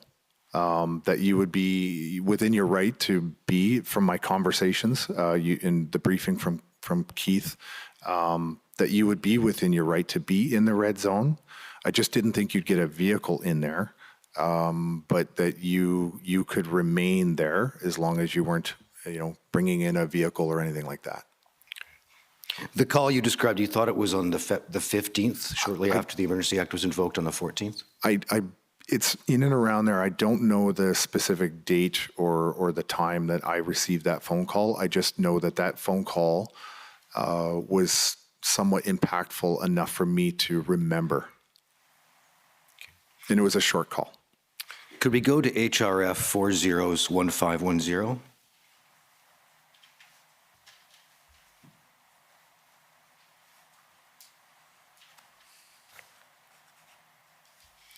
I'm showing you a copy of this email, which appears to be an email from Eva Chipiuk to, among others, yourself and Mr. Wilson. Do you see that? Yes.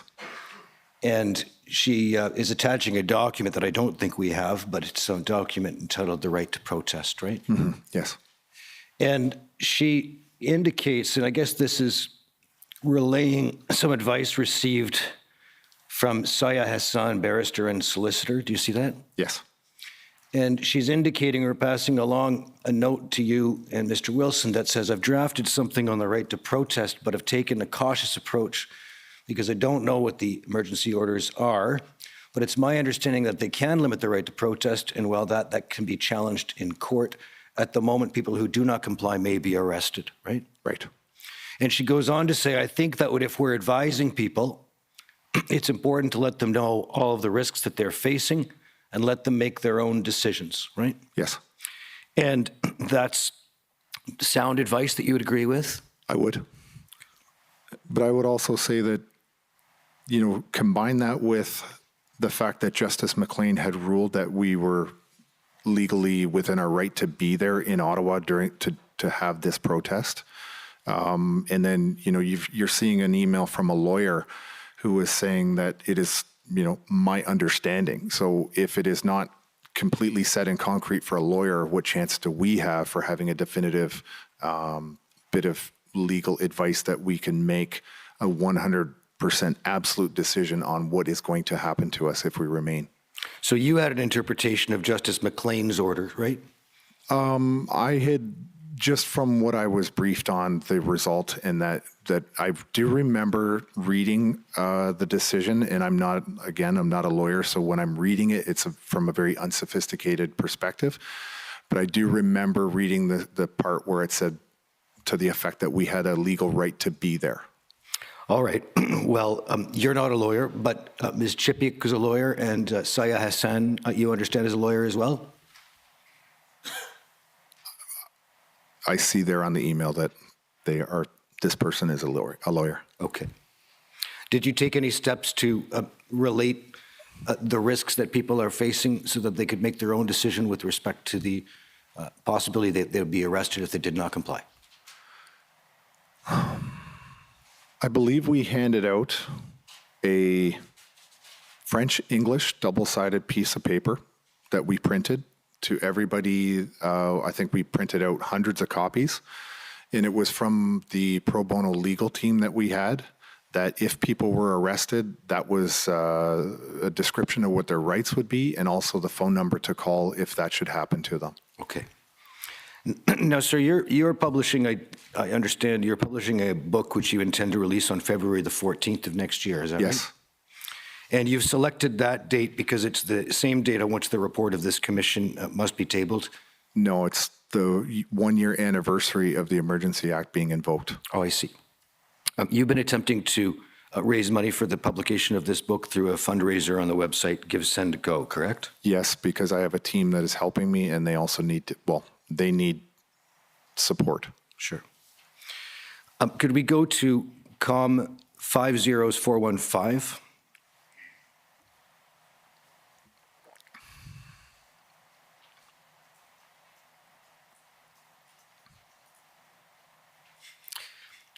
Sir, this is an affidavit that you swore in support of an application by Canadian frontline nurses, right? Yes.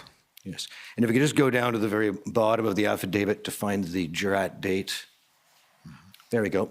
You swore this, it appears on March the 4th of this year. Yes. If we could go back up to paragraph 4.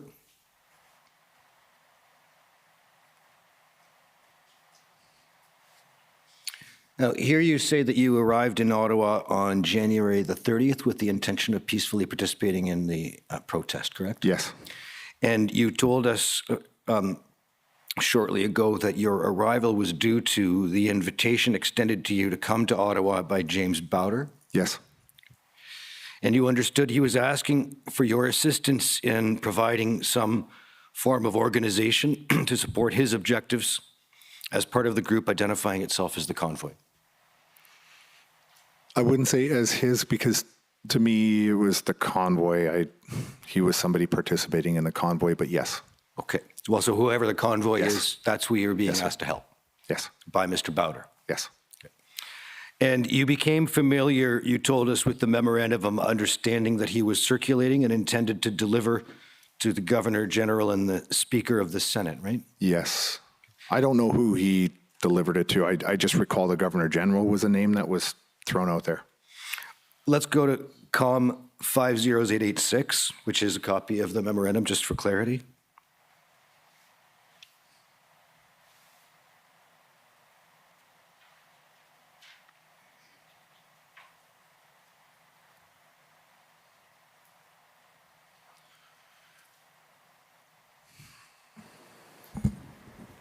Council, COM 50886 appears to be some sort of social media post. Excuse me, it's 866. I misspoke.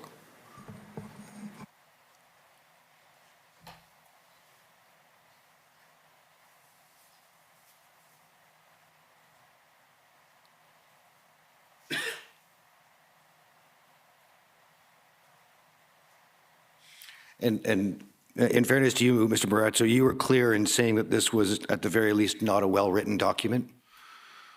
From what I remember reading it, I didn't believe it was a very well-written document. I knew by looking at it, it wasn't written by a lawyer. If you look at the second page of the document, looking at the top here of the page, there's a list of the parties in effect to this memorandum of understanding. Do you see what I mean there? The bold-faced lettering there? At the top, yes. So one group is the Concerned Canadian Citizens, Indigenous Community, and Permanent Residents, represented by the Bowders and Mr. Broadman. Okay, yes. Yeah. And then the next party is the Senate, as represented by the Speaker. Yes. And then it's the Governor General. Yes. And if we go to page 2 in Article 3,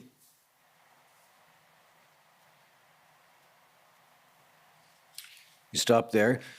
You see the notion here is that there would be a committee formed between the concerned citizens and the Senate and the Governor General, right? Yes. And that committee then would, under paragraph E, subparagraph E there, instruct all levels of the federal, provincial, territorial, and municipal governments to cease and desist, et cetera, provisions related to COVID-19, right? Yes.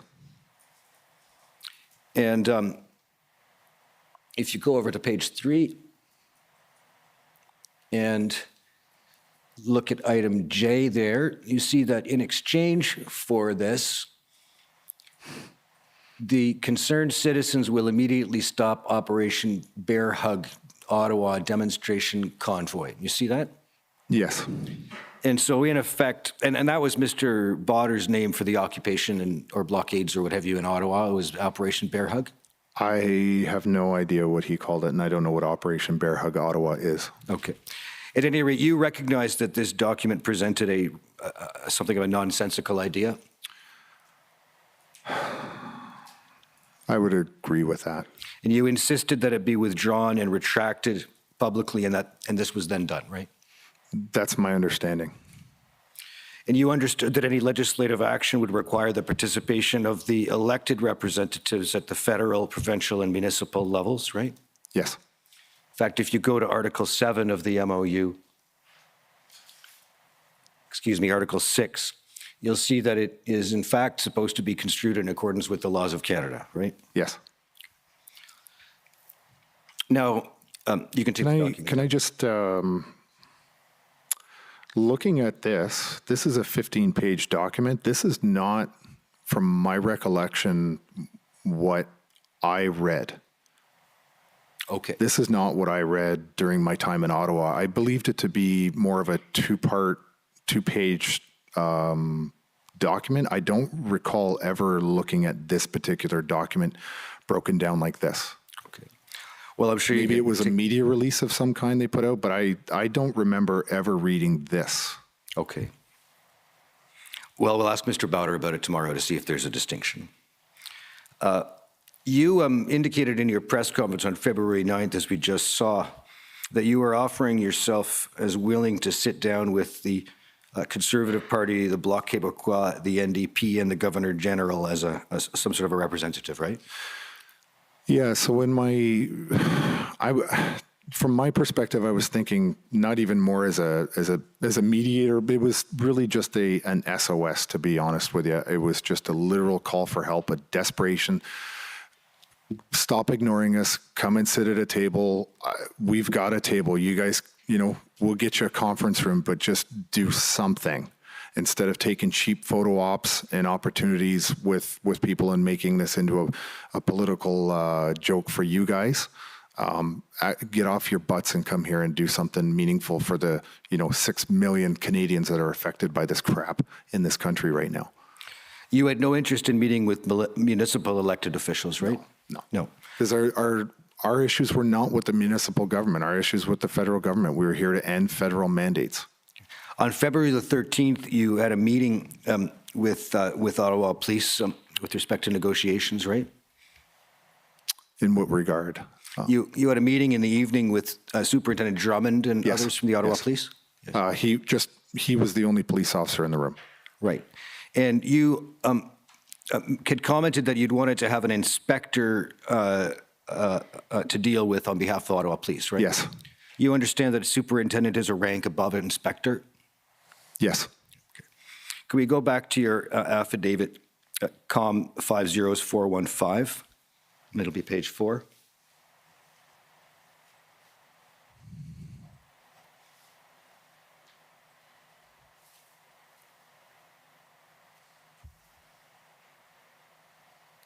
Now, we can go to paragraph 17, I believe it is. You indicate here that the freezing of bank accounts in the wake of the invocation of the Emergencies Act has left me real concern that authorities are surveilling me and may arbitrarily charge and arrest me, although I've committed no crime, right? Yes. I'm constantly looking over my shoulder. I am hesitant to leave my house. I have left my home only twice since I returned from Ottawa. Yes. Right? I'm concerned about traveling with my children, as I'm concerned they'll be taken away from me by Children's Aid in the event the police decide to charge and arrest me. Yes, because I was informed after leaving Ottawa that there was a task force of RCMP, OPP, Ottawa Police, as well as the statements publicly made by Acting Chief Bell that said that you would be identified, investigated, and there would be criminal charges and other punishments coming your way. So that statement is true because from my perspective, I was one of the ones that was not charged during the time in Ottawa, but I was led to believe that I was under investigation, and I have since learned different versions of that, but it was my understanding that I was being investigated as the 42 of us on the one of the lists were identified to me. You've obviously overcome this fear to be able to be with us today. Well, I asked Keith Wilson a few months ago, when would I find out that I'm no longer being investigated, and when will I find out that I'm not going to be charged? You would overcome this fear by May the 4th of 2022, when the election period began in the Ontario provincial election, fair? Yes, sir. And that election was held on June the 2nd of 2022? Yes. And you ran in the riding, I understand, of Peterborough Kawartha for the Ontario Party? Yes. And you there received 1,973 votes, amounting to approximately 3.8% of the vote in the riding, right? Yes. Could we go to pb.can.401774?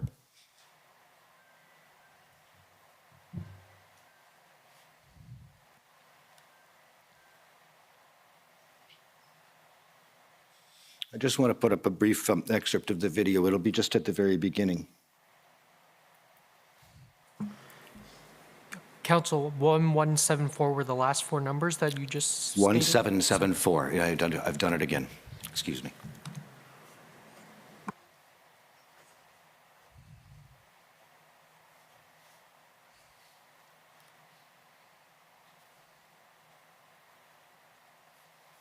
Ladies and gentlemen, please welcome Ontario Party candidate for Peterborough and Kawartha, a member of the Veterans for Freedom Steering Committee, Captain Retired Tom Marazzo.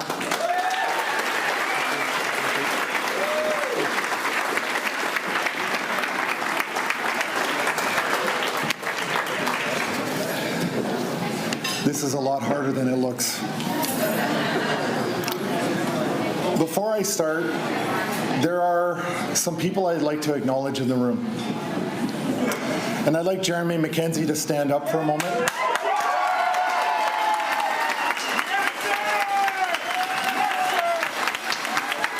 Stop it there. Sir, how do you know Mr. McKenzie? He does, he has a podcast, and he does a lot of political satire and comedy. He does some serious videos sometimes. He is the creator of a fictitious meme on the internet known as Diagolon, which I assume what you're going to ask me about. And the vice president of Diagolon being a time-traveling, cocaine-addicted goat. That is just a internet meme that has no meaning at all. And I had spoken to Jeremy the first time when I was in Ottawa on the phone. And the second time I spoke to Jeremy was when the Liberal government was debating whether or not they should use the Emergency Act, and they were citing this fictitious goat that time travels as a domestic terrorist group and justification for invoking the Emergency Act. And I saw a video that Jeremy and his friends were doing, and they were laughing hysterically, showing clips of the government actually talking about Diagolon as being a real thing. Everybody knew it was a joke. When I saw the video, I contacted Jeremy and I said, tell me everything there is to know about Diagolon. He said, if you draw a diagonal line from Alaska through Alberta to Texas, it makes a diagonal line. And that's why it's called Diagolon. They're the only states and provinces that don't have mask mandates. And he used it as a joke. He made the symbol for Diagolon in a second on his cell phone because it's a joke. And it is meaningless. He did it to attract attention for people to come to a barbecue and to have a lot of fun. That were, you know, people wanted to have a barbecue without masks on. A bunch of strangers that didn't know each other. And yet here he was watching members of parliament in the Liberal Party actually joking or actually seriously stating that the reason for invoking the Emergency Act was because of Diagolon. Like, it was the most outrageous, ridiculous thing I had ever seen. And I think this commission should be investigating that as the biggest intelligence joke of, the last decade. It's a joke. Diagolon is a joke. It's not even a real thing. Thank you. Those are my questions. Thank you.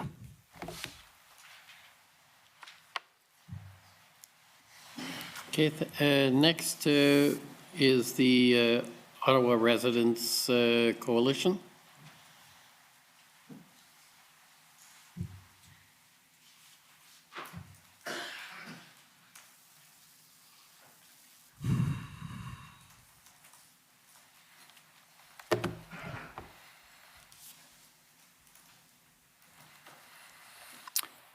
Good afternoon. My name is Paul Champ. I'm lawyer for the Ottawa Coalition of Residents and Businesses.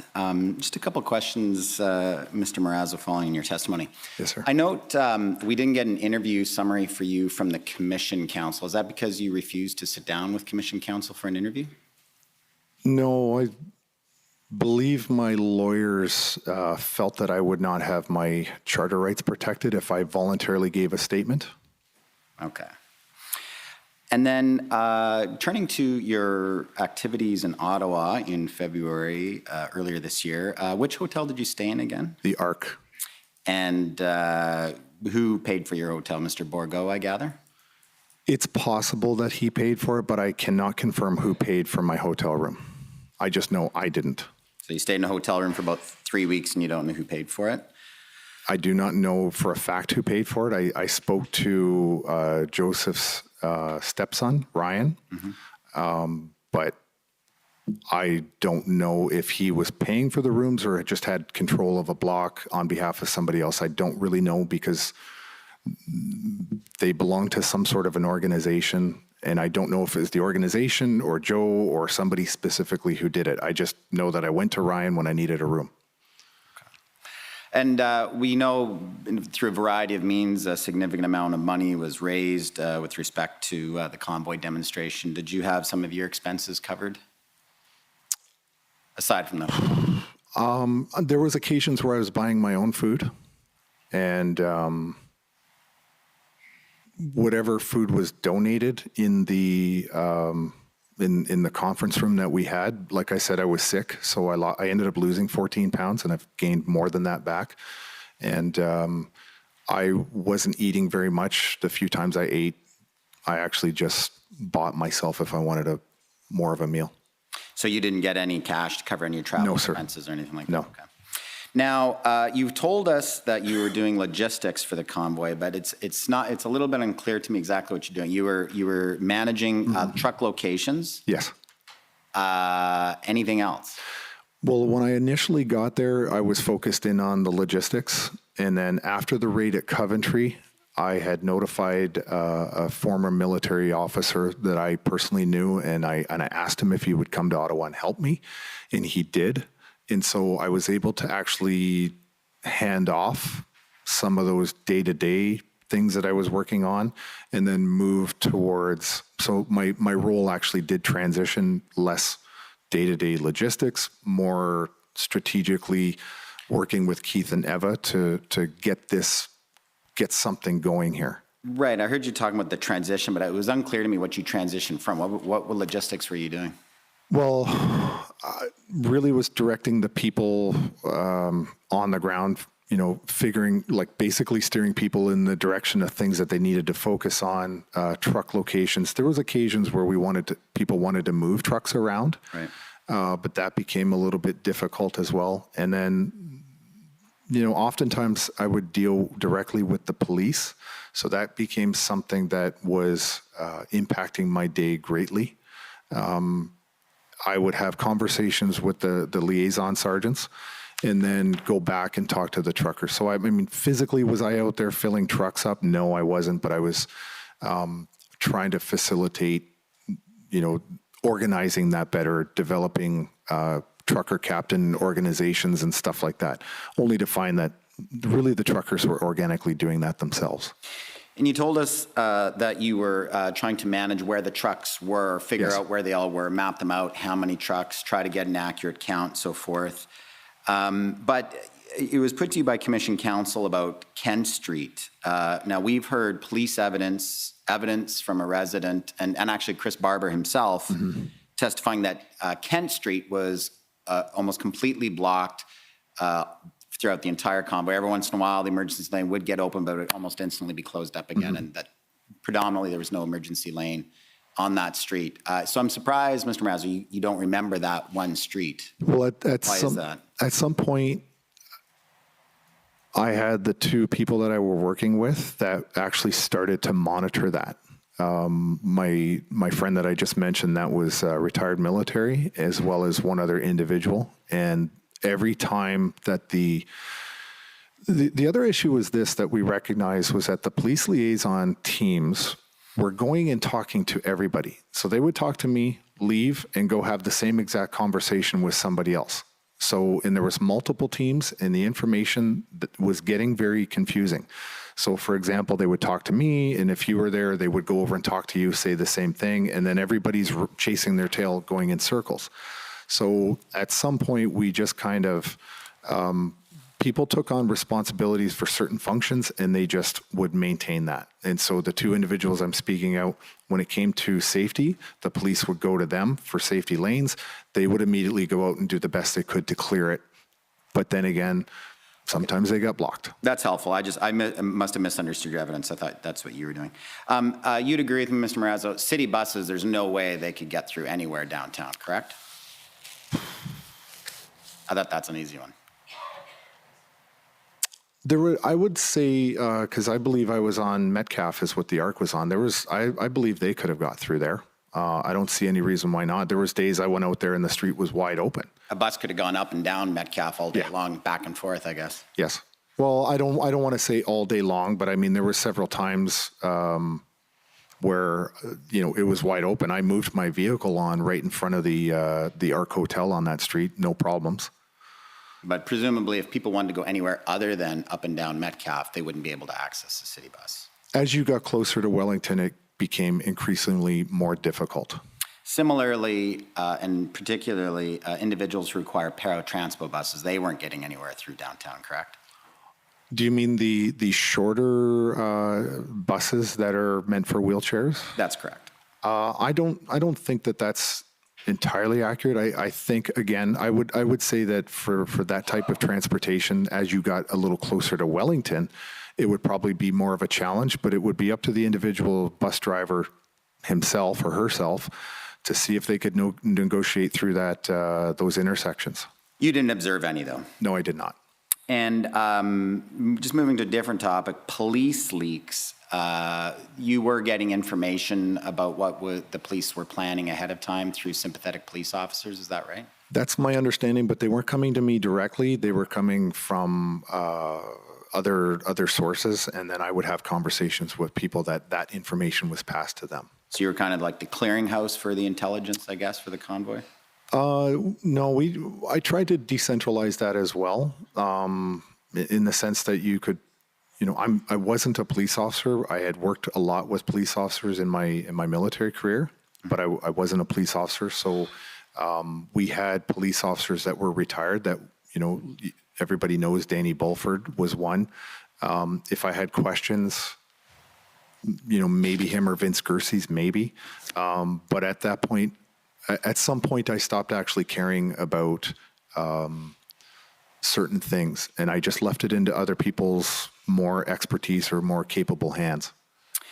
Moving on to another topic, you testified about the slow roll, Yes. Pat King's slow roll around the airport, and that you cooperated to some extent assisting with that, correct?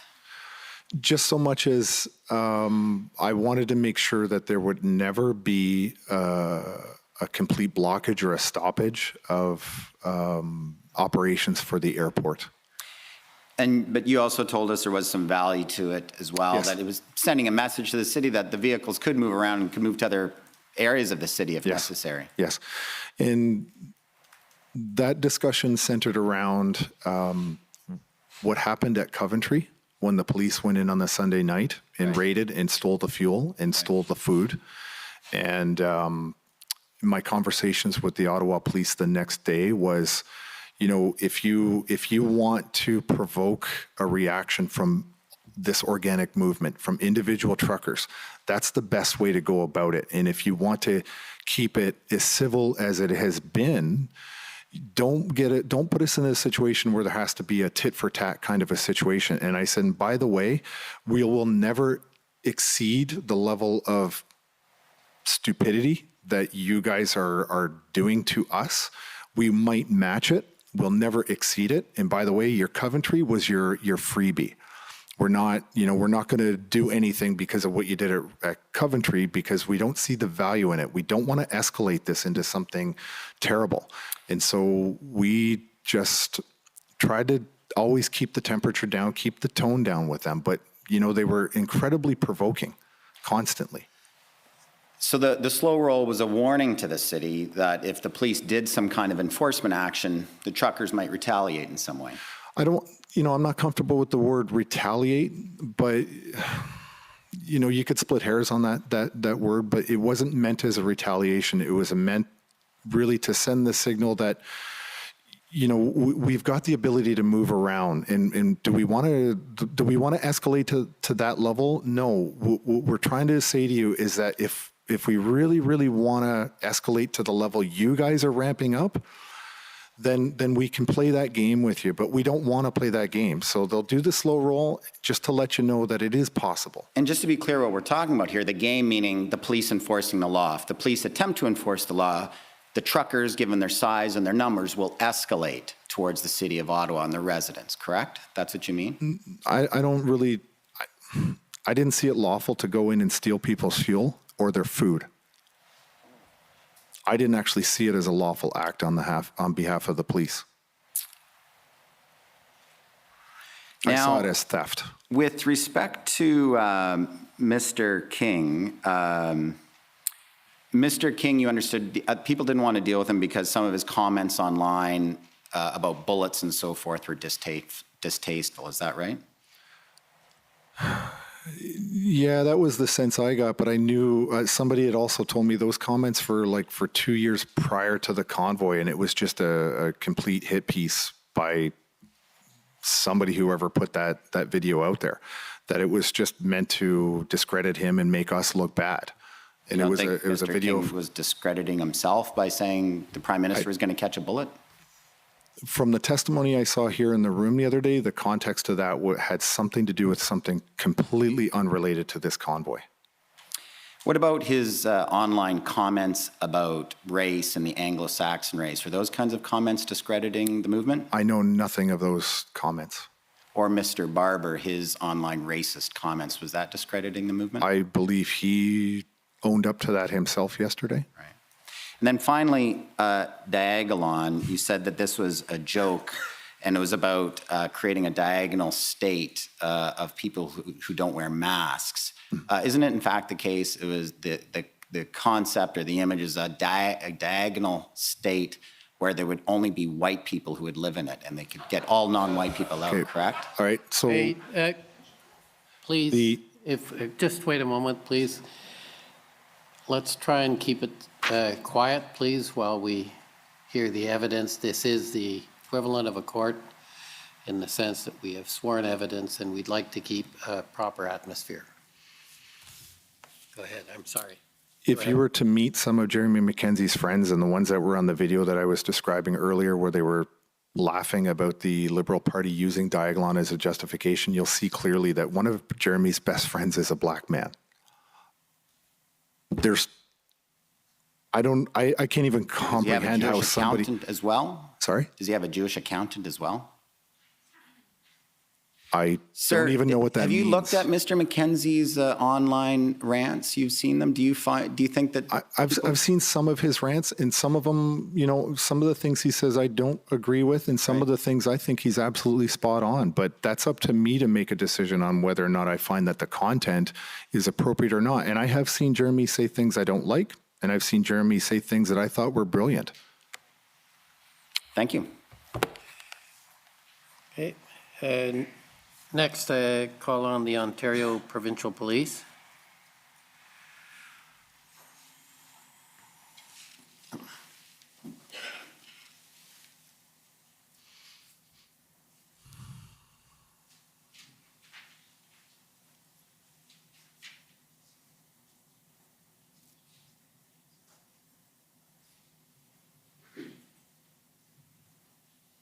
Guys, for the delay, I have no questions. Okay. Next is Counsel for former Chief Slowly. I'm sorry for interrupting, Mr. Commissioner, but you may have missed Ottawa Police on the list. Yes, I did. Well, we'll get back to you after, okay? For former Chief Slowly. Commissioner, I believe my friends from the Ottawa Police Service have more time than have I, and it probably makes sense for them to go ahead if they're prepared to, if it's your pleasure. That's fine. I will concede to council's agreement. Okay, Ottawa Police Service. Good afternoon. My name is Jessica Barrow, and as you've now heard, I am counsel for the Ottawa Police Service. Yes. I just have a couple of questions, and I wonder if we can start with the document OPS 14504.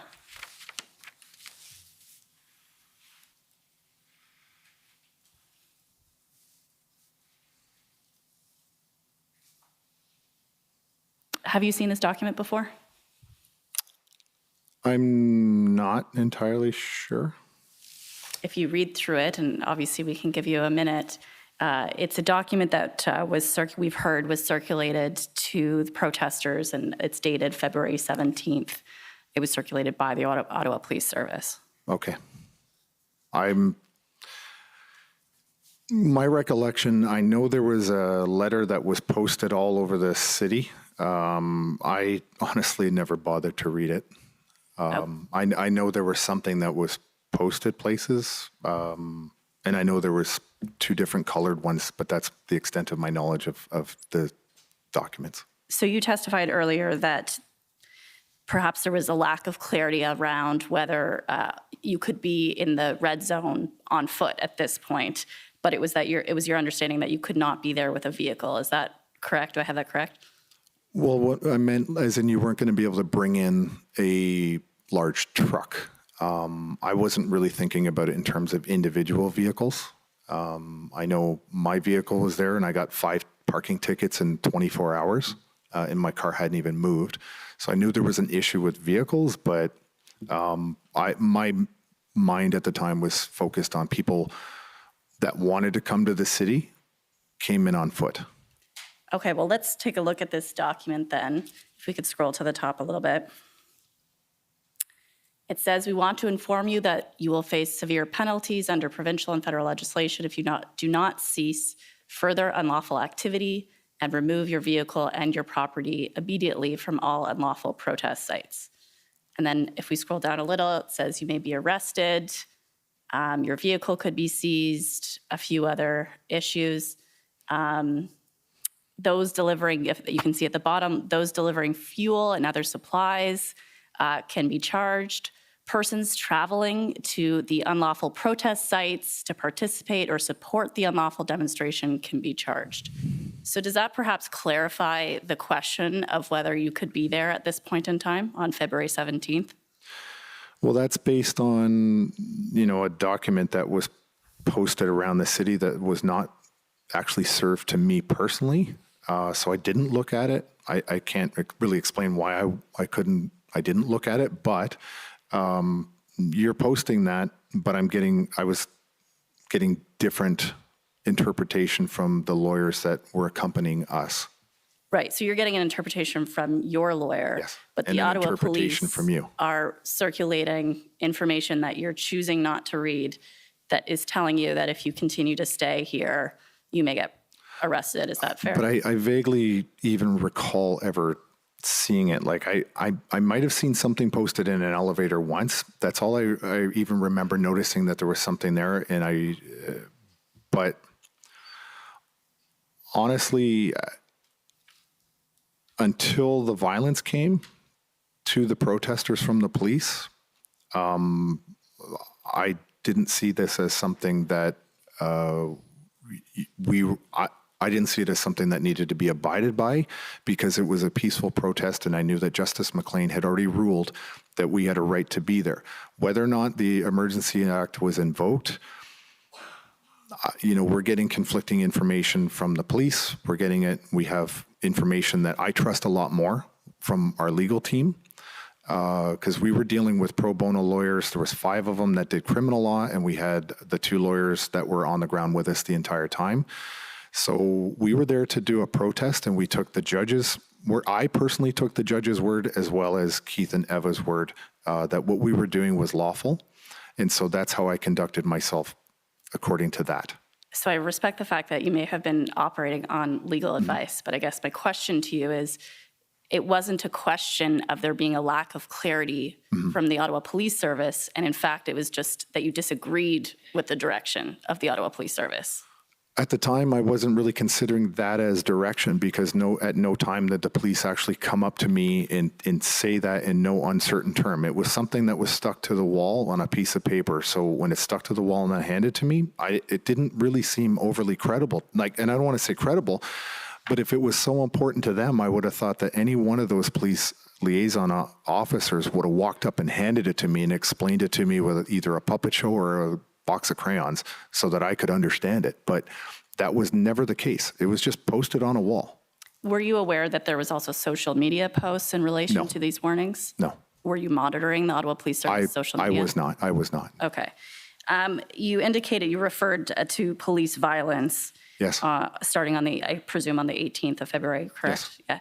Yeah. And you indicated that you were watching that from your hotel room? No, I was there. Okay. I was only 15 feet away from the horses when they trampled the two people. So then you would have heard, prior to the arrest taking place, multiple verbal warnings from police officers indicating that if people didn't depart, they risked being arrested. Is that? No, I did not hear them verbally. The front line of police officers were extremely quiet. The front row of protesters were trying to engage the police in dialogue and to convince them to stop doing what they were doing. And there was no reaction from the police on the front line. There was no shouts. There was no, I didn't hear even so much as a bullhorn telling the crowd to disperse during the time that I was there on the line, from what I had personally observed. And so if there's evidence to suggest that there were sort of loudspeakers or whatever we're calling them, indicating that people needed to leave or they could be arrested, you just didn't hear that? I did not hear that personally. If that's what was done, I did not personally hear that. And notwithstanding that the police were obviously present and ready to arrest those that weren't leaving, they weren't leaving, correct? They were not leaving. Okay, thank you. Those are my questions. Okay. Now, former Chief Slowly's counsel, please.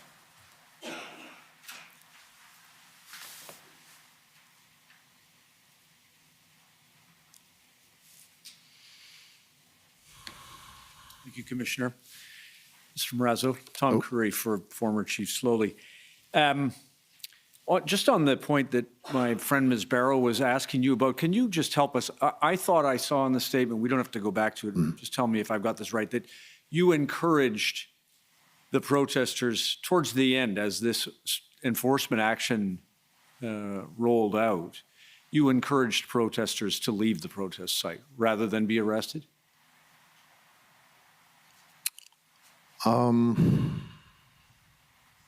I don't believe that to be the case. I never encouraged anyone to leave until the 19th.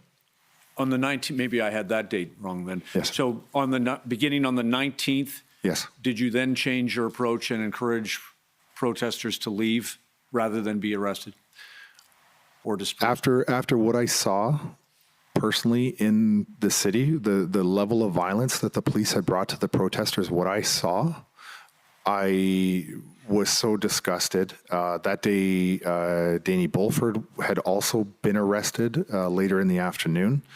And the following morning on the 19th, I had a meeting with the remaining people that I knew to be leaders or truck captains in my hotel room with other people.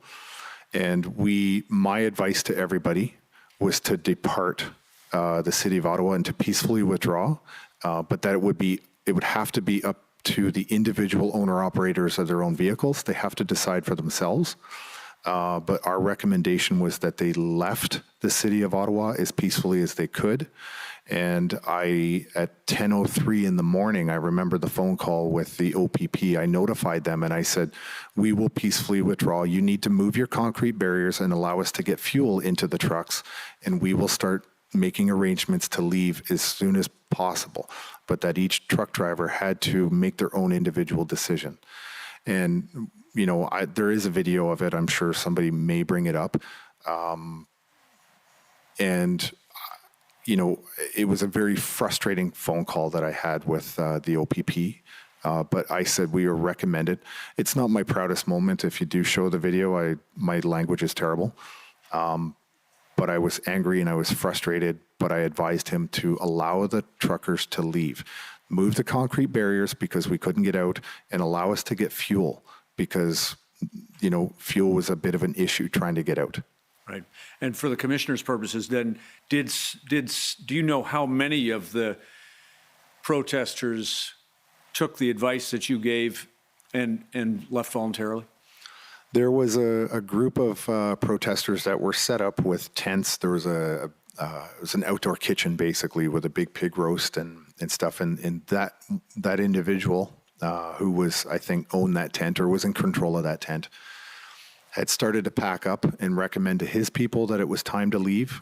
And I just know that various groups took the advice and some didn't. But by the morning of the 19th, from our perspective, the violence just actually got worse. And when they moved down to the War Memorial, that's when things got really quite disturbing about, you know, and even on the 18th, things were incredibly disturbing. You know, you'll hear testimony here, I'm sure, from Chris Deering, the horrific things that he had, and he's a combat veteran of Afghanistan. So after hearing that, and seeing the footage of all of that stuff after that, there was no way there was any point in staying any longer. I mean, I understand violence. There was no way those truckers were ever going to be able to repel the police in any way. The truckers those who remained and those who didn't were not allowed to get out, because I think at that point on the 18th and 19th, the police decided they're going in. And, you know, we had seen the text messages of RCMP officers laughing and joking about bringing, like, don't do it all in one day. Let us get our turn on the next day. The police were getting geared up. That was leaked to the alternative or social media, where they were joking and laughing about using jackboots on people. Right. So just a couple of things then. You told the commissioner that you were watching the interaction between the Police Services Board chair and Chief Slowly. Yes. And did you form the conclusion that Chief Slowly's support from the Police Services Board had been badly affected, diminished? You know, it was my understanding that it is against the law for a Police Services Board to direct police operations. And from my perspective, what I was watching was her covert or very, I don't know what the word is, but Diane Dean's deep desire to start directing police operations to Chief Slowly. And when I listened to his response, I had to listen to it twice to understand what really was going on in that meeting. It was very clear to me that he was getting pressure from every different direction. And especially because Diane Dean effectively was his boss, and she was putting an enormous amount of pressure on him. And combining that with all the other rhetoric from the mayor and the other politicians locally, it was my opinion that if we didn't do something to help him, to take the pressure off of him specifically, there would be a very negative reaction from the entire police service of Ottawa.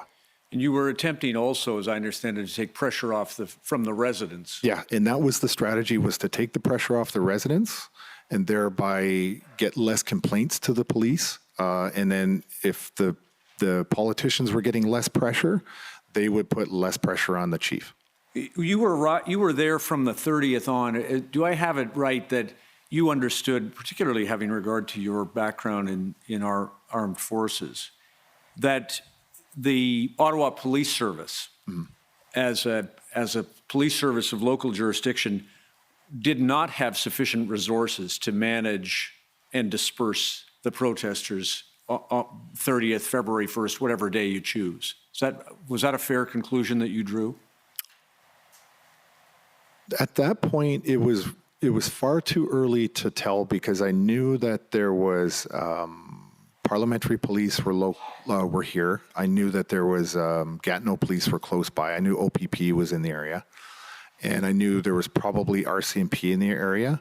But it was my belief, because I knew that the liaison teams were interacting with us at least, that we had an exceptionally good chance to work with the police. This is why we made a concerted effort to constantly work with the police, because we knew that, we had a measure of power in terms of the convoy itself, but they actually have the force, the physical force to change the situation. And so we thought if we could just keep the temperature down constantly and effectively with the police, there wouldn't be a need to bring in other police departments. Right. One last thing then, please. Could I ask to show the witness HRF 1379? This is a short little statement that I think you gave Mr. Lawton, who wrote a book, published a book about these events. Just want to make sure that I have you confirm it. This goes, I think, to your ability to manage some of the protesters. Other witnesses have told us about the nature of the independent thinking, independent operator. You experienced that too. Yes. Page 5, please. Just a little higher. Perhaps it starts on 4. And a little higher, please.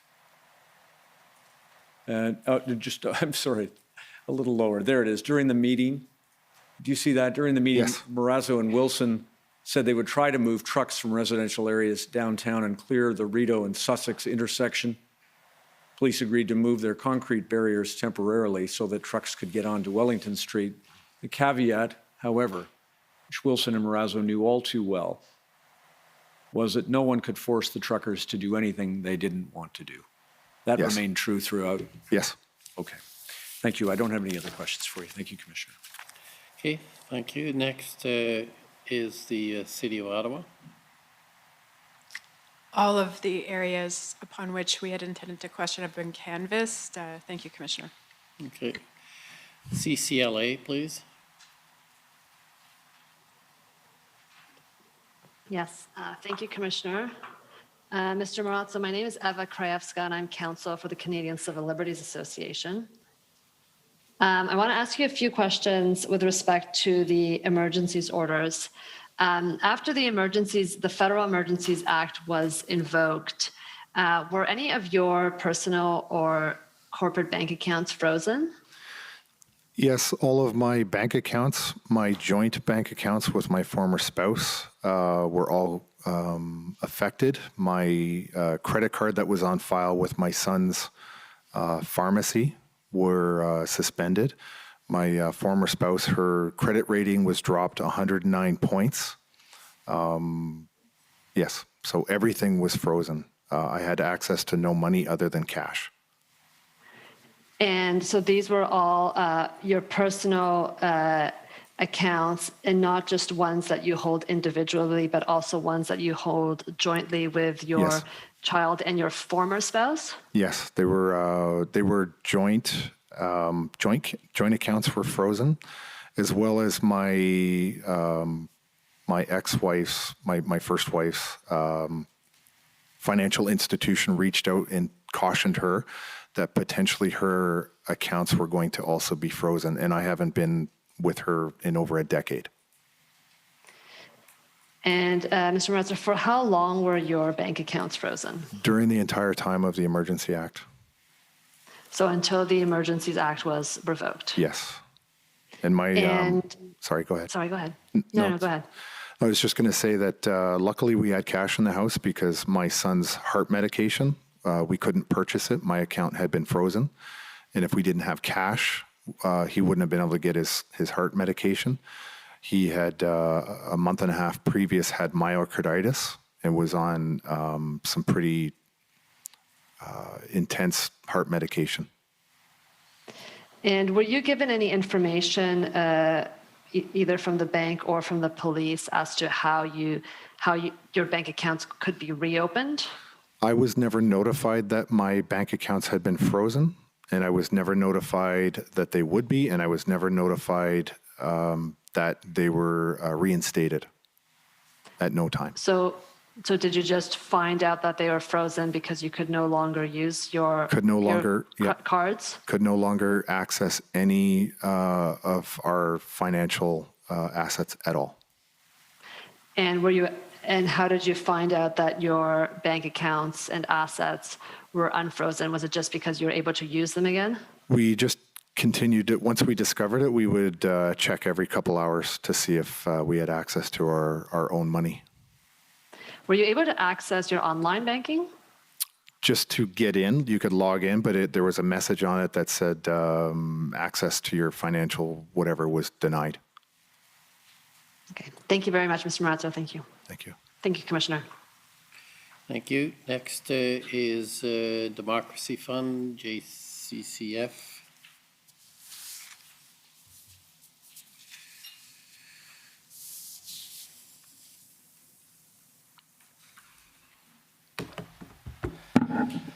Mr. Commissioner, Mr. Marazzo, I'll be very brief today.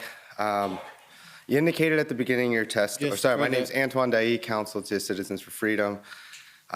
You indicated near the beginning of your testimony today that you saw things you never thought you would see in Canada, and that those things may have formed part of your motivation for your participation in the convoy. Yes. Is that a reference to abuses of power, and what are some of those things that you saw that you never thought you would see? Well, the biggest thing for me, which was incredible, was that informed consent was being absolutely ignored. This is like prior. Are you talking about prior to the convoy, or just the things you saw that you never thought you would see, which motivated you to participate? You know, if you were to look at what the city of Toronto was doing, because I was living at the time close, I was just in the Barrie area, so I was looking at what the Toronto police were doing, what the premier was doing with all the lockdowns. The lockdowns made absolutely no sense. The vilification of Canadians by the Prime Minister of Canada was shocking. So deeply disturbing to hear him talk about Canadians the way he did.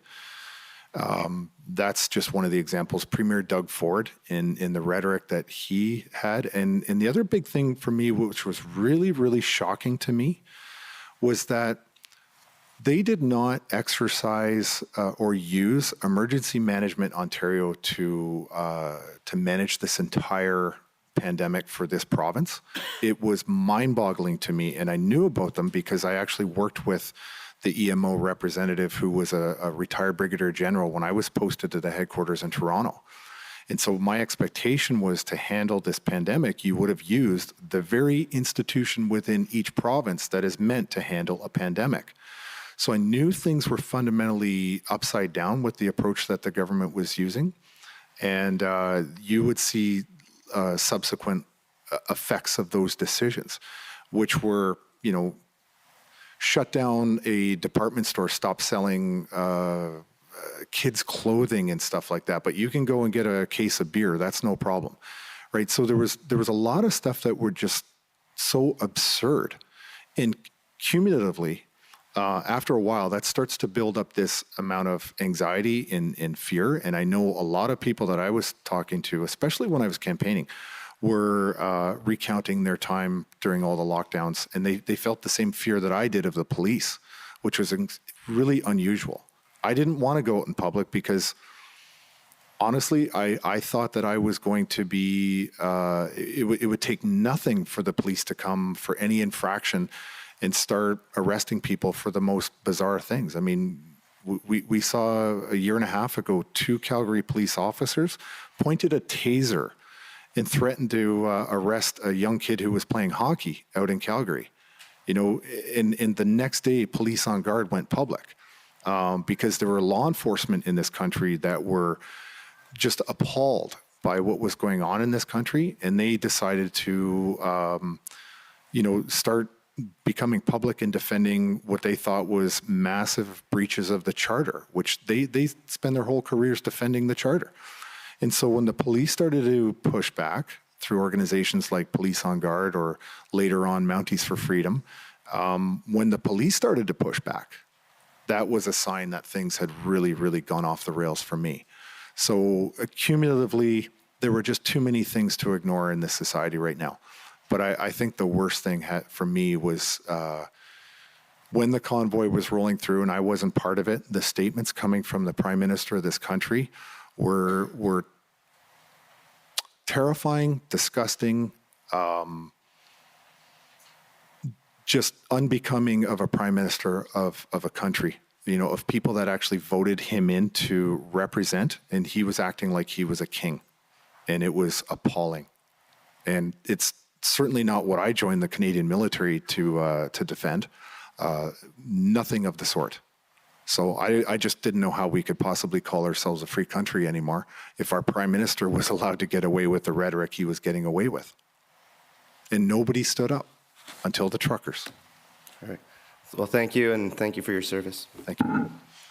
Okay, next is the convoy organizers. Good afternoon, Mr. Commissioner. Bathsheba Vandenberg for Freedom Corp and the protesters. We have no questions for Mr. Marazzo. Thank you. Thank you. Any re-examination? Yes, Commissioner, just one area. Mr. Marazzo, you were asked a few questions with respect to Mr. Jeremy McKenzie. Yes, sir. Did you know of Mr. McKenzie prior to coming to Ottawa? Just from what I saw on his social media short videos, that's all. Had you ever met him prior to coming to Ottawa? No. Were you aware that he was also a former Canadian Forces member? Yes, I was, which was one of the reasons why I followed him. Did you know that Mr. McKenzie was in Ottawa at certain times during the protests? I did. Did you ever interact with Mr. McKenzie in Ottawa? Not physically. I phoned him on 2 occasions, and I had a couple of text messages with him back and forth. Do you still have those text messages? I don't believe I do. I'm on a different phone, and they were just basically as a hi, it's Tom. I want to have a phone call with you. I've had 2 phone calls with him during the time that I was in Ottawa. And you described, I think, one of the phone calls. What was discussed on the other one? The first one was I actually. Now that I think about it, somebody that I knew had Jeremy's contact info, and they reached out and said, I just wanted to meet him. Because to be honest, at the time, I was just a fan of what he was doing on his podcasts. I knew there was a veteran in town, and I kind of wanted to get his thoughts. We had a conversation, reminisced about both being posted to CFP Petawawa.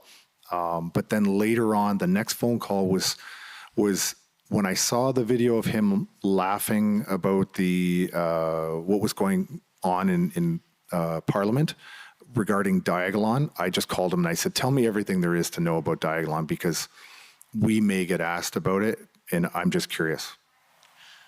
Who gave you Mr. McKenzie's phone number? I honestly don't know. That is somebody that I probably met when I first got to Ottawa, and I did not know any single person. I never met even James Botter until I stepped into the conference or into the lobby of the ARC, and he brought me into the conference room. So I don't even know who gave me his phone number. How did you know the person might have Mr. McKenzie's phone number? It's a good question. The only thing I can remember, it was a female that gave me the phone number, and I can't remember how they came to have his number. Did you ever have any communications or contact with anyone who was protesting or was in Coutts, Alberta, while you were in Ottawa? In Coutts, no, I had no communication with anyone in Coutts. Did you have any communication with anyone at any of the other protest locations in Canada? There was one message that somehow came through either text or email from somebody that was in Windsor, and I don't know who this person was. I know they were in Windsor, and my only reaction was, whatever you do, make sure you keep at least one lane open across that bridge so that there can be traffic going back and forth. Do you still have a copy of that message? I don't believe I do. And because I don't even know who the person was, I don't. And to be honest, I really did not want to have contact with any other protest around the country. I had my hands full with what I was doing, And all of these convoys and protests were all organic. They started all naturally on their own from citizens that were absolutely fed up with what was happening to this society and this country.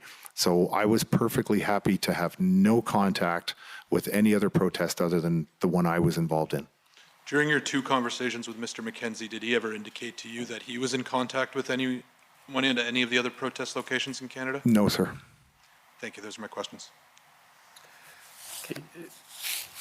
Thank you. I just have a few short questions.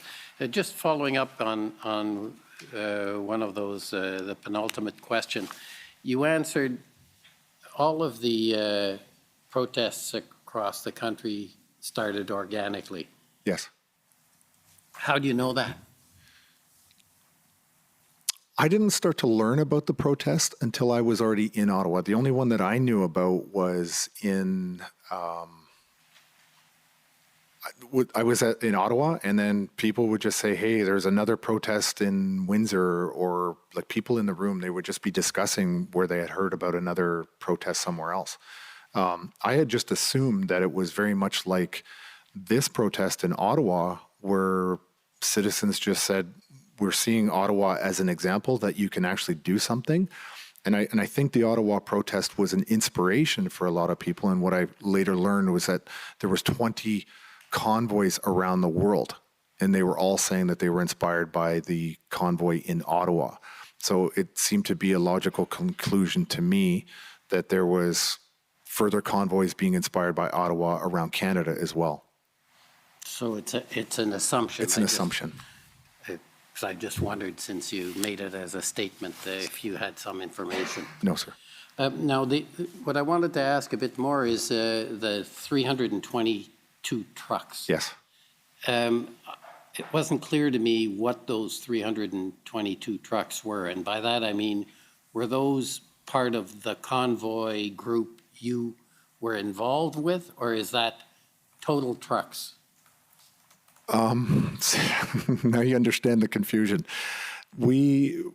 I was asking for a head count of all of the trucks in the downtown. So Wellington being the sort of center of gravity, and all of the perpendicular and parallel streets based off of Wellington. And I had asked for people that I was working with daily, if you could go out and find out how many vehicles we have on every street. Yeah, it's the we. I'm trying to figure out. Yeah, these were convoys. From my understanding, what happened. So, for example, a convoy came in from New Brunswick, and as they got into the city, they had a plan to stick together.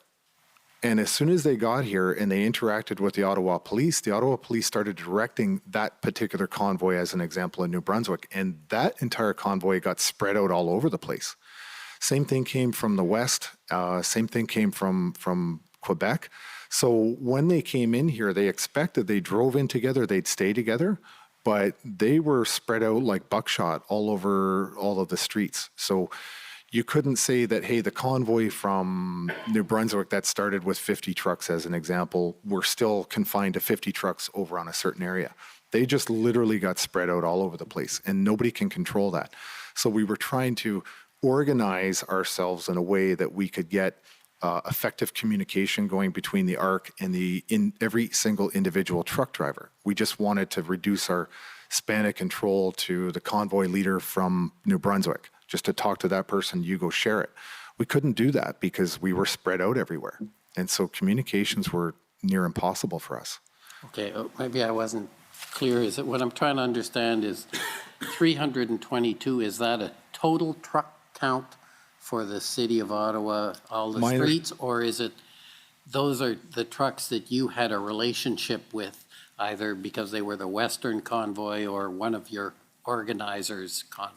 At the time, I believe that was just to the downtown. That did not include the Parkway, that didn't include 88, didn't include Arnprior. That was just in the city on that given day. It was 322 trucks. That was given to me on a sticky note as the total number of trucks in the downtown core on that day. So it wouldn't be the trucks that your group controlled. No. It would include the Rideau Street yes. trucks, all of the trucks. Yes, all of the trucks. And second, I wanted to talk just briefly about logistics and understand a bit better. Were you told when new convoys were coming in? We would get reports that there would be a substantial convoy coming in from a new area, and then only to find out that that convoy either didn't show up or was much smaller than what was reported. And then sometimes convoys would show up and we didn't even know they were on their way. So our ability to track convoys was very, very difficult. So there's really no clear answer as to that question, unfortunately. But was that your responsibility to deal with new convoys coming in, leaving aside how much you knew about what was coming in? It would have been, because then we would have been able to, as a group in the ARC, discuss and figure out what the best way to get them into a good spot would be. So where I was at the ARC, yes, we would have handled that movement into the city and put them somewhere appropriate. And that continued, or how long did that continue, where trucks were coming in and you would direct them to where to go? I would say that was probably about the first week and a half that I would be involved in that kind of those discussions. But my role started to evolve, and so after I brought in a couple of people, one individual who was another military officer, once I brought him in, I kind of handed that off, and then I worked more strategically with Keith and Eva to do different things. So really about a week and a half max. And finally, with respect to those convoys coming in, which convoys would you end up being involved with and which would you not be involved with, or was that a sort of a hazard? For me, only the ones that were coming directly into the city. I wasn't involved in the ones going to Arnprior or 88 or to the Parkway. I was only involved in the ones in the downtown core. But I guess I'm trying to understand, were you somehow have an official, how would convoys know that you will direct the convoy rather than the police, for example? We would go through truck captains, and we also had people that were in the ARC that would go out and try to meet with them and sort of direct, create that contact between them and then guide them in where we wanted them or where we could find space for them. So it wasn't necessarily you who would guide them? I would not. No, I basically was, I rarely got out of the ARC. Not many occasions could I detach myself from the ARC.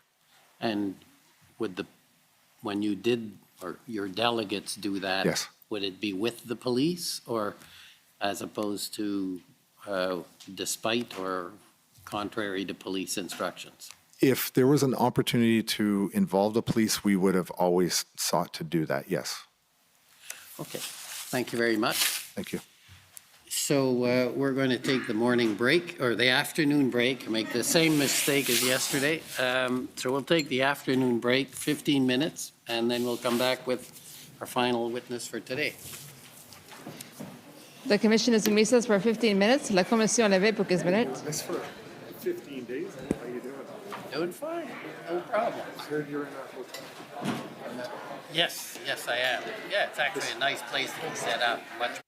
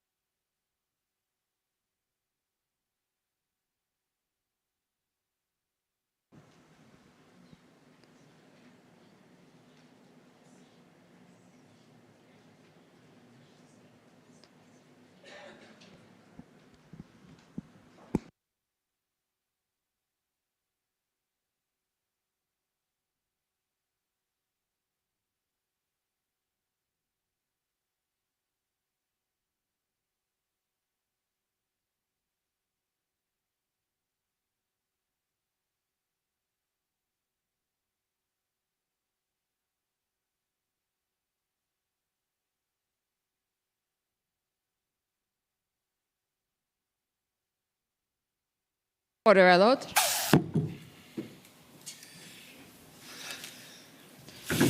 The commission is reconvened. La commission reprend.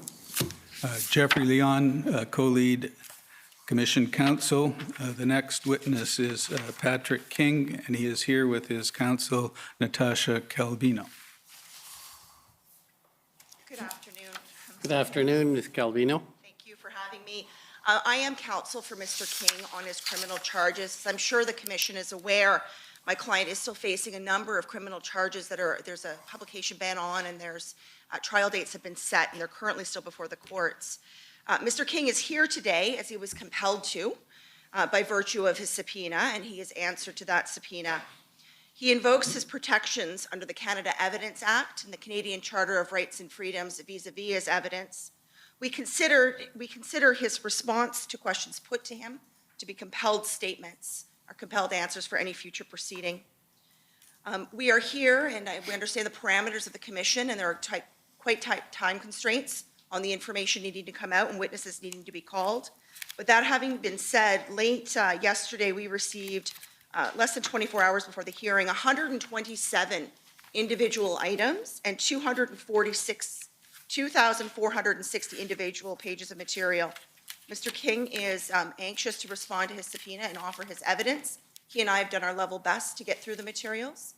There may become a point in time where he may need some guidance from me, or we might need a bit of time to review something, because we've done the best that we can, but we weren't able to get through all of it. And I would ask for the court's or the commission's indulgence if we get to that point, but I hope we don't, and Mr. King is available to testify.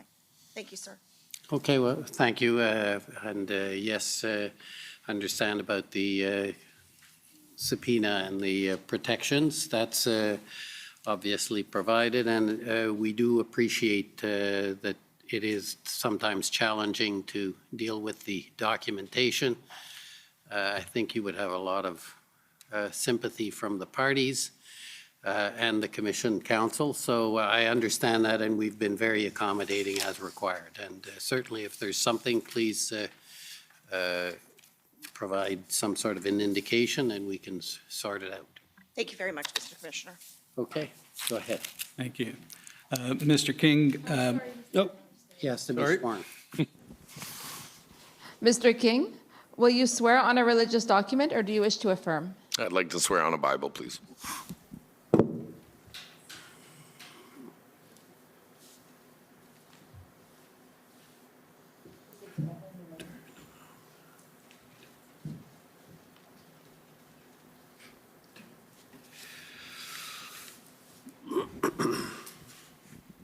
For the record, please state your full name and spell it out. Full name is Patrick James King, Patrick-James-King.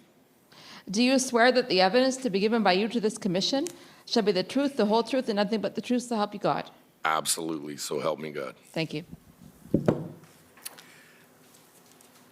Mr. King, just to follow on what your counsel has just said, if at any time during my questioning you need time to review a document, don't hesitate to ask. Thank you. And I'm going to be asking you questions to give you an opportunity to explain to the Commissioner your involvement in the Freedom Convoy, and also to give you a chance to respond to some of the evidence that's been led before the Commission. I'd like to start with your background. I understand you were born in Sault Ste. Marie. That's correct, yes. And how long did you live there? Till I was 18. And then where did you go? I moved out to Alberta where there was work, and I've been living in Red Deer, Alberta ever since. And what sort of work do you do? Oh boy, I started out 22 years oil and gas, worked my way up from a roughneck all the way up to a driller, to a frontline supervisor, to a flow completions specialist. And then I went back to university and I got my degree in occupational health, safety, and environment, 3-year degree from the University of Alberta. From there, I took a position as a health and safety manager, admin, and I would look after upstream oil and gas manufacturing. And I was a H2S instructor. I drove truck. I had class 1 driver's license, oversized loads. I also have a course, certificate as a logistics coordinator and a dispatcher. Thank you. Now, your counsel has indicated that you have been charged with criminal offenses, and I understand that a condition of your bail is that you are not allowed to use social media. Is that correct? I'm not allowed to do anything. I've had absolutely every right of a Canadian citizen stripped of me. My freedom of speech, my freedom of protest, my freedom of everything. So am I correct? You can't use social media? No, you are absolutely correct. Thank you. So I'd like to ask you about your use of social media prior to your being charged in the latter part of February 2022. So if we can talk about the period, let's say 2019 to March 2022, what kinds of social media did you use? Facebook, Instagram, that's it. I would never go on Twitter. That's a troll site. That's a joke. But Facebook and Instagram. TikTok? Just to watch it. YouTube?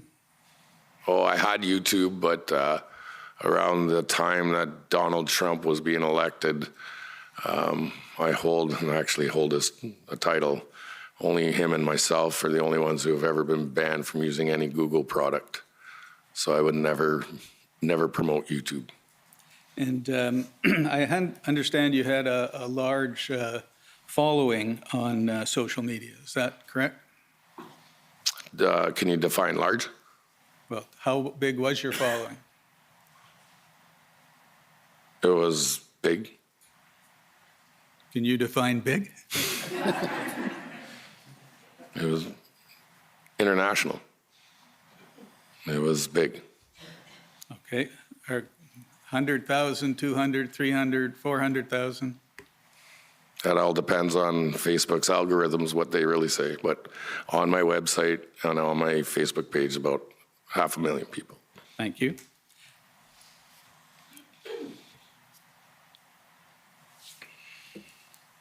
And I understand on Facebook you would host live events. Is that correct?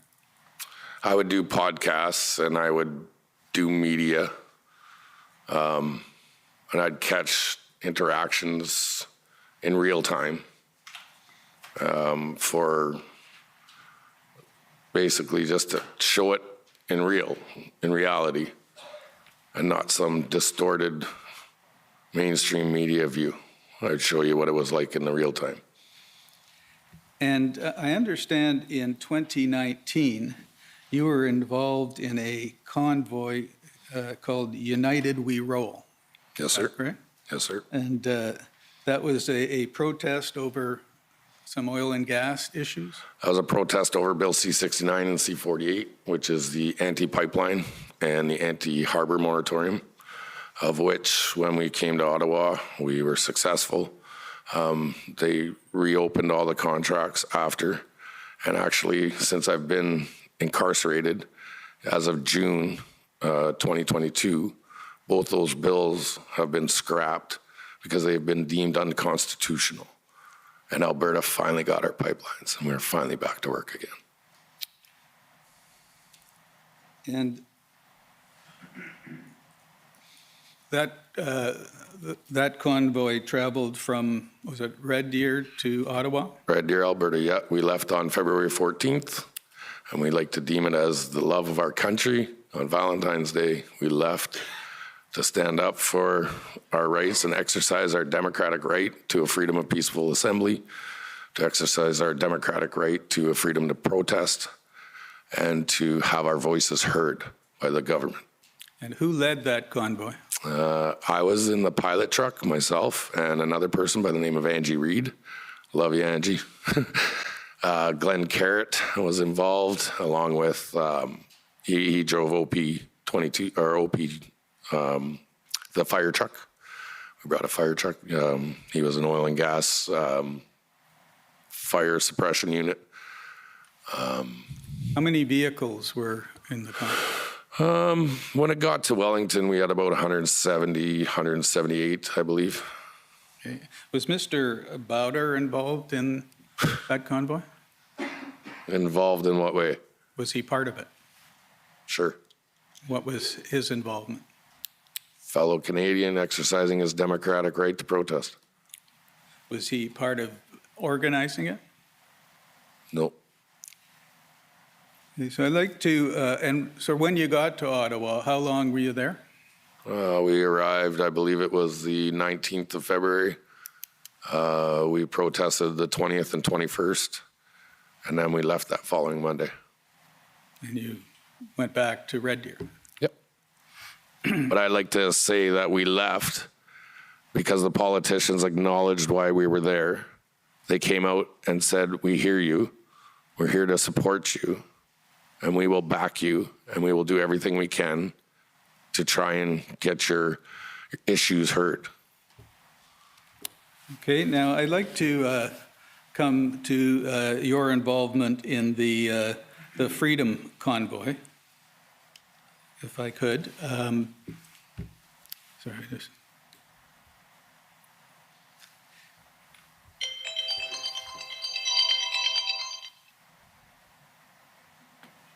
Trying to keep track of the time, but I won't. Doesn't seem to be working.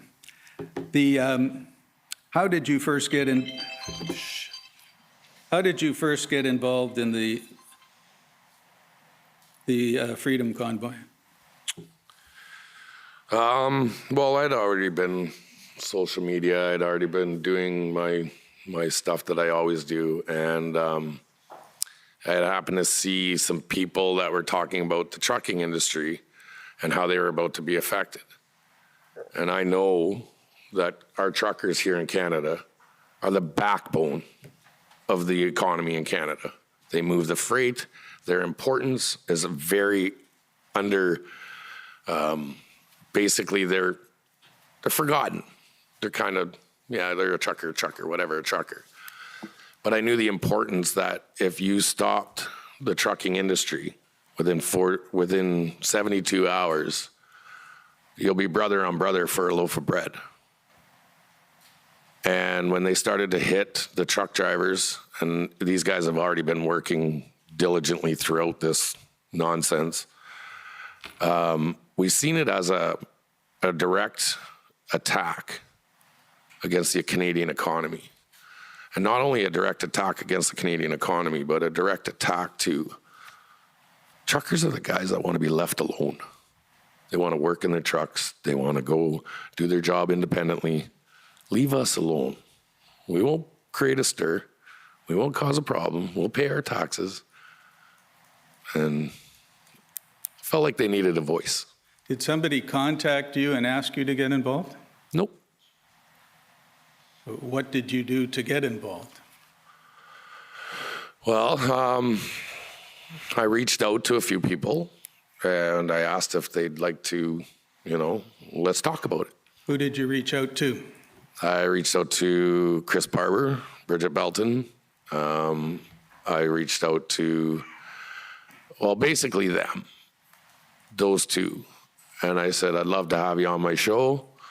And I really think what you guys are wanting to do, I can be an asset because I've done this before back in 2019, and I can help you out in any way possible. And am I correct that you then had a Facebook Live event on January, was it 13, 2022? If that's the date that you have, yes. And as you, Mr. Barber, Ms. Belton, and I understand James Bowder were all on part of that. That's correct, yeah. And I gotta say there's people involved, but I've had my social media stripped. I've had all my videos gone. I can't recollect who was all there, but that sounds very close to who was there. I think there were some other people that were involved too. I think Dave Steenberg was one. Well,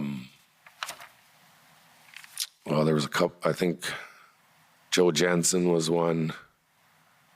There was a few people, yeah. And during that event, you talked about the plan for a freedom convoy with those people who were with you? Well, we had thrown the idea around. We had said, you guys really want to do this? And they're like, yeah, we should do this. And I said, okay. Well, I'll do everything I can to help you. I'll give you the platform. I'll give you the voice. I'll not allow, but I'd like to help you because I see what you're doing is absolutely prophetic. Finally, the hardworking, blue-collared people of Canada were going to stand up. And was this the first time you'd met Mr. Barber and Ms. Bilton? Yeah. And my information was you had about 3,000 viewers to that event. Does that sound right? If that's what you have a number, sure. I was never concerned about the numbers. I could have 2 people in the room and it didn't matter. And have you told us why you decided to get involved with the Freedom Convoy based on the statement you just made?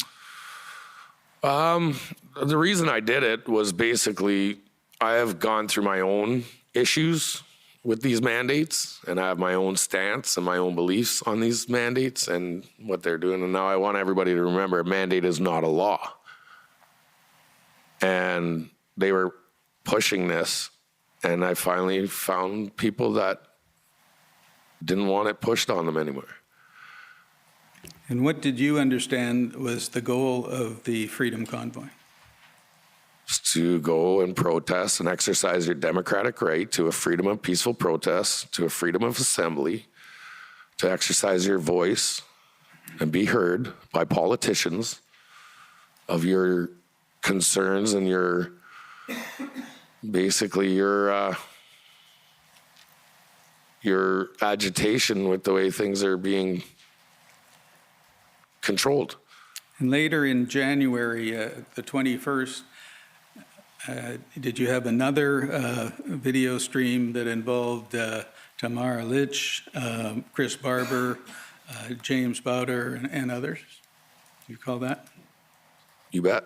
And I understand there was a general discussion of what was going to happen with the Freedom Convoy?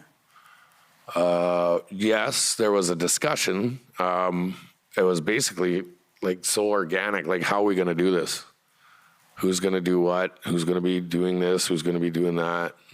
I basically was a platform for these people to be able to like show who they are. And by this time, do you know if anyone in that group had contacted any members of a police force to tell them that this was going? Yeah. Yeah, James Bowder bragged about how he had Ottawa around his little finger, that he had all the police and he had all the connections. And I was like, is that the same connections of when we did the United We Roll? And he's like, yes. I'm like, oh, okay. So I reached out because I have a rapport with PPS. I've traveled around Canada protesting and speaking on public platforms. And I've given I've basically set a good communication between these officers. So I reached out to these officers and said, we're looking at bringing another convoy to Ottawa. Remember me? And they're like, oh yeah, we remember you, Pat. I'm like, it's good, right? Like, oh yeah, you're always great when you're here. And you had some of those, at least one of those officers on your stream that night. But we had a few officers, yeah. Yeah, they were on our streams, yes. And discussing safety issues and that. Absolutely, safety is number one. Like your rules of the road and all that. And they knew who I was. They knew how we had organized the 2019 convoy. And they knew how absolutely law-abiding and professional that we were. And you traveled to Ottawa with the western leg of the convoy? Yes, sir. And what type of vehicle were you driving? I wasn't driving. I had somebody who was driving our motorhome, and I sat passenger in the motorhome. And where did you join up with the convoy? I joined up with the main convoy in Calgary. Now, Clerk, can you please bring up HRF 401221?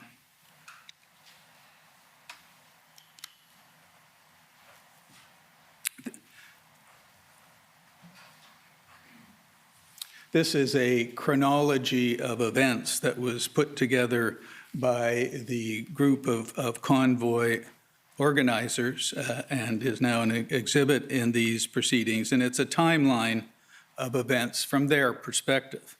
And I want to ask you about a few entries that refer to you. We can go to the bottom of page 2, please.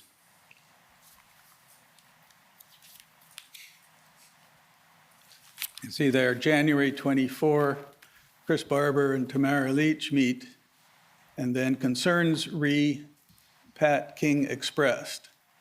And Tamara and Chris discuss concern about Pat King after viewing a tweet with a video making reference to bullets.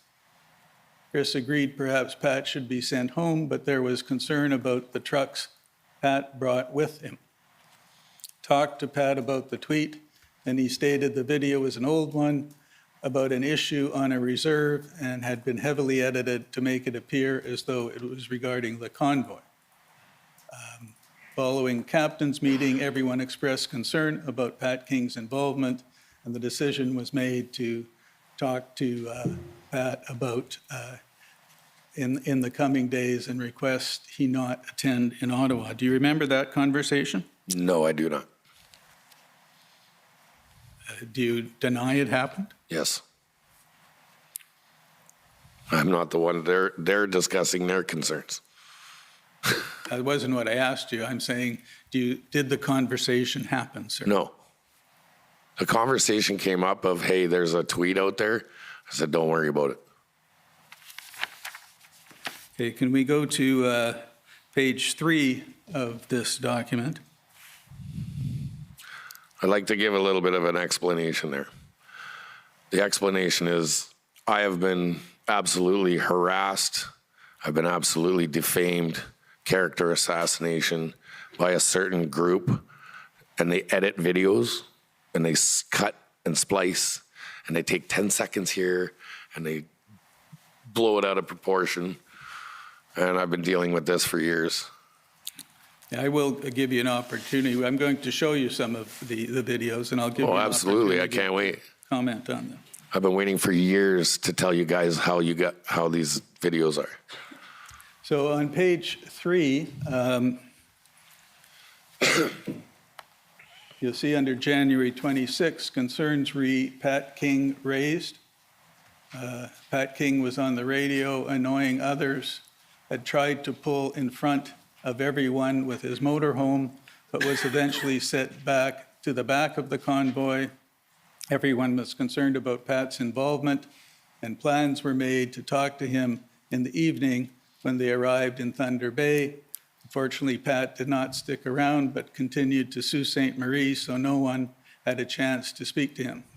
Nope. Were you aware that that had happened? I was one of the lead vehicles from Calgary all the way to Kenora.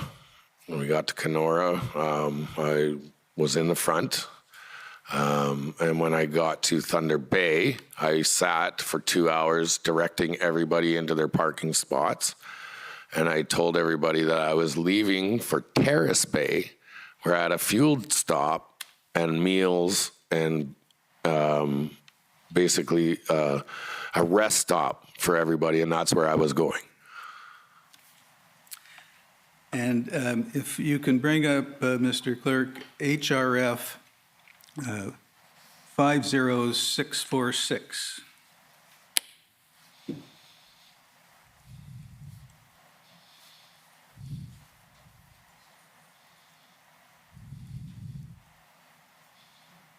And again, this is a document that's been provided by the Freedom Convoy, and it appears to be a summary of a conversation between you and Tamara Leach. Do you recall having a conversation with Ms. Leach on January 28th? Yep.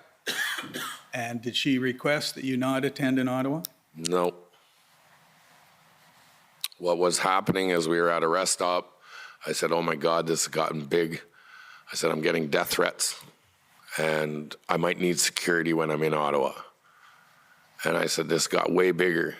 And I may have said this little part here where about the organizing thing, but then I checked myself right away and I realized Tamara said, whoa, it's not all about you. And I'm like, you're right.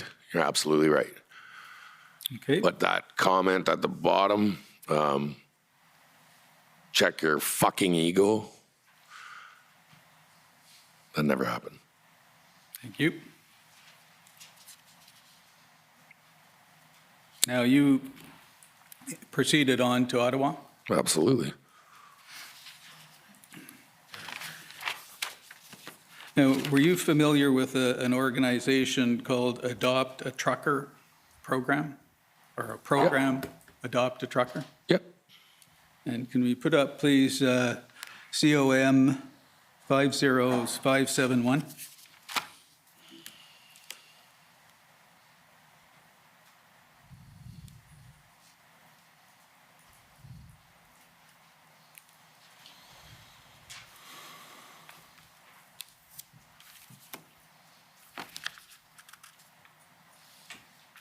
And you'll see at the top, can you just scroll down? It says Adopt a Trucker campaign created by Chris Guerra. Do you know Mr. Guerra? I do, yes. And if you scroll a little further up, no, sorry, down. In the first line there, you'll see it says towards the end, we are endorsed by Pat King and Canada Unity. Did you endorse this campaign? I endorsed everybody. Did you endorse this campaign by Adopt a Trucker? Endorsed by, what do you mean by endorsed? Can you explain? Did you support it and publicize it? Absolutely, yeah. And who asked you to get involved in this? They were just a group that we had asked for people to, in the Ottawa area, that community who wanted to help. Adopt a Trucker was, you would take a trucker and basically bill it, like billeting. So if you remember hockey, when you'd go to tournaments, you would stay with a billet. So people were offering up their homes for truckers to come have showers. There was food and whatever they needed and necessities. Chris and their group were going to look after I don't know how you say it, the care and well-being of truckers who didn't have a place to stay, like didn't have money for hotels, or we were trying to reduce costs for lodgings. And I take it, in this sense, you were in demand because of your large social media following to put your name to things like the Freedom Convoy, like the Adopt a Trucker. It happens a lot. A lot of people like to, use my platform, and I'm okay with it, and I do it on purpose. I absolutely invite it.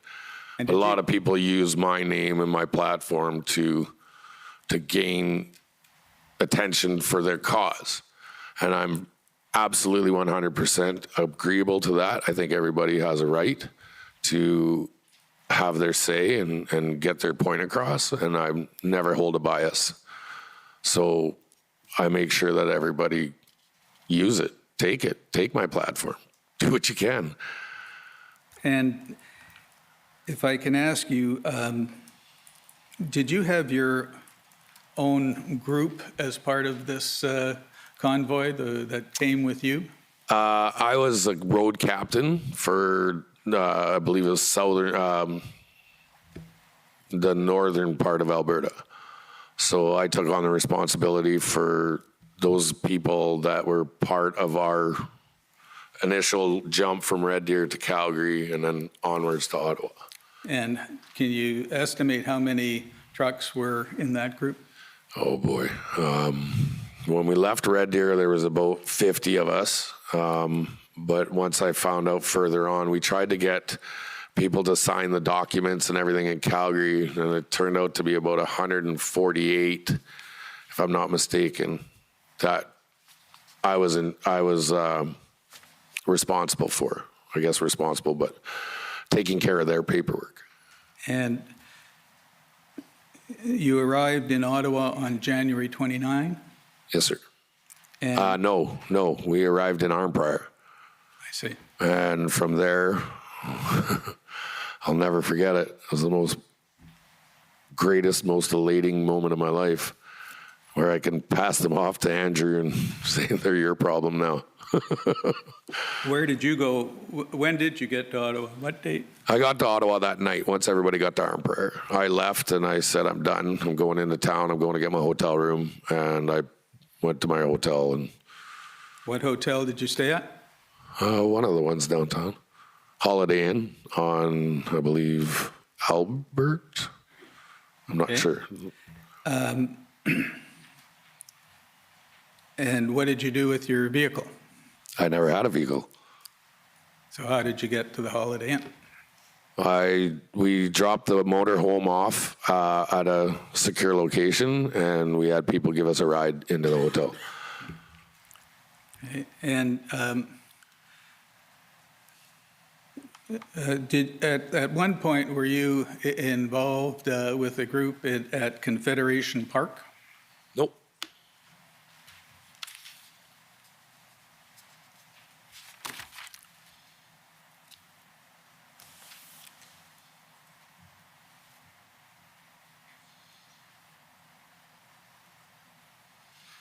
Now, I want to move forward to February 12th. And on that date, did you learn that an agreement had been reached with the mayor of Ottawa to move trucks out of residential areas and onto Wellington Street? I heard that was the plan. And who did you hear that from? Just from other road captains and people that were I don't know, people who thought they had a role in this and were a voice and could make calls, I guess, if you say like make calls, like they were told something and passed it on to the block captains, and then the block captains would pass it on to their drivers. And so did you agree with that idea? Sure. Whatever you want. I was here to help in any way they needed me. Mr. Clerk, could you put up a video? It's COM 50881. And I understand this is a video you published on YouTube. I don't have February YouTube. 13th. I wouldn't have put it on YouTube. I don't have YouTube. Well, let's see if it's you. Other people can post things on YouTube. Hey guys, we got a quick one out here for you all right now. Just been informed that while the counter protesters were involved, there were groups of them going around giving letters out saying that the convoy needs to move. They've made an agreement. It's a lie. It's a lie. Break, break, break, break, break, break. Get this out everywhere. Get this to every person out there. Just come down from the top. They've gone out and spread letters to the truckers. Truckers, in your trucks, do not move. Do not leave. There is no letter going out. There is no letter going around. This was part of the counter protesters shit. What they did, it's all a lie. Do not leave Ottawa. Do not back your trucks out. Do not leave the residential areas. You are good to go. Stand your ground. That's it. That's all. Stand your ground. Stand your ground. Hold the line, you guys. Counter protesters went out They passed out letters. They acted like they knew what was going on. They acted like they knew what was happening, and they acted like participants in this. They weren't. It was part of the counter protest. Do not believe it. Ladies and gentlemen, the more people that I find in these chats, that I see these rumors that are saying that everybody was told to leave, everybody was told to walk, and that they're leaving, then when I catch your little chats and the conversations as I go through them, I will be blocking you. You will be banned from the page. I'm done with the rumors. I'm done with the bullshit. Everybody needs to get this message out right away. Do not read that letter. That letter is a false flag letter. They're trying to use the counter protesters to push you out. Hold the line. Hold the line. Thank you. 100%. Now, do you remember? I remember that there was a lot of stuff going on at that moment. We were, you said this was February 12th? I believe so. I believe that this was also at the same time that the community had organized their own counter protest. Actually, Miss Catherine McKinney, the council member of Ottawa, encouraged people to come out and counter protest. And they were leaving leaflets and things on trucks. So we couldn't determine whether or not these were true documents or not. So I put out this post because it wasn't confirmed. And there was no letterhead, there was no signature, there was no notoriety of who it came from. So I would assume that if the city council or Ottawa was going to make this leaflet and pass it out, somebody would have put their name on it to give it some clout, to give it some importance. Later on, we found out that these were asked to move, and then we said, okay. Thank you, Mr. Clerk. Can you put up HRF 401285?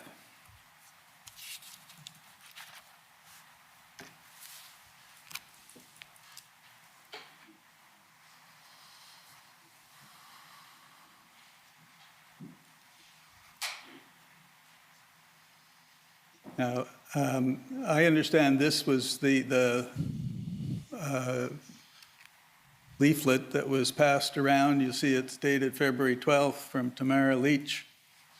Speaks to a freedom manifest and has the Freedom Convoy symbol on it.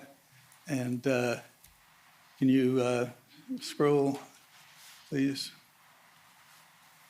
And you'll see there, the last two paragraphs, it talks about repositioning the trucks, and we'll plan to start repositioning on Monday to consolidate the protest. Now, that the document you saw? I never saw this, no.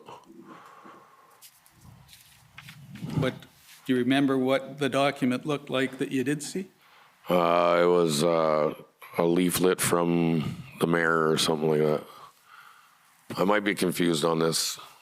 I've never seen this. Okay. Now,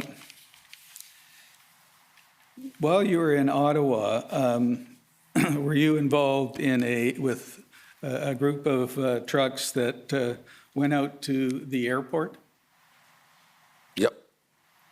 And you did slow rolls around the airport? We went for a ride, yeah. Well, how long were you at the airport?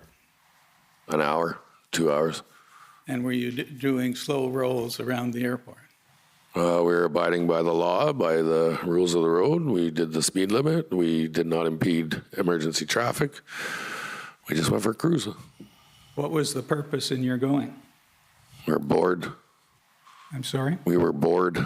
And that you found interesting? We went for a ride to see what Ottawa was like, to see. Well, you spent 2 hours at the airport seeing what Ottawa was? Well, to see what the airport was and just go for a drive. We were bored. It was cold. Do you recall speaking to Tom Marazzo before you went? I've talked to Tom many a times. And did he have somebody accompany you to make sure what you were doing went okay? No.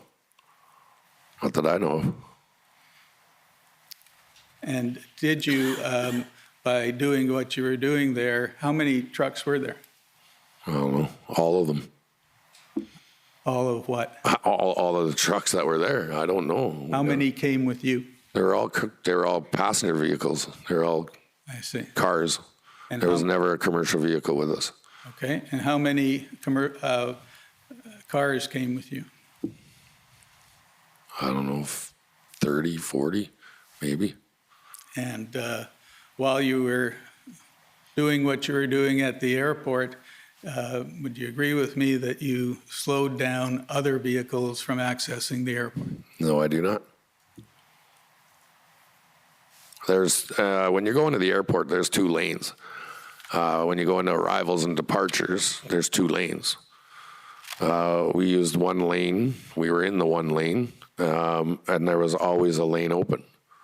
So anybody who wanted to go in, they could have used the other lane. Thank you. Mr. Clerk, can you put up HRF 26083?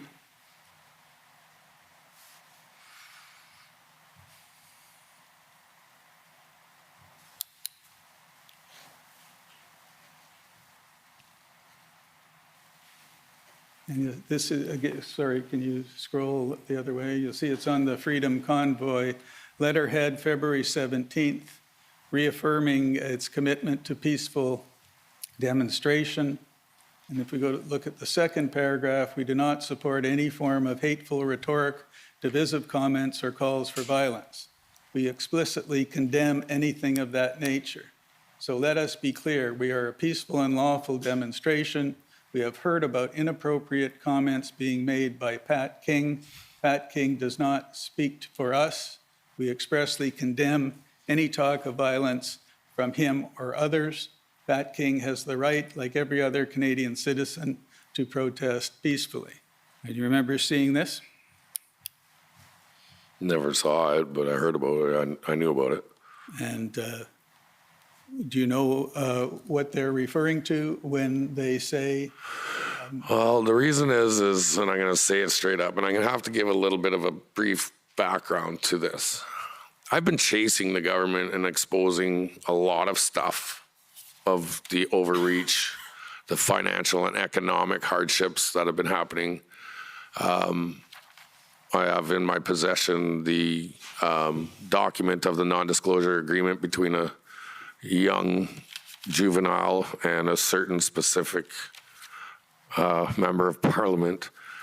And when doing so, exposing also the $42 billion infrastructure project that was stolen out of Alberta's hands and handed over to the Chinese government, and the implementation of Chinese soldiers on Canadian soil. I have been absolutely harassed and degraded and defamed and discredited and character assassinated. And these guys were getting attacked because of me. So when they put this out, I get it. They had to push me out and look at everybody and, we don't want anything to do with packing. I actually absolutely encouraged it. 100%. Put it out there that I don't have anything to do with this. Put it out there. GoFundMe wouldn't release their funds. GoFundMe directly contacted them and said, we're not going to release your funds if Patrick King's involved. So do you know this is how much Target, like how much they're out to make sure that everything that I touch is ruined. So do you know what they're referring to when they say talk of violence, inappropriate comments? Did you talk about violence? Not at all. Did you make any inappropriate comments? Not at all. Well, maybe. I'm kind of a hothead. I kind of talk too much sometimes, and I get that honestly by my mom. She's got the gift of the gab. You recall that in Ottawa there was a lot of honking, right? Oh, yeah. And were you involved in that honking? How? I didn't have a vehicle there. I didn't have a truck. What horn can I honk? And What did you think about it? Did you agree with it, encourage it, wish it didn't happen? Do what you want to do. I'm sorry? People are free to do what they wanted to do. Okay. Could you put up, clerk, please, COM 50851?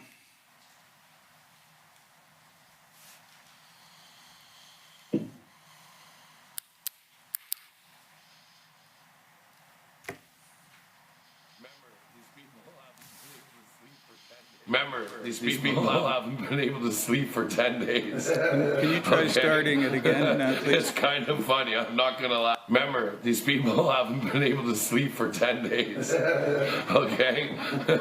It's kind of funny, I'm not gonna lie. I'm not gonna lie. It's pretty hilarious. That you? Of course. And that's what you thought, that it was hilarious that people couldn't sleep?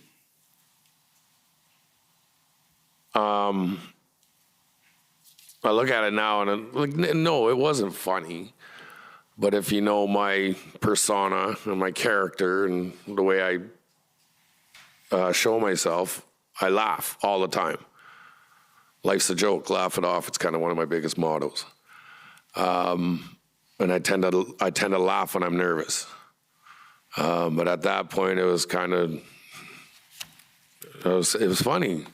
You see, we've been locked down for 2 years, and people are complaining that they heard horns for 10 days. Do you remember what we went through for the last 2 years? What's a little bit of horns for 10 days? And did you make any statements on social media to the effect that you wanted to form a new government and that you and the truckers would take power? No. And did you make any statements that in a video that we will be the new government, we will just take power and share it together? Say that again? We will be the new government, we will just take power and share it together. You have a video that I can reference? I don't have a video, no. I'm asking you if you said that on a video. I hate politics. I hate government. So why would I want to be the new government? Yeah, I'd like to show you now a compilation of some of your videos. Oh, I'm ready for this one. Produced by Anti-Hate Canada and edited by a $45 million contract that Trudeau and his Liberal government paid for to do this. It has been played over and over and over. Well, I don't think you've seen this compilation. It was produced by the the Ottawa Police Service. It's OPS 407967. Can you please start it and stop it after the first video?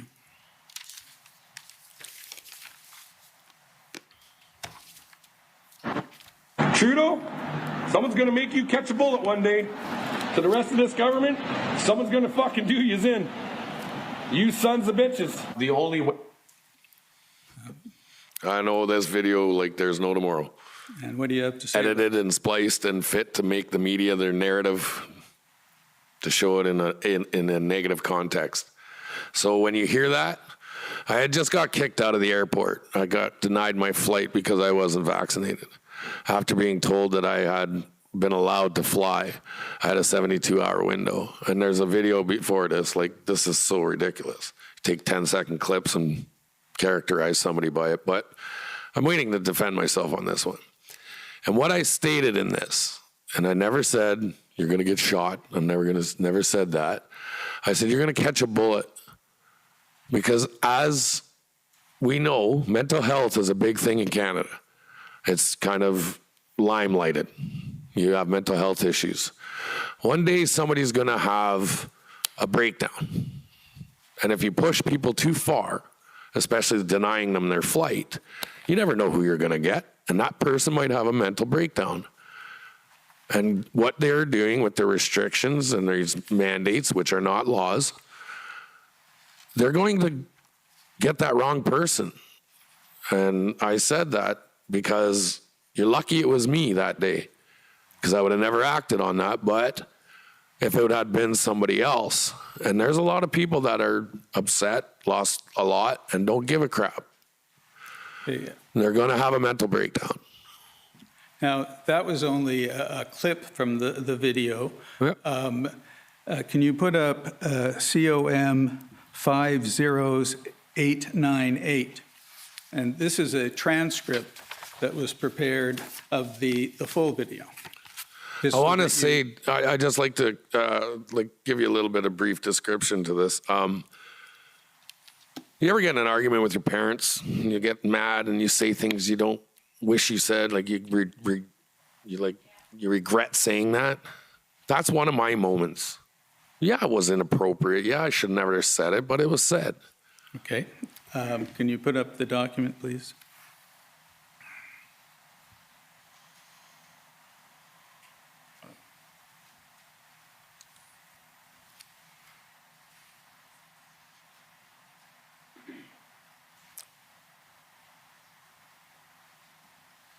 And you'll see there's the part that we saw. The only way that I'm going to say it out loud, the only way that this is going to be solved is with bullets. But what it was is... Can I just stop you for a second? I want to just go through this whole statement, and then I'll let you speak to it.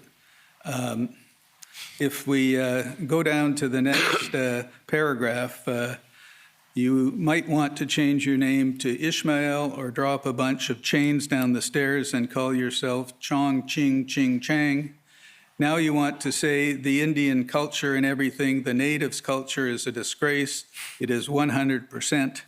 Every person who was born here in Canada and North America, you are indigenous. People don't realize that. If you were born of the land, you are indigenous of the land. It's called depopulation of the Caucasian race or the Anglo-Saxon. And that's what the goal is to depopulate the Anglo-Saxon race because they are ones with the strongest bloodlines. They are ones with the strongest bloodlines. They are one with the strongest bloodlines.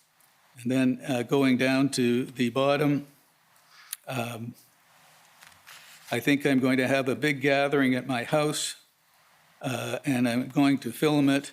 You're right, cops will get shot. Now, did you make a video to that effect? Nope. No, can we go down so I can reference each sentence in this? Because I've been dying to get this out. Did you make any of those statements? Can we go down so I can defend each? But first answer line? my question. You have 4, if not 5, videos that you've transcribed. One from over 4 years ago. That's part of this. And they're taking out of context. Okay, I just asked So I need to defend myself on that. I'll let you talk, but just let me answer my question. Are those statements that you made? Those are statements that were said in a long line of online podcast that go along with the evidence or go along with the topic that I was discussing. No. All right. Can we scroll down, please? Thank you. No, sorry, up. I apologize. A little bit more, please. Right to the very beginning, number 1. All right, so we say, Trudeau, someone's going to make you catch a bullet one day. That's the airport incident. That's where I was mad. I was denied my flight after being told I can fly, and I got stuck in Toronto Pearson International Airport, of which I'm absolutely regret saying that. I was mad. The next one, the only way that I'm going to say it out loud, the only way that this is going to be solved is with bullets. That is taken directly out of context, 100%. What was the context? The context was, if you are Canadian and you want to exercise your political right to stand up and be freedom of protest and peaceful assembly, would you take it? Or are you going to allow it to become bullets? Because if we keep going on the way we're going to be going on, that's the possible end game. It's a prediction. And you say at the end, a massive revolution on a huge scale. If not, yeah. Things are wrong in this country. Massively wrong. And what about... And this is me just interpreting what I'm seeing from an outside person, saying this is what's going to happen if you do not make these governments be held accountable for what they're doing. And the next. Then we go down. You might want to change your name to Ishmael, drop a bunch of chains down the stairs. It's actually change, not chains. And I said that because there was a CSIS document put out, I believe it was in 2019, about the foreign economy, the foreign influence in our Canadian economy of a foreign government purchasing all our resources. And the CSIS guys were telling you, hey, something's wrong. Like, you guys know that we're being bought out. You know, we're being infiltrated. Our economy is being destroyed. And the comment was because it was China, Chinese influence. And the next paragraph? The next paragraph was, and I had to say this in my court, they use this in my bail hearing. The Indian culture and everything, the natives' culture is a disgrace. Never once was said. It was said, what I said prior to that is what the Canadian government has done to the First Nations people is an absolute disgrace.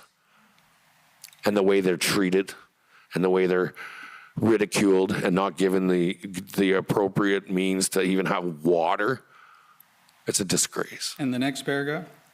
And the next paragraph, the depopulation, oh, this is a good one.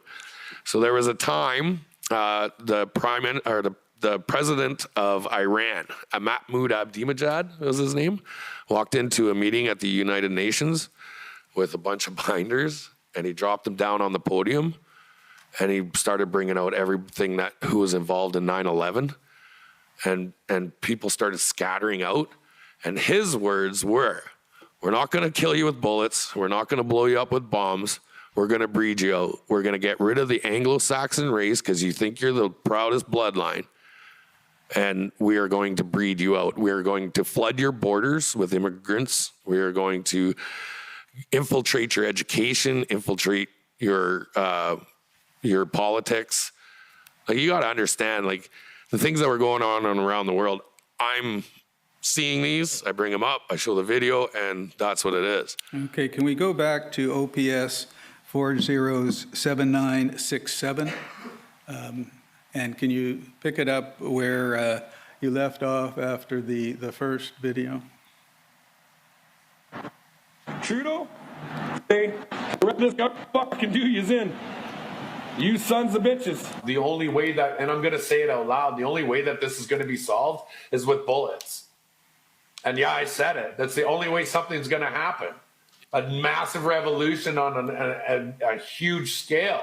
You might want to change your name to Ishmael, or drop a bunch of chains down the stairs and call yourself Chong Ching Ching Chang.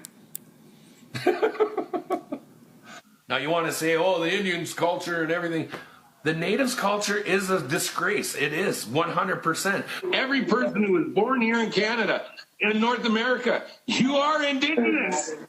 People don't realize that. If you were born of the land, you are Indigenous of the land. It's called depopulation of the Caucasian race, or the Anglo-Saxon. And that's what the goal is to depopulate the Anglo-Saxon race. Because they are the ones with the strongest bloodlines. They are the ones with the strongest bloodlines. They are the ones with the strongest bloodlines. And we'll leave it at that, because then we get into a whole different topic. But now, this year alone, I think I'm going to have a big gathering at my house just for that. And I'm going to film it. Yeah, right? Cops will get shot. Very well edited. Congrats. Those are my questions. Thank you. Okay. First, for cross-examination, the convoy organizers, please. Good evening, Mr. Commissioner. Bathsheba Vandenberg, Council for Freedom Corp and protesters. We have no questions for Mr. King. Thank you. Thank you. Next, the Ottawa Residents Coalition, please.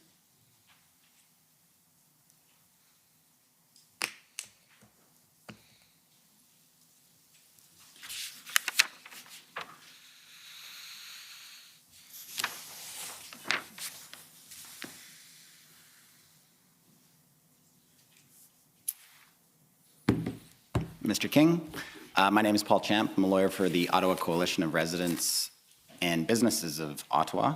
Well, you guys are the guys that got my bank account. That's still frozen after 9 months. That's all. Just give us a call.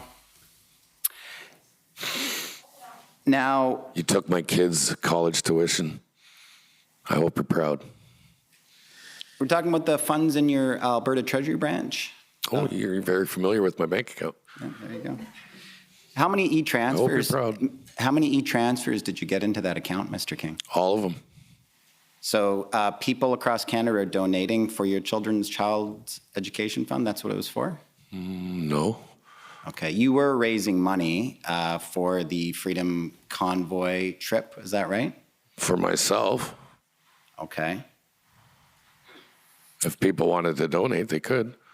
Okay. And they donated up to $100,000 to you. Is that right? No. How much? I have no idea. You don't know. So you don't know if it was $100,000 or not. I have no idea. You got my bank accounts frozen. Okay. Well, you can check the court records. You raised $100,000 for yourself. Wow. Then give me it back so I can live. No. I will ask you to be removed if this doesn't stop. You've been very good so far. Please.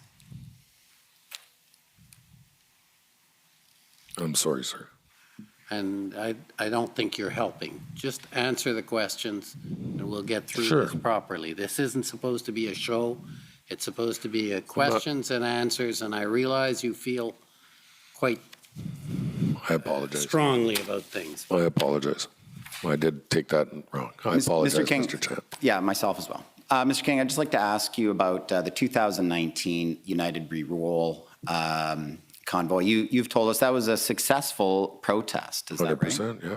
It was. You organized a number of people, you and others, Mr. Carrot and others. You got a number of trucks together, including semi-truck trailers. You came across Canada. You got a lot of media all the way across Canada, came through Ottawa and generated a lot of attention to your issues, correct? Yeah. Yeah, a successful protest. 100%. Yeah, then the Even with Mr. Trudeau's involvement in the Freedom of Information, where he sent 2,000 anti-protesters to come slash our tires. Right. So for the Freedom Convoy protest in February, why did you stay for so long? Why? Yeah. Because I exercised my democratic right to freedom of peaceful protest and a freedom of assembly. Because I'm Canadian and I have that democratic right. Now, Mr. King, where did you said you stayed at the Holiday Inn, is that right? Yeah, for like 4 or 5 days, yeah. And then where did you stay? In Gatineau. Okay, that's what we had heard Ms. Belton testified. She thought you were staying in a hotel out of downtown. I guess the horns were getting to you downtown. Is that why you changed hotels? Not at all. Why did you change hotels? Because your community decided to pull the pin on lodgings and hotels for people, and we were told they were no longer going to allow us to rent a room because the community had basically told the hotels, if you support these guys and give them a room, you're going to be in a lot of trouble. And that's from the manager of the Holiday Inn who told me that. So I'm sorry, Mr. King, we can't give you another room. I said, that's fine, I get it, no problem. It sucks to be you guys because you're making a killing. And the money that you guys are generating from all of us being here is probably the best for you guys to recoup those funds after 2 years of being shut down. Why didn't you go to the Ark Hotel or the Sheraton Hotel or the Swiss Hotel? There was lots of rooms there. I didn't need a hotel. Okay. And who paid for your hotels while you were in Ottawa, Mr. King? Me. Pardon me? Me. With the donations that you got to make the trip? Sure. Okay. Are you speculating that or? No, I'm asking. Oh. You're the person I'm asking. It didn't sound like a question, that's all. It was a question. Okay. And are you answering yes? That's how you? Yeah, me, yeah, I paid for it. Sorry. You paid for it, so I apologize. You got donations to come here, and it's with those donations that you paid for the hotel rooms. Is that Yes. right? And there's other people who were supporters of you, who you also assisted in getting funds to pay for their hotel room. So like in fairness, you were raising money to help others as well, correct? When I got money donated, I gave it away. Absolutely. And you were also working with Mr. Barber and the others about getting funds for other people that you helped bring to Ottawa, is that right? And what do you mean, like funds? Like to pay for hotels for other people who were supporters. Anybody who needed help or anybody who needed money, I was open. If you needed money, come talk to me, I would help you.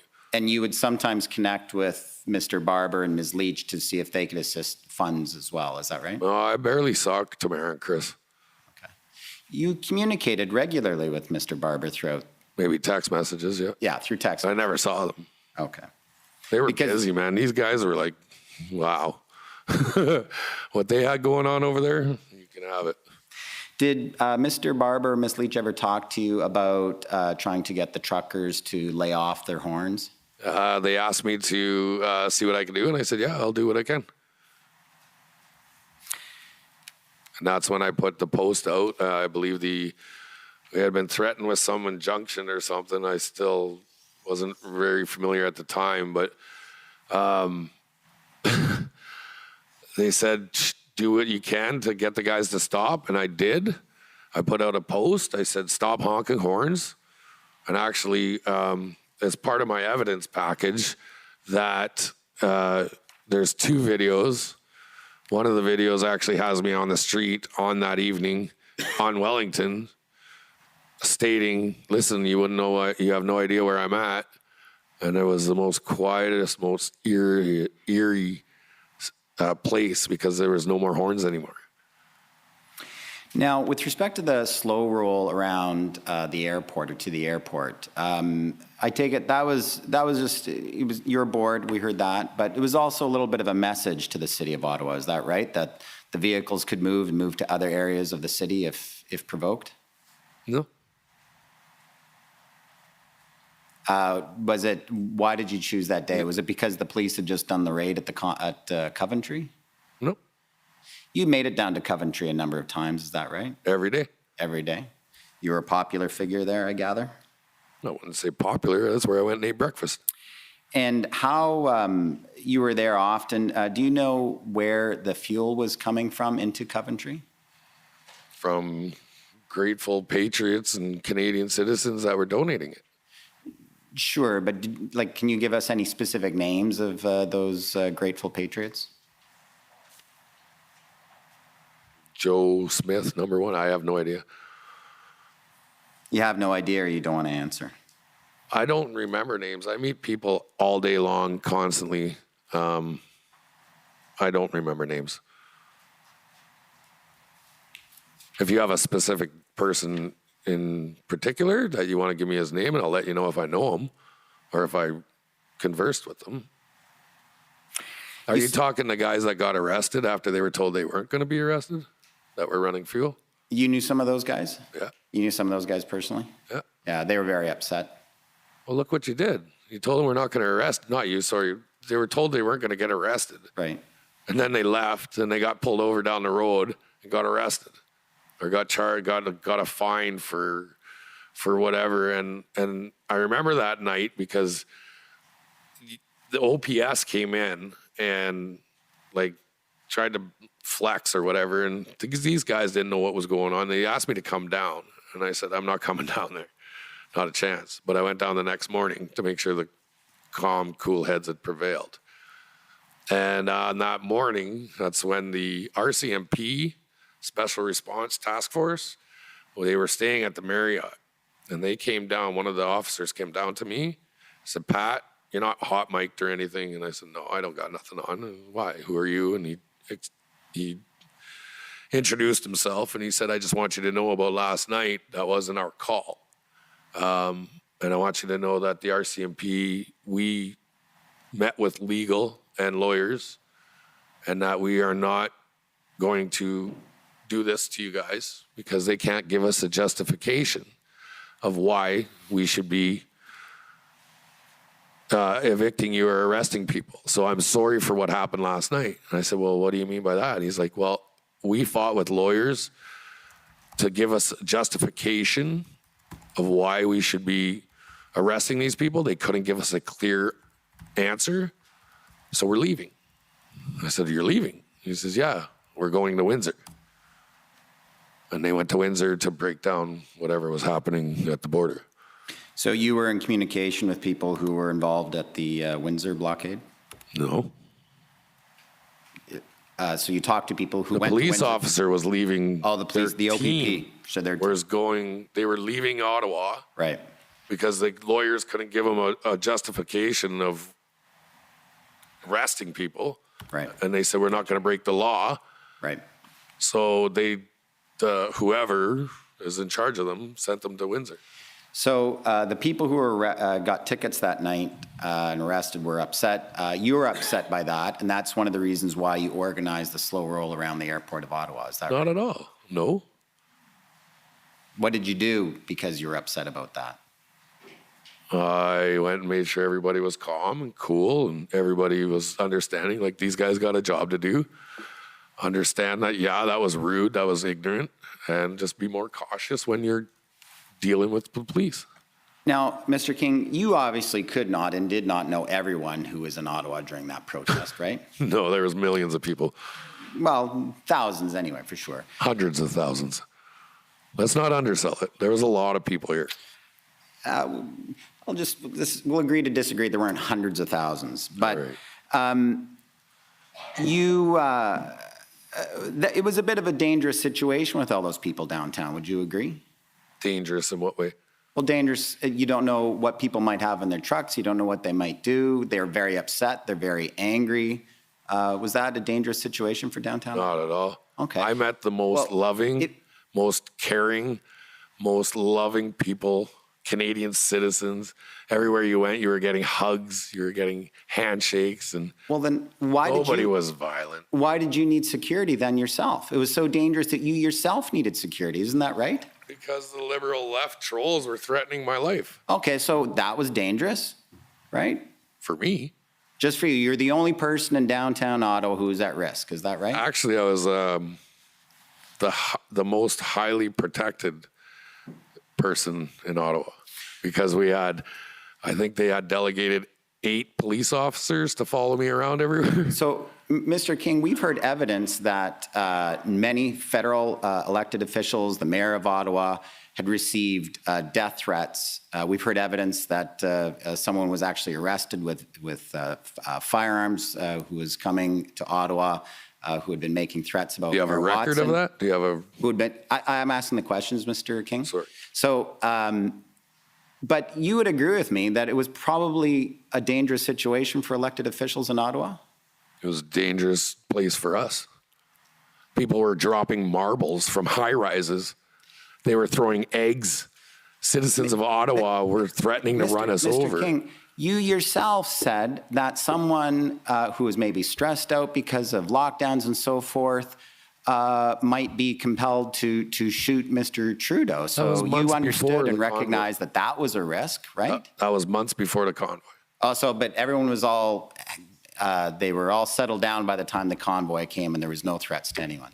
I've never seen anything more loving and peaceful in my life. Right. It was Woodstock. So the only person who's at risk in Ottawa was Pat King. All the other threats to anyone else in Ottawa were all fake. Is that right? I don't know. I can't speak on those.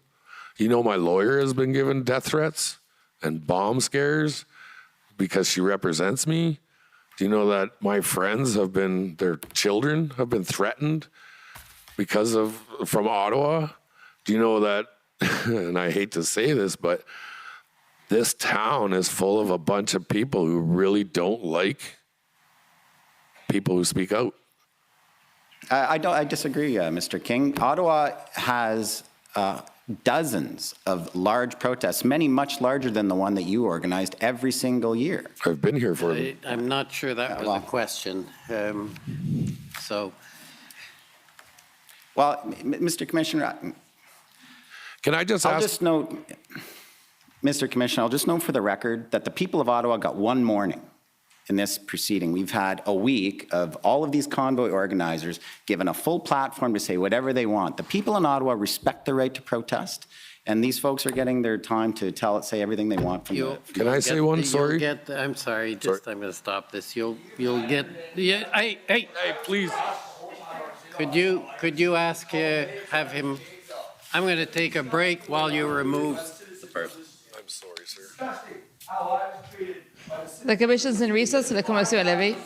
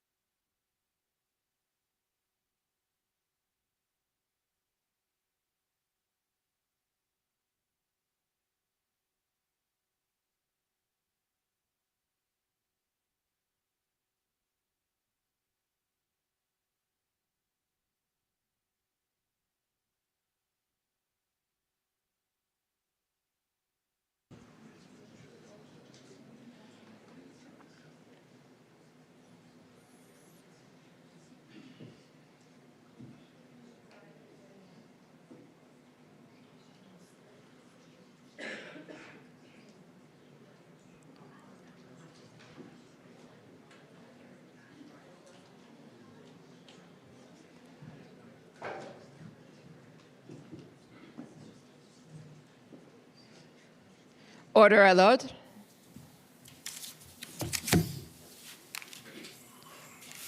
The commission is reconvened. La commission reprend. Okay. It's an unfortunate event, but if we can now get back and complete today's proceedings. Next is the Ottawa Police Service. The Ottawa Police Service has no questions. Thanks very much, Commissioner. Okay, the Ontario Provincial Police. The OPP has no questions. Thank you, Commissioner. Counsel for former Chief Slowly. We don't have any questions. Thanks. The Government of Canada.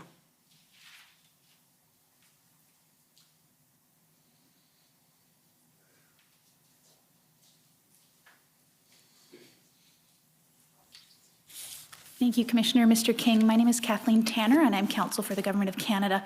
I just have one short area of questions based on a video that had been played earlier for you. And it was a video that I believe had been recorded on February 12th after some information had come through about some pamphlets or some letters that had been passed around to the drivers.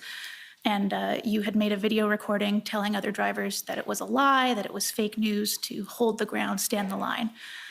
And later on in that video, and if you'd like, we could bring it up or we could just walk through it. I understand that you referenced the information that's at stake there is a letter which mentions Miss Leach's name. And later on in that video, you mentioned that Miss Leach would never do something like this, and you knew her well, and you had good communications, and so this wasn't going to be something coming from her. So my question is, did you have any meetings with the City of Ottawa while you were in Ottawa? No, I did not. And were you aware of any meetings that Ms. Leach or other representatives of the convoy may have had with anybody from Ottawa? No, I tended to stay away from that. And prior to releasing this video, did you make any attempts to reach out to Ms. Leach to confirm whether or not this letter may or may not be accurate? I may or may have, and I believe that we were all kind of confused. We didn't know if it was legitimate. So there was the initial, like, this is not a true statement, to they vetted the document, and then we rechanged their statement and said, okay. So I guess my question is, and then earlier when you were speaking to my friend from Commission Counsel, you had said you were uncertain about the truthfulness of that document, and that's why you had released the video. Right, because I would assume that if these people are going to put these letters out and that they're coming from a delegated person that has like a high position, there would be a name or a signature or an emblem representing who it's from. And from my knowledge, we didn't know where it came from. So I guess that's my question is it a pattern for you to release videos like this without first confirming the authenticity of the information before I had a it? habit of that. I would act without knowledge. But there is an absolute disconnect between myself and their rooms that they had, and I acted alone.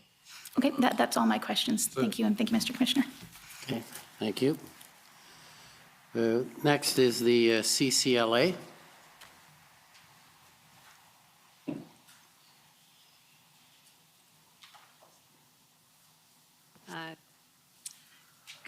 Good evening, Commissioner and Mr. King. My name's Eva Krajewska on behalf of the Canadian Civil Liberties Association, and I don't have any questions for Mr. King. Thank you.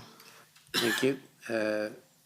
Now the Democracy Fund or Citizens for Freedom. Mr. Commissioner, Antoine Dailly for Citizens for Freedom. No questions for this witness. Thank you. Thank you. Okay. And I apologize, I've forgotten your name, counsel for Mr. King. Any questions, anything that concerns you about the documentation or want to put to your client? Thank you. No, Natasha Calvino for Mr. King. I don't have any questions for the commission. Okay. Sorry, I forgot your name, so I apologize for that. Okay, any re-examination? Nope. Okay, well, that completes your evidence, Mr. King, and you're free to go. Can I ask for one thing? There's some evidence that I had given to the commission that needed to be brought out, that I would have appreciated that it got to the public and they got to see it.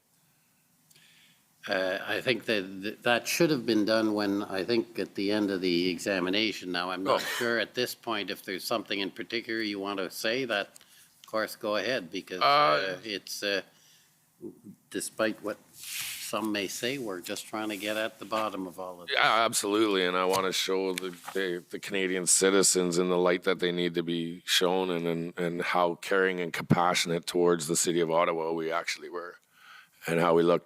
These videos will, like I said, what I've been shown as racist and all this stuff, and taken out of context. Nobody ever showed the positives. And that was the police officers who were right with us saying thank you. There was residents that were saying thank you. The community in a whole, the community of Ottawa, that came together and respected us and understood that we hear you.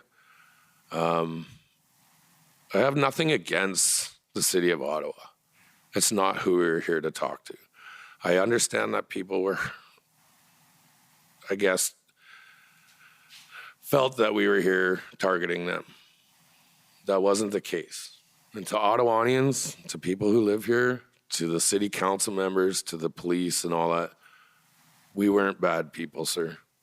We were Canadian citizens who, we were showing Canadian pride, and we were nice, and we were good people. We're good people. Well, if it's any consolation, there's been evidence about the various convoy participants on all these issues. There are more witnesses coming. We're just trying to put out a full picture. I'll weigh it all at the end, and the evidence will be there, and I'm going to make some findings and prepare a report. Thank you very much. But there are others coming. So with that, I will adjourn for the day. We have a big day tomorrow. There will be, I think it'll go a little later even than most. I hope we'll have no difficulties tomorrow, because that just slows up the process. But we'll be back tomorrow at 9:30. The commission is adjourned. La commission est adjournée.